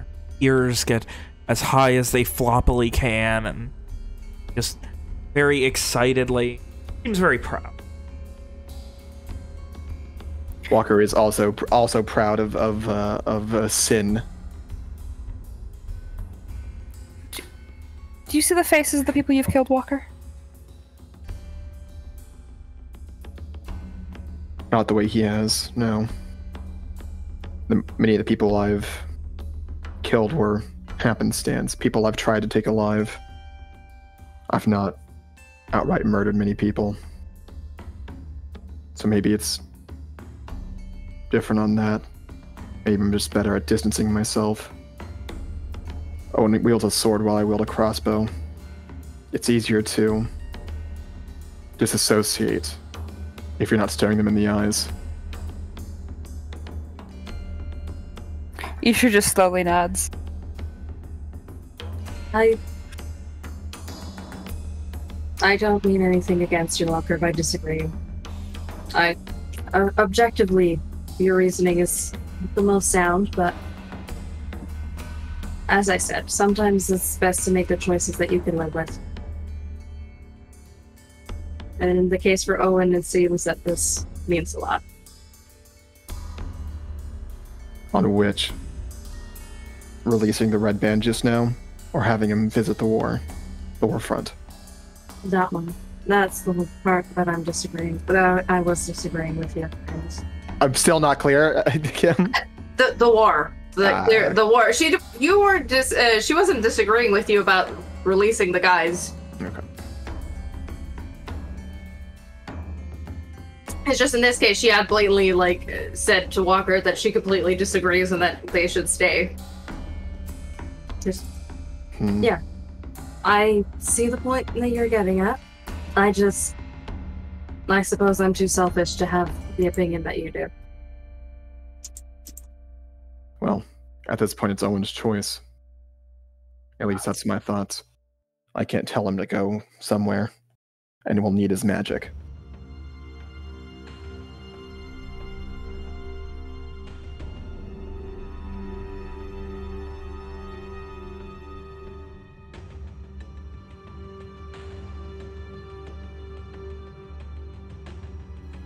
Yushi's kind of just been looking off quietly as soon as you guys started talking about going to the war front again. Not really listening. Yusri, What do you think would be best? About what? Sorry. About whether we should go to the war front or we should head to Barat as quickly as possible. Like I said, I think we should go for a couple days. Kill a few of them. Yes, kill a few of them, and then head on. Make a show. We'll maintain the idea that we're not on the mission we're actually supposed to go on, and we can actually hopefully make a difference. Kill monsters that look like humans. They are humans. They still are. It's just... Ishri, what did we say to you that... What did we say to you to make you say that? That they're monsters that look like humans? You never said that.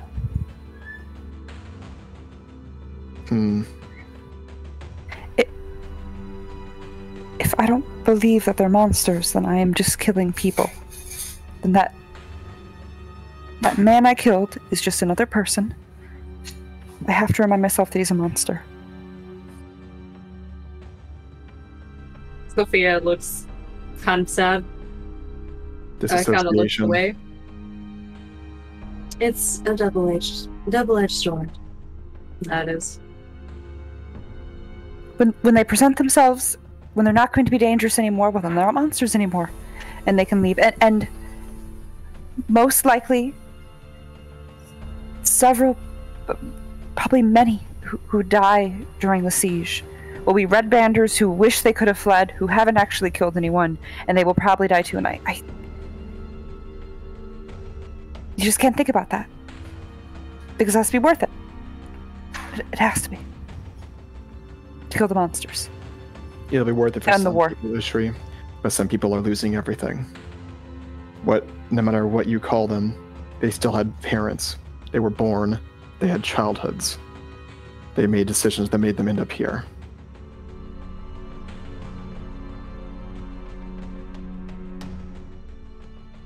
Good.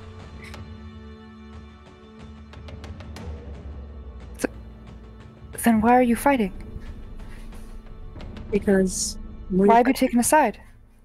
I owe it to every man, woman, and child on this continent to ensure that they don't die of sudden magical apocalypse. But why this one more than the other one? What other one? Lenore. If both sides are really just people who are really, at the end of the day, all they are just children and loved and they really are good, everyone's good deep down, then why would you pick this side to prevent from death than the other one? They're not good. Not everyone is... Everyone's capable of good, but doesn't mean everyone is currently or is going to make good choices. I've not picked Garland. I have no allegiance to either side. I feel that this is where I need to be to save the most lives. The bindings are the true evil.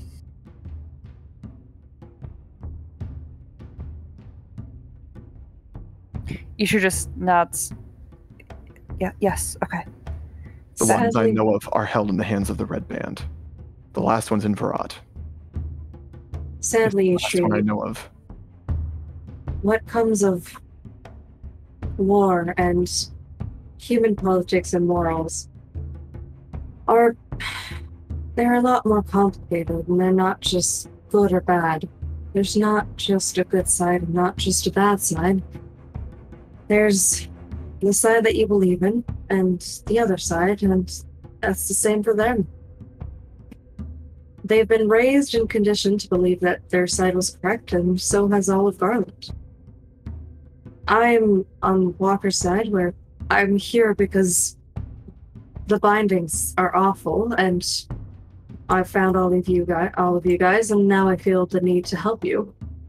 But at the end of the day, everybody here is people. We're all capable of good things and bad things, and besides for whatever the vampire thing is, I assume most things in this situation aren't either good or bad.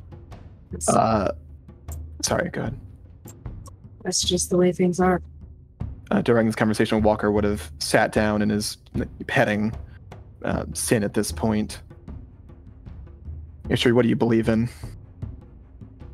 And don't say Nurio. I think it's wrong. That... I mean, there are stories that so many have told us of the Red Band doing truly, truly horrible things. But to me, sound quite monstrous. And that needs to be stopped. And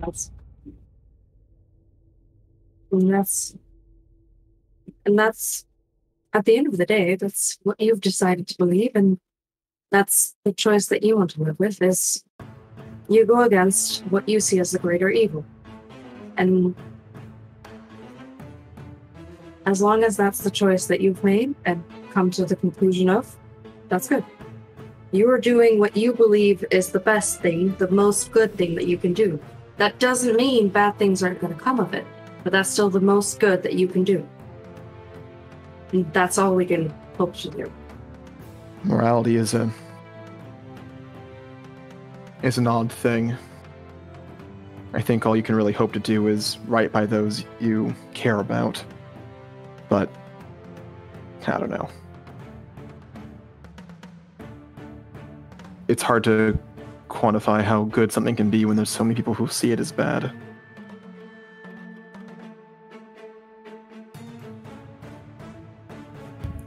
It was much easier in the Shadowfell.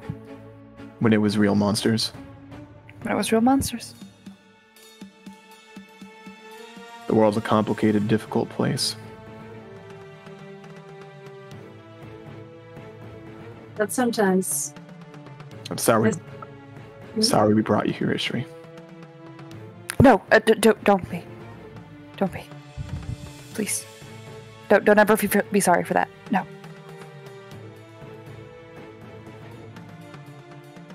I'm sorry. Walker grows silent.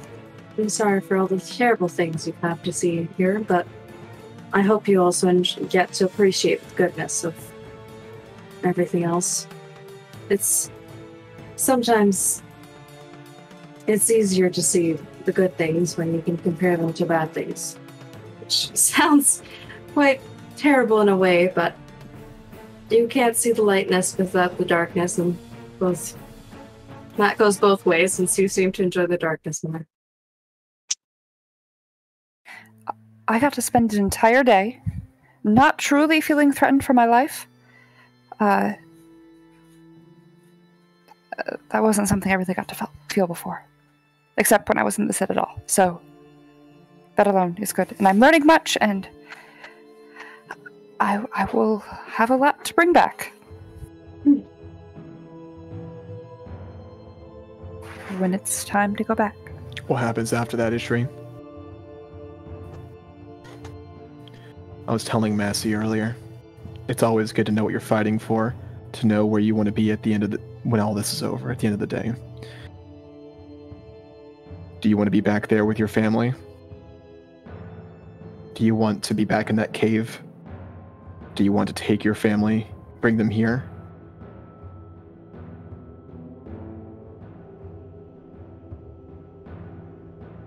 What do you want, Ishri?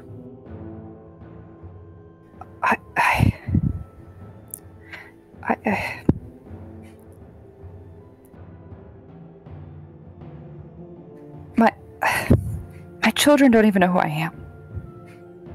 I knew them for what, six months? I gave them their names and that was it. And they have no idea who I am. And so I don't know if that's really it.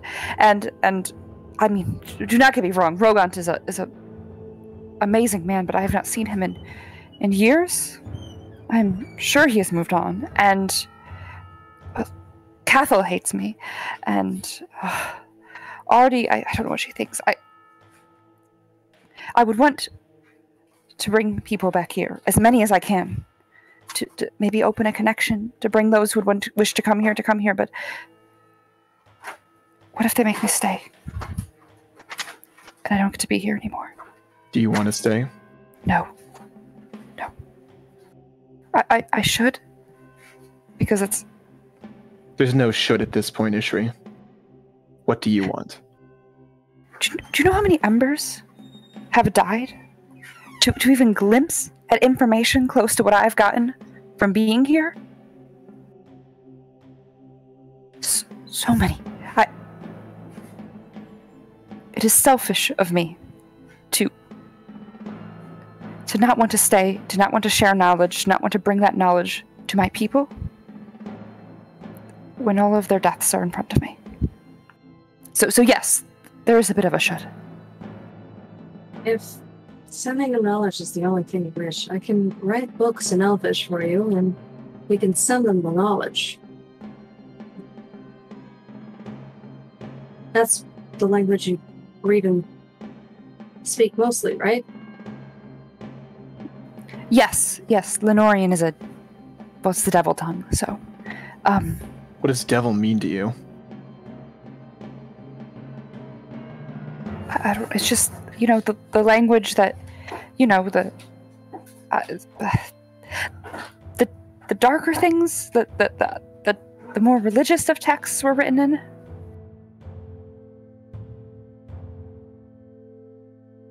Regardless, I don't think books will be enough. I'm sure we will be able to have an open exchange of knowledge. Well, of course, we'll have to. It's just,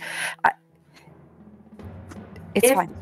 If you were able, though, to give them the knowledge, no matter how much, at the end of the day, what is it that you want? Do you want to live here or there? Why would I ever choose there?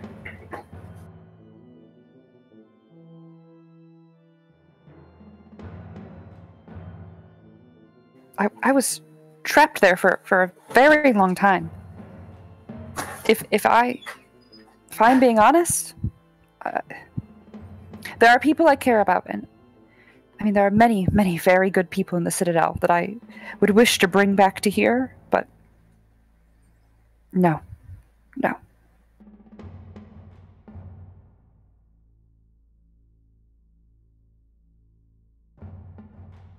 I wish to have my own choices, and I don't get that in the Citadel. You're just nods.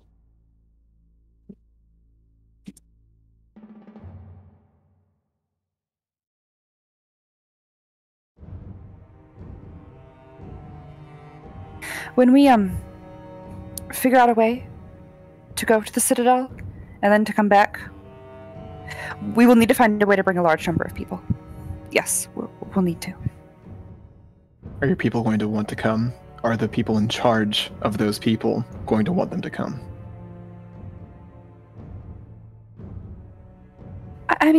Some of them can be stubborn at times, but I'm certain they'll see that. Stubborn enough to lock you away in a cave far from home?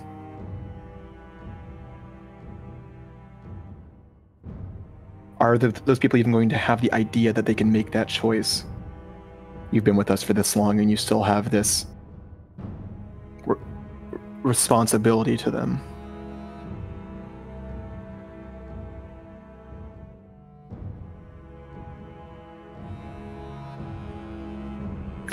Walker, when's the last time you've seen your mother? Walker kind of looks down.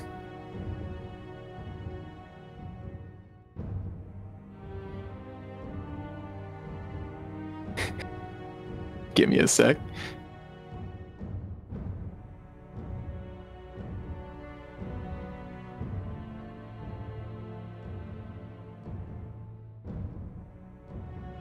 What's the current year? 1238. 6 years. Bit more. Do you feel responsible for her? To her?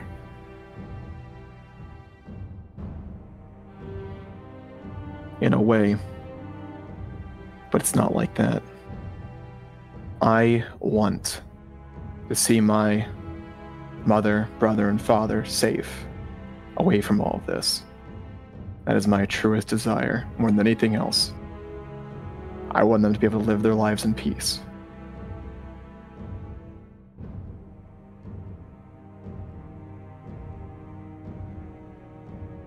And can't I want that for people that I haven't seen in several years as well? I'm not saying you shouldn't.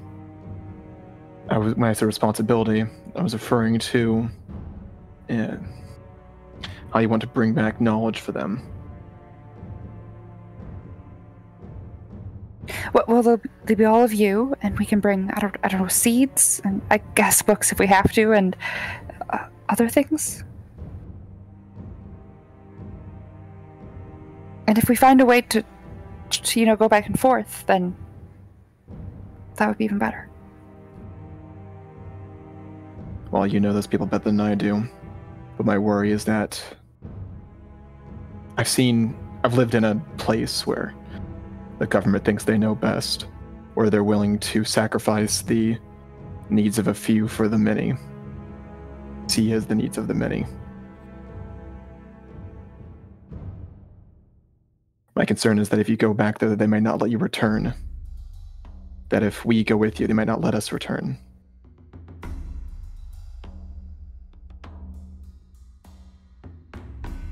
I'm not saying that we shouldn't try, but it's something we should think about. This isn't the point, though. After everything's said and done, where do you want to be? You want to be on this side, and you want to bring your family. Is that right? Yeah, shower distancing. Yes. Yes. You should keep that in mind. When you're waking up every day, think of that ending. Think of that destination, that goal.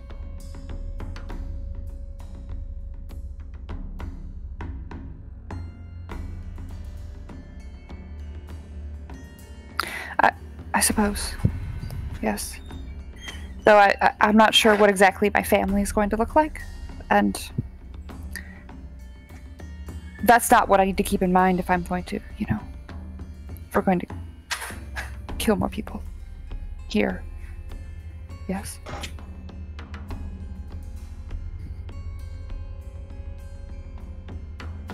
Walker just means that you keep yourself a motivation, a reason to keep going, and that should help you.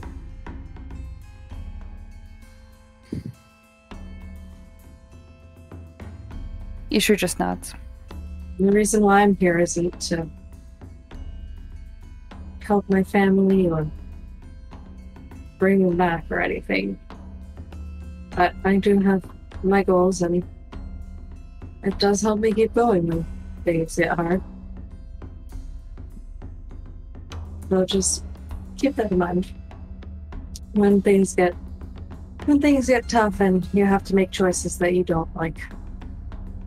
Because it's that or another one, and it could be worse. I suppose.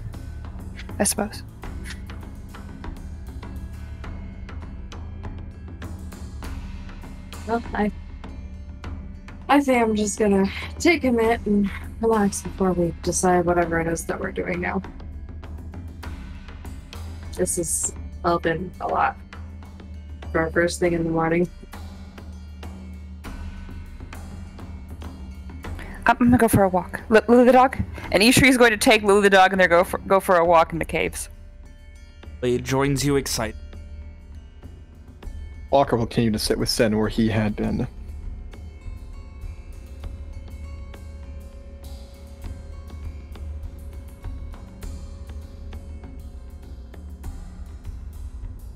Oh, with that, you guys...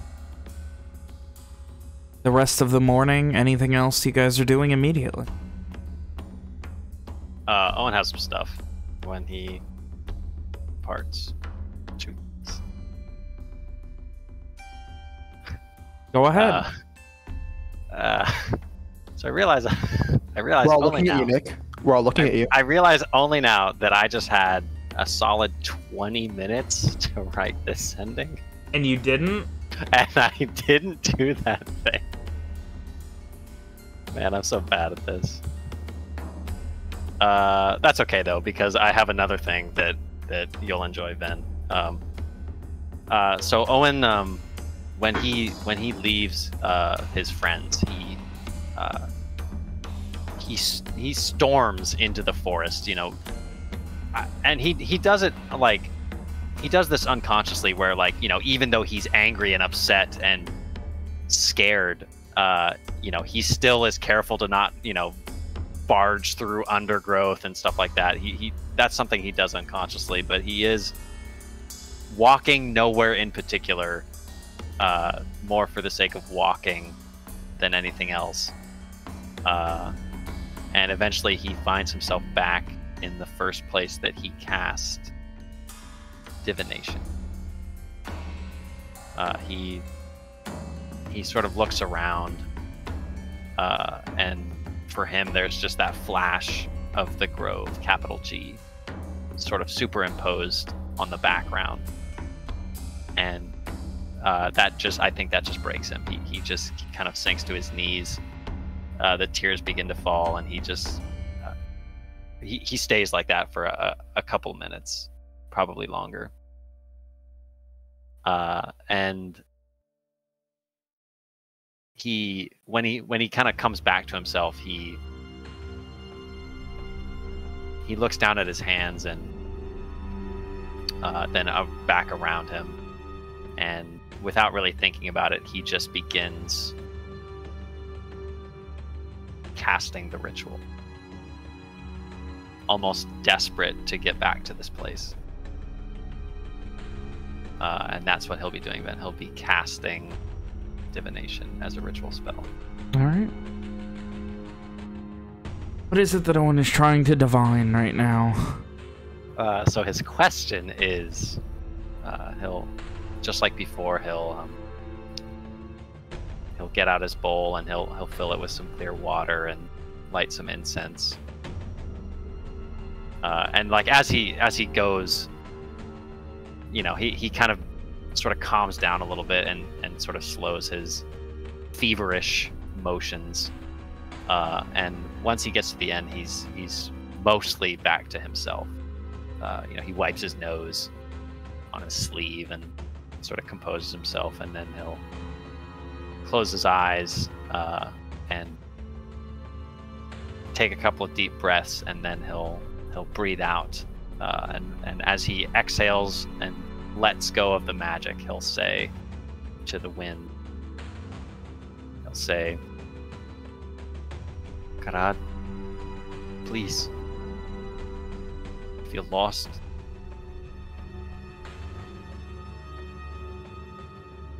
can you tell me? Can you tell me if we are too late to stop the binding in Varat from being broken? Can you tell me if we're too late to save Wynn?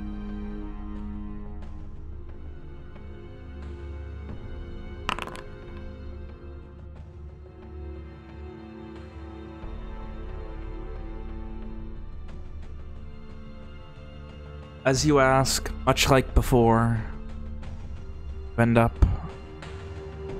at Strange Grove. Things are no longer as they were. Again, disconcerting for a moment as you have to wrap your head around exactly what this strange place you find yourself in is. Ahead of you once more, the clearing, raised pond, small waterfall babbling into it, and leaning down looking into the water is your good sister.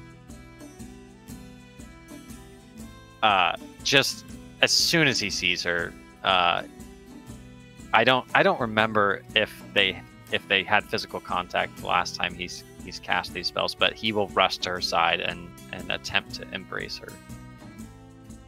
It's fresh tears spilling down his cheeks. You feel this sense of, like, again, that sense of it's real, but it's not.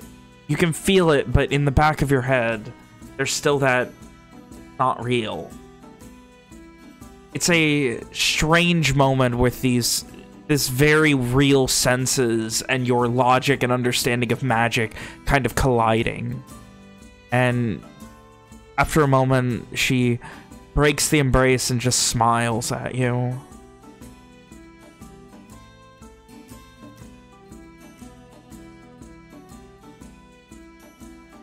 Hello, Owen. Hi there, Win.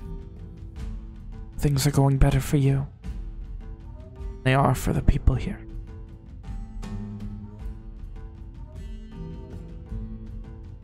Doesn't sound good. Shakes her head and just looks down, purses her lips, and looks back up. Bad times aren't forever. It's okay. The end as they always do. Always light. Oh, what's that Mother used to say? She said, tough times don't last. Tough people do.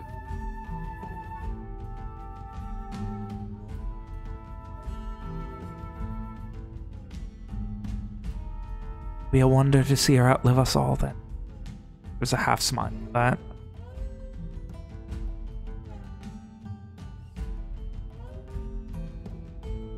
Days are strange, non-existent. I don't know. Where are you? Like that there too? Not yet. But outside of Boralys.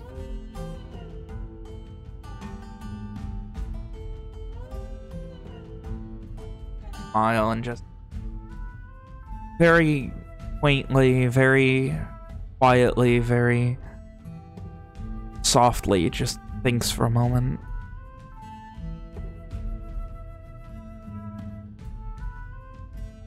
Hear it, don't one.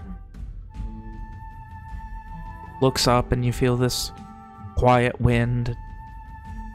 It's not unlike when you cast Sending and you can feel the wind and you can hear something upon it, but you don't. You're expecting it, but it never comes. Words upon the wind itself. She just gives a smile. Purses her lips again and smiles. You'll have time, Owen. God says it, but you still have time.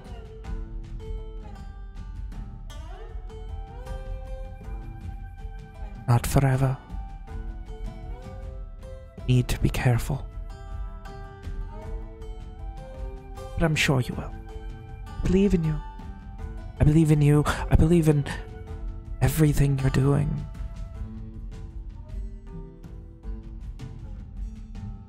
In your group, friends. I know you're gonna succeed. Miss you so much. When miss you so much.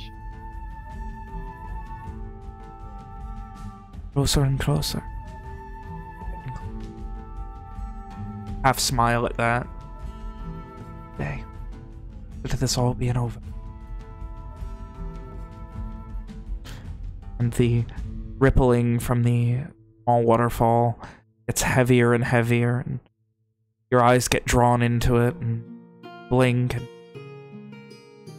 surroundings no longer reflecting sky.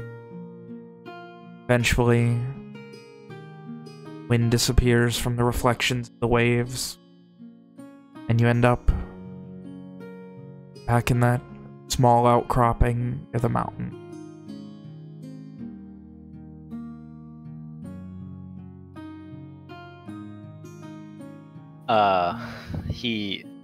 As he comes back to himself, he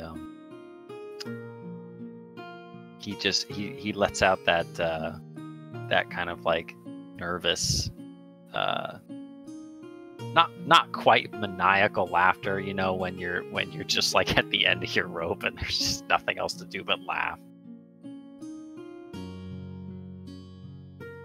Puts away his supplies. Makes a mental note that he needs to stop stealing incense from Simon. But he never will. But he never will. You can go ahead and mark another, was it 15 or 25 gold worth? 25. There you go, Logan. Knock another 25 off. Doing it right now. Thanks, bud. Love you. I'm sorry, Logan. I'm sorry. He's not. He's lying to you. It's not important at all. It's fine. I mean, it's like a 50. I'm like half sorry. Is that a thing? I'll accept the apology. It's fine. Thank you. He'll accept apology, Cuddles. He'll accept 50% of an apology. Then he will, once he kind of recovers from casting that spell, he'll focus on Fiona, and he'll say,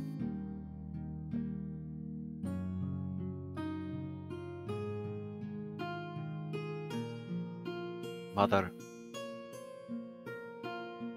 we're outside Boralys.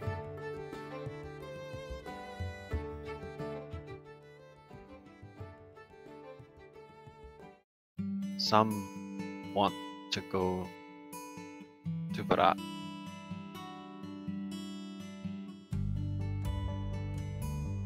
It could be important.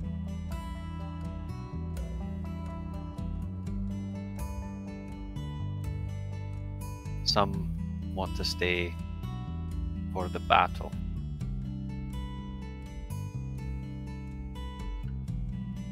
What do you think?" And that is exactly 25 points.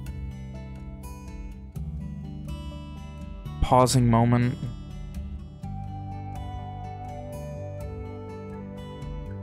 Done more this war than anyone else already. You could retire now, a hero. But I know you won't.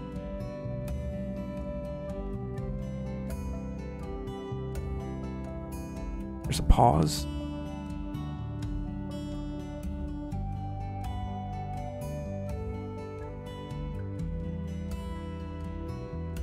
A long pause.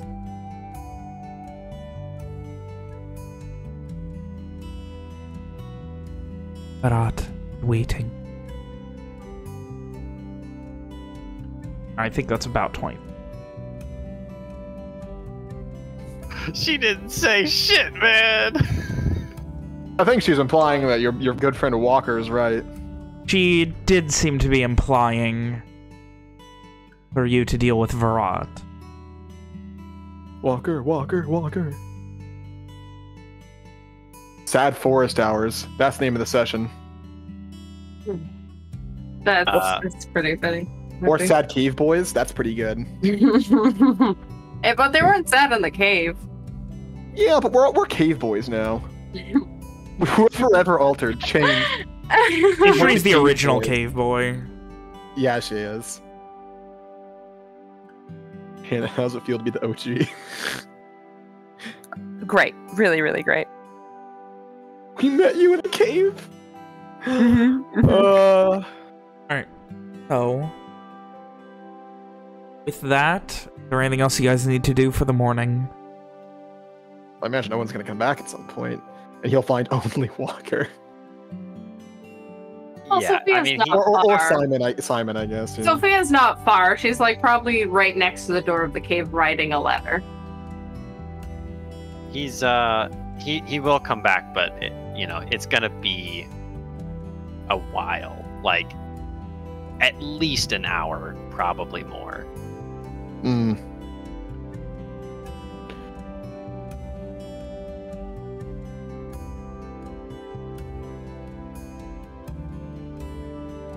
Maybe like closer to midday than true morning is when he'll return.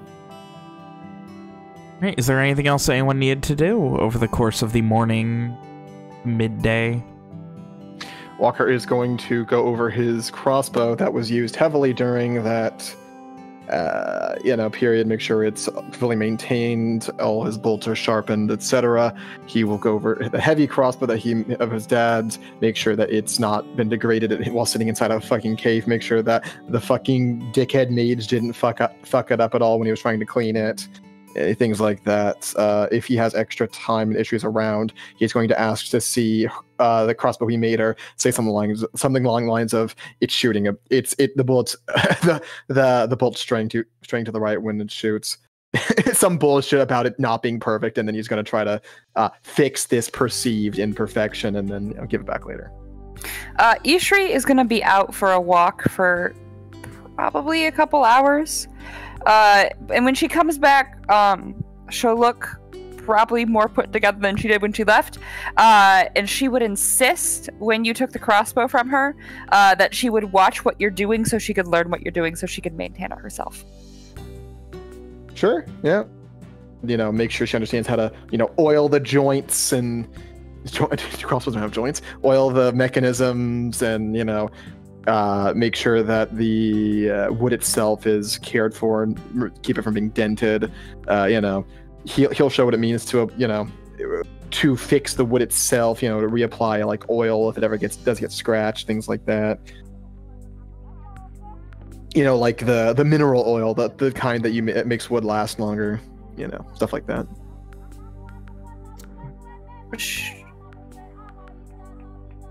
Oh. As the day grows long and you guys reel from your celebrations of your first successful battle here outside of this cave, getting your various bits and pieces together, figuring out what the next step towards Virat will be as you rest and enjoy much earned relaxation. At least for now. Ben, that's a rough place to pick up next week. Shouldn't we decide where we're going? We'll figure it out next week. You fucker. That's gotta be up to you guys to figure it out. As you all slowly, as the afternoon comes, make your way back to the camp to figure out the plan. We'll go ahead and end tonight's session. Oh man, I thought we wouldn't be at the cave still at the end of this session, but fuck I didn't me, either. A lot of talking you need to do. Ben really fucked with us, man. They really did. That was unexpected. They had an unexpected impact. Brought up a lot of questions we didn't all want to consider. Our characters didn't, at least. God, that's funny though. Yeah. And it really did interrupt the conversation about what you guys were doing too. Yeah. So Ven, if I say what Owen's decision is, because I know what it is already. If I say it, are you gonna tell me if my 50-50 worked?